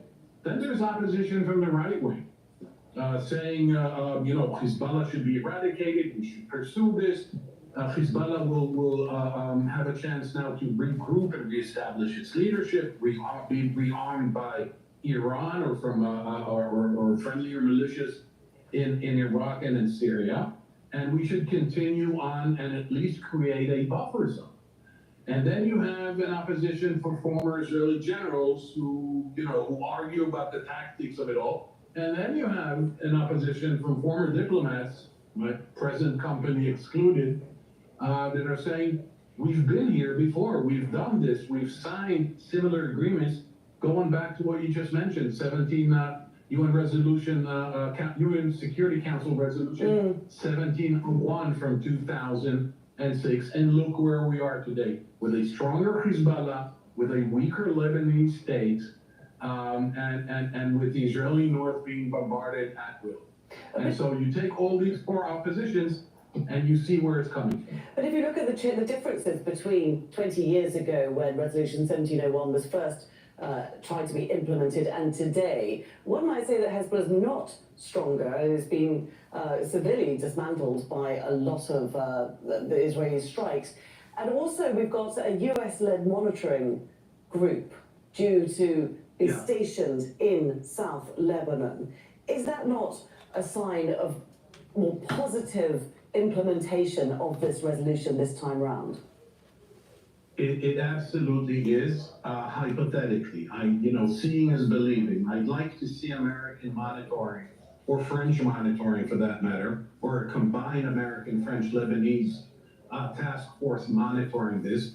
When I'll see that, I will agree with you that it leads or lends toward a more optimistic approach. At this point, the only good thing that I see here is that as opposed to 2006, Hezbollah has been weakened in the last year, certainly in the last 57 days since the ground operation began and targeted assassinations were carried out. And I also think, Laura, that Hezbollah was under pressure from Iran, which was dragged involuntarily by Hezbollah into this conflict. I think they were pressured by the Iranians to cut the deal because the Iranians may be, and I'm speculating here, maybe eyeing a new, or to engage the US at least, in a new nuclear deal. That remains to be seen. But the most worrying thing, if I have to take, if I have to single out one takeaway from the statement that Mr. Netanyahu made, the one takeaway is that it's all so fragile, so tenuous, and so unenforceable that I just can't see this. I'm sorry to say that. I just can't see this being sustained and being durable for more than a few months. Yeah, that does seem to be the word that everyone is talking about with the ceasefire: fragile, tenuous. I think there's going to be a flare-up. Please go to my store, the-studio-reykjavik.com, and get the structural nanosilver gels that I have. I have two different types. I have one in a dispenser, and I have one in a tube, all right? You know, for travel, carrying it in your bag, it's the dispenser version is great. They're both very high quality, and you use them the same way, all right? They're dual purpose. You can use them as a skincare, a daily skincare. Best way to do that is to put it on your skin, maybe before you go to bed, and then exfoliate in the morning. Another way is to apply it on a wound or acne. It'll help to heal, an abrasion, a minor burn. And it helps to neutralize pathogens. So you can put it on your hands, around your mouth, around your nose, around your eyes, around your ears, lightly coat your nostrils. And what will happen is that it'll stay active for about 5.5 hours. It's great at work, while you're traveling, or you're at school, or you're around people that are not feeling well. It's best to be prepared. So get a couple tubes of these for your household. Be prepared for the cold season, or just in general throughout the year. And when you need it, use it. But again, it's dual purpose. It helps to heal wounds, but it also can be used as a skincare, daily skincare routine. So please go to my store, the-studio-reykjavik.com. Get the dispenser version or the tube version. They're both very high quality. Go to my store, the-studio-reykjavik.com. And I've added to my personal stack NAC. NAC is a supplement that helps to boost up glutathione levels. By boosting up glutathione levels, you're going to soak up free radicals. Right? It's a different pathway as an antioxidant compared to C60. So they work together. So you can take C60 and NAC and you'll get an added benefit. But soak up those free radicals. It's a major pillar for longevity and anti-aging, all right, and boosting up your immune system. So take the NAC, boost up your glutathione levels, soak up those free radicals. NAC also helps to detoxify your liver and your kidney, especially if you take acetaminophen, because of a headache or whatever. So, and then NAC also helps to lessen anxiety. It helps to calm your nervous system. So this is great. It's a dual purpose product. I've added it to my stack to boost up my glutathione levels so I can soak up free radicals. So please go to my store, the-studio-reykjavik.com. It's the-studio-reykjavik.com and get the NAC. This is a great product to add to your stack to soak up those free radicals. Ubiquinol. This is the best bioavailable CoQ10 that you can get. It's a very high quality. I've been taking CoQ10 for a long time, all right? It's important because it's an antioxidant. So ubiquinol is an antioxidant. It helps to improve the health of your mitochondria, so you're going to boost up your energy levels. And it's also helping with your neurons. So if you're 40 plus, you need to start taking supplements that help your neurons. Trust me on this, all right? So this is a great way. If you work out and you need that energy, right? And let's say you're, you know, an athlete, or, you know, you just work out on a regular basis with a little bit of intensity, you're gonna need your energy's restored, and also you need a good antioxidant. So ubiquinol is a great way to do that. So if you work out, you're an athlete, or if you're just older and you want to soak up those free radicals and help with your neuron health, ubiquinol is a great supplement to take. So please go to my store, the-studio-reykjavik.com, and get the ubiquinol. All right.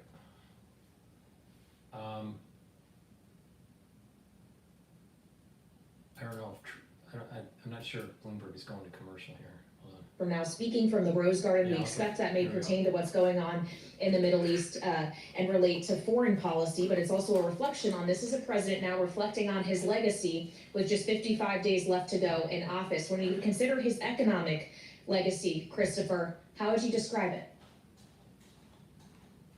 Well, I think it's obviously going to be shaped by people's views of inflation, and the loss of this election by the Democratic nominee is directly related to those higher prices. But I think if you take it back to look at the context of Thank what you he for was- asking me. Dr. Paul Cottrell thinks that the Biden administration was one of the worst administrations in his lifetime.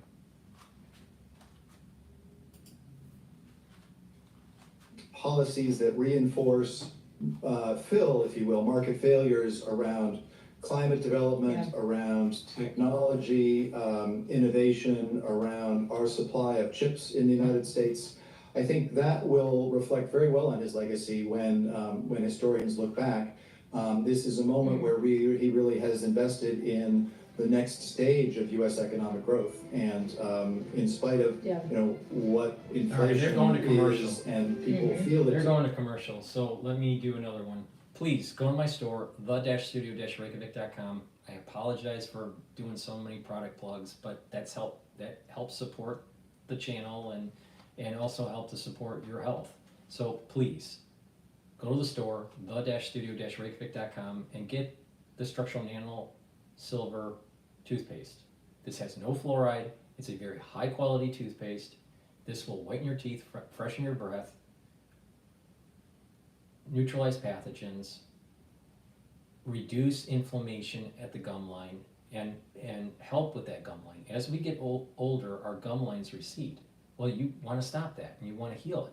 So you can do that by taking this structural nano silver toothpaste. This is a very high quality toothpaste. It's going to be the best toothpaste that you can get. And with good oral hygiene, you're improving your cardiovascular health. By having good oral hygiene, you're reducing the chances of plaque buildup, you're reducing the chances of inflammation at the vascular level, and you're reducing the chances of valvular disease. When people get older, they have bad oral hygiene, and what happens is their cardiovascular health goes down because of this inflammation and valve issue, all right? You don't want stenosis. You don't want calcium deposits causing stenosis in your valves, in your heart valves. You don't want irritation in your vascular system leading to plaque buildup. You don't want these microscopic occlusions because of plaque on your tooth, all right? Because plaque builds up on your tooth, and if you have bleeding gums, small bits of that plaque can get into your bloodstream. Well, you can get an occlusion. You don't want that, all right? Please go to my store, the-studio-reykjavik.com, and get the structural nano silver toothpaste. It's the best toothpaste you can buy, and you're helping to support the channel, my work, and help support your cardiovascular health and oral hygiene. So it's a win-win. Plus, that toothpaste is way better than anything that Alex Jones sells. Trust me. And his father is an oral surgeon, and the oral surgeon can't create something better than this, all right? So please, go to my store, the-studio-reykjavik.com, go to my store, support my work, get this toothpaste, because this is the best. Also, get the Max 35 or the Max 14 from my store, the-studio-reykjavik.com. I take this every day. You take a teaspoon of it a day, you swish it in your mouth, You gargle about 30 seconds or so and then swallow. What you're doing is you're neutralizing pathogens, you're increasing that oral health and your oral hygiene, right? And you're maintaining that mucosal barrier. And by maintaining that mucosal barrier, you're boosting up your immune system. Really important. I take this every day. I take a teaspoon a day. If you're not feeling well during the cold season, take a tablespoon of 1 or 2 a day. You know, take like maybe a tablespoon in the morning and then another one at night. Same thing, you swish in your mouth and gargle 30 seconds or so and then swallow. All right? I take a teaspoon a day as a maintenance. Please go to my store, the-studio-reykjavik.com, get the Max 35 or the Max 14. All right? You can follow my advice or not follow my advice. It's up to you. Myotrol. This is a supplement that will help you build muscle, maintain muscle, and improve your mitochondria. Again, by improving your mitochondrial health, you have more energy, more ATP, and your muscles need lots of ATP, all right? When we get older, we start to atrophy with our muscle mass. So you should be building up your muscle by doing some exercising, some resistance training, right? Taking the supplement, Myotrol, and build up that muscle and maintain that muscle mass. This is for people that are older, but also for people that are athletic, right? Because, you know, when you are working out, you need to recover and you need to help maintain, you know, muscle health and build muscle mass, you know, for your sport. Myotrol is a great way to do that. So this is for athletes, but also for people that are older, all right? So you can learn things that athletes were doing for performance and bring that into everyday life for people that are older, so they have more longevity and just you know, more vitality. All right, so please go to my store, the-studio-reykjavik.com, and get the Myotrol. This has the flavonoids, lignans, and the polyphenols that will help to boost up your mitochondria and improve muscle formation and maintain your muscle. It works great with working out a little bit. You know, do a little bit of resistance training. You'll see huge benefits. So please go to my store, the-studio-reykjavik.com, and take the Myotrol every day. All right, what's going on with the Fed minutes? Consumption, more persistent housing price increases, and those recent sharp increases in insurance costs that we have seen. Several participants noting that their contacts in companies larger in sectors like financial services, construction, professional services, technology were more optimistic than smaller firms and firms in manufacturing. Interesting thing, they did not mention at all the election in the minutes. Although strikes and hurricanes had affected recent labor market indicators, participants generally noted there was no sign of rapid deceleration in labor market conditions. Two other things to watch: a discussion of financial stability and vulnerabilities that participants assessed warranted monitoring, unrealized losses on bank assets, and risks in commercial real estate.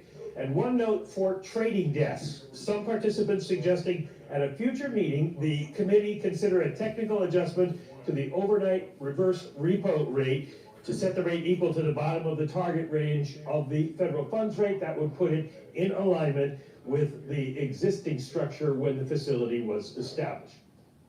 All right, Michael McKee, obviously they're at the Fed breaking down those latest FOMC minutes. That, of course, from the November 6th, 7th Fed meeting that was after the election. All right, Mike, big dump in terms of what you got from that release.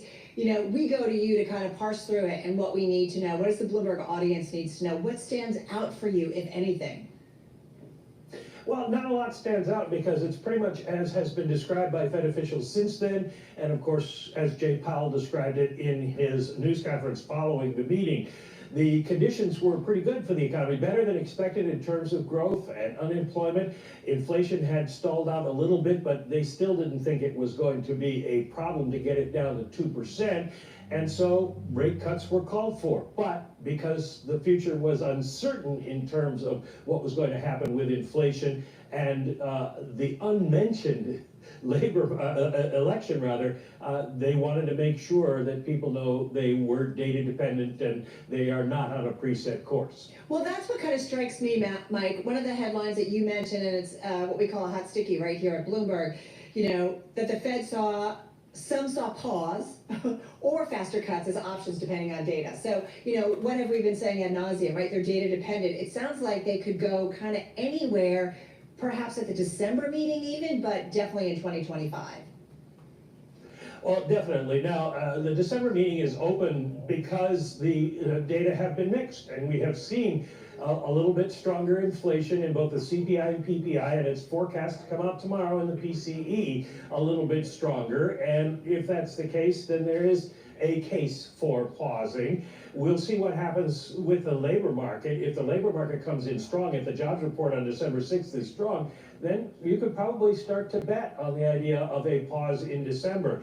But you get the impression that they are at this point thinking they're going to go in December and maybe pause in January once we get the new administration in place. We're going to get a new summary of economic projections, a new dot plot in December, and how do you predict anything at this point? Well, that's where I wanted to go, and we are going to talk to you more about tariffs in just a minute, Mike, but we help us understand how the Federal Reserve thinks about potential policy from a new administration. We heard Jay Powell ask this question earlier this month at the press conference, but they do have to look at what tariffs could do to growth or what policies could do to growth in order to make these decisions, right? Yes, What's but they have to interesting look with at, this as Fed you said- announcement, what's interesting with this Fed announcement is that the equity market just started going up a little bit more, with a little bit more energy. It's now, the S&P 500 is trading at 6,013, almost 6,014, and oil is trading at 68.50. The euro to USD is trading at 1.046. U.S. from Canada and Mexico. But they cross the border many times. There are some things like automobile seats that cross the border 7 times. How many times are those going to be tariffed? Will they be tariffed? And that's the kind of thing that the Fed doesn't know, and it's impossible to model at this point. Well, that's what, I keep thinking about that, Mike, in that, Donald Trump then President Donald Trump imposed tariffs during his first administration. They carried, or some of them carried over, right, over to the Biden administration. And I am curious, when I get to speak with someone like you, is, what impact did those tariffs have on U.S. economic growth? What did they have on kind of the cost of things, the inflationary picture? Is there kind of a net takeaway as we now consider potentially another round of tariffs to come? Well, there have been a lot of studies on those tariffs, and there's 2 points you want to make. One is that there are some specifically targeted tariffs on especially Chinese electronic products that are done for national security reasons. But the broader general tariffs basically raise the cost for Americans. Consumers paid the cost of those tariffs, according to almost every study that has been done. And it also brought down the number of jobs, not raised the number of jobs. It held the number of jobs created down and slowed growth a bit. Tariffs in general, just broadly applied, do not have a positive effect on the economy. And that's pretty much according to every economic study that's been done. I do wonder to what extent, and look, again, these aren't policy, we're going by Truth Social, we're going by posts from the incoming president, but no question that if you're an executive at one of these companies that could be affected by tariffs, you're certainly thinking about your supply chain today differently than maybe you were thinking about it just a few weeks ago, Mike. I do wonder about the economic effects of something like this and whether or not it could be looked at as, okay, maybe this is just a bargaining tool. Maybe this is being used to threaten, but actually be used as leverage, as some have suggested. Yeah, the question I have that I would pose to people who make that argument is, what are they negotiating? Canada and Mexico basically have free trade agreements with the United States. There aren't any tariffs on most products. So what is it you're looking for? Are you trying to get the Mexicans to stop people at the border? Well, that's sort of already happening under Biden now since last June. The amount of fentanyl coming into the country has dropped a lot, and China has pulled back on the amount of fentanyl it's letting go through its borders to the U.S. So there has been progress on these things that you could say would continue. So what is it exactly that's being negotiated? That's the problem for companies, is they don't know. Are they actually going to throw these tariffs on day one, as Donald Trump's Truth Social said, or are these things going to be something that is for negotiation and are spread out over a period of time, in which case maybe you can adjust your supply chains a little bit. A lot of companies brought their supply chains What's also interesting is that this news announcement from the Fed with the meeting, the Fed minutes, has for BITI, which is the Bitcoin short ETF, today it has gained 0.66. So basically, today's news, today's trading for Bitcoin's been going down for the ETF. All right. So the dollar's been strengthening most of the session. Oil is trading below $70 a barrel. It's at 68.59. So, you know, it's important to kind of see these undulations where dollar increases, Bitcoin typically decreases.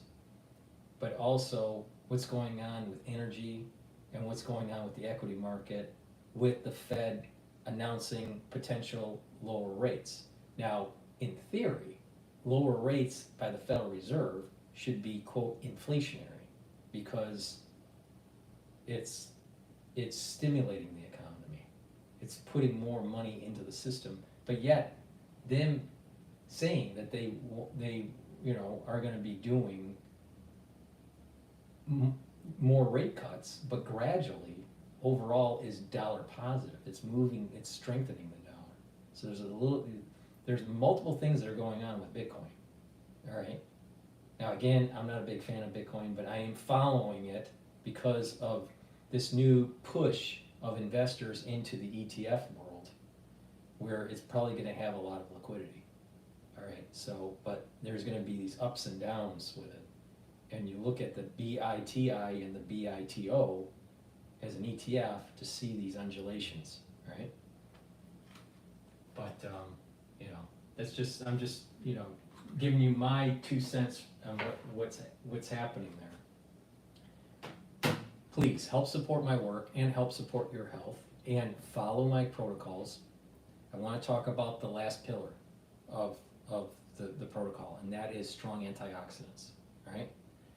I have C60 on my store, the-studio-reykjavik.com. You can get it in extra virgin olive oil, MCT coconut oil, or avocado oil. C60 is a molecule that soaks up free radicals, soaks up those reactive oxygen species, all right? Reactive oxygen species, free radicals, they hurt the cell. They cause damage to the cell. You want to soak those up. When you soak up those free radicals, you're also improving the health of your mitochondria, so you're boosting up energy levels. So taking C60 soaks up those free radicals, reduces the stress on the cell, improves the health of the tissues and the health of the organs and your glands and all this, and boosts up the energy levels within these cells. When you have more energy, you're going to be able to perform better. These cells are going to function better. There's less stress and there's more energy. That means your immune system is going to go up. You're going to have a better endocrine system. You're going to have a better exocrine system. You're going to actually have a better neural system. Why? Because neurons can be stressed by free radicals, but also neurons have lots of mitochondria to produce ATP to produce these neurotransmitters. Well, when we get older, our mitochondria starts to age, and you have less robust mitochondria. If you take neuron cells and put them underneath the microscope of people that are elder, or that have passed away and that are older, a lot of times what you'll see is that these neurons will have very unhealthy mitochondria. Well, if you reduce the stress and improve the mitochondrial health of these neurons, the neurons are going to fire these neurotransmitters, and you're going to have better connection. So that means that you're going to have more mental clarity, you're going to have better memory, and all these things. On top of these neurons, right, also are in your peripheral nervous system, controlling your muscles and balancing. Well, if you have better neurons in the central and peripheral nervous system, you're not going to have gait problems as much when you get older. You're going to have better balancing. You're going to have better muscle control. Really important. So please, pay attention. I know what I'm talking about on this.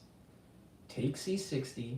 It's a very strong antioxidant. It's going to soak up those free radicals. It's going to improve your mitochondrial health. I have it in a 2 ounce, a 4 ounce, and an 8 ounce configuration. It's better to buy at a higher ounce configuration because it's cheaper per ounce. But it's up to you. But I have it in a 2 ounce, a 4 ounce, or an 8 ounce configuration. I have it in extra virgin olive oil, MCT coconut oil, and avocado oil. The reason why C60 is in an oil is because it's lipid soluble. All right, you have to suspend it in a lipid so you can absorb it. All right, that's the reason. And some people prefer extra virgin olive oil, or prefer the MCT coconut oil, or prefer the avocado oil. I personally prefer the avocado oil, but that's just me. It just depends on your own preference. Just like I prefer the citrus deodorant than the peppermint, lavender, and tea tree. But DrPaulCottrell can have his own opinion on things, right? So please, go to my store, get the C60, follow the protocols, get the supplements, help support the channel. For the ones that don't know, that have logged in just recently, I've been doing these live streams. I'm going to continue to be doing these live streams. You have a live stream on the big channel, but you also have a dashboard live stream that looks like this, all right? You have telemetry of the market in real time. And so you can watch the dashboard version or this version. You can also watch a live feed on my website of either version. And you can also listen to recorded audio files that I've been populating on my website. You can also listen to my podcast on Apple Podcast and Podomatic. All right, so there's lots of ways to follow my work and help support. And through your help, I'm going to continue on developing the website, to adding more functionality, including an app that you can install on your phone. All right, and that way you'll be able to purchase from the store, get updates on PDF files on medical research, and also listen to my podcasts and watch my live feeds. That's the goal. But I need your support. All right, so please go to my store, get the supplements, follow my protocols, get the anti-aging boxes or the longevity boxes, depending on what you want to target and what your price points are. I've done a lot of curating for these boxes to help to develop boxes for different types of people at different price points and different problems with their body. You can focus on a particular system or focus on just anti-aging at different price points, whatever. All right, so I've given you lots of ways to improve your health, right? And I give you a perspective on what's going on in the world and in finance. I need your help. All right, so please go to my store, the-studio-reykjavik.com, and let's build this thing. I also have X. When I do these live feeds, you'll be able to do a call in and just listen through X Spaces. It's up to you, but it's a great way for this to be bi-directional, right? I want to have your opinion. I want to know what you think. It's not just about what I think, but it's also about what you think.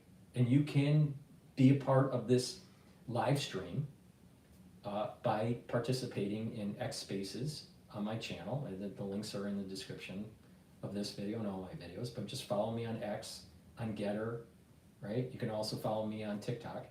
But by having these X Spaces live call-ins, you can participate with these live streams, all right? And get your opinion. It's important for us to have dialogue, to move the country forward.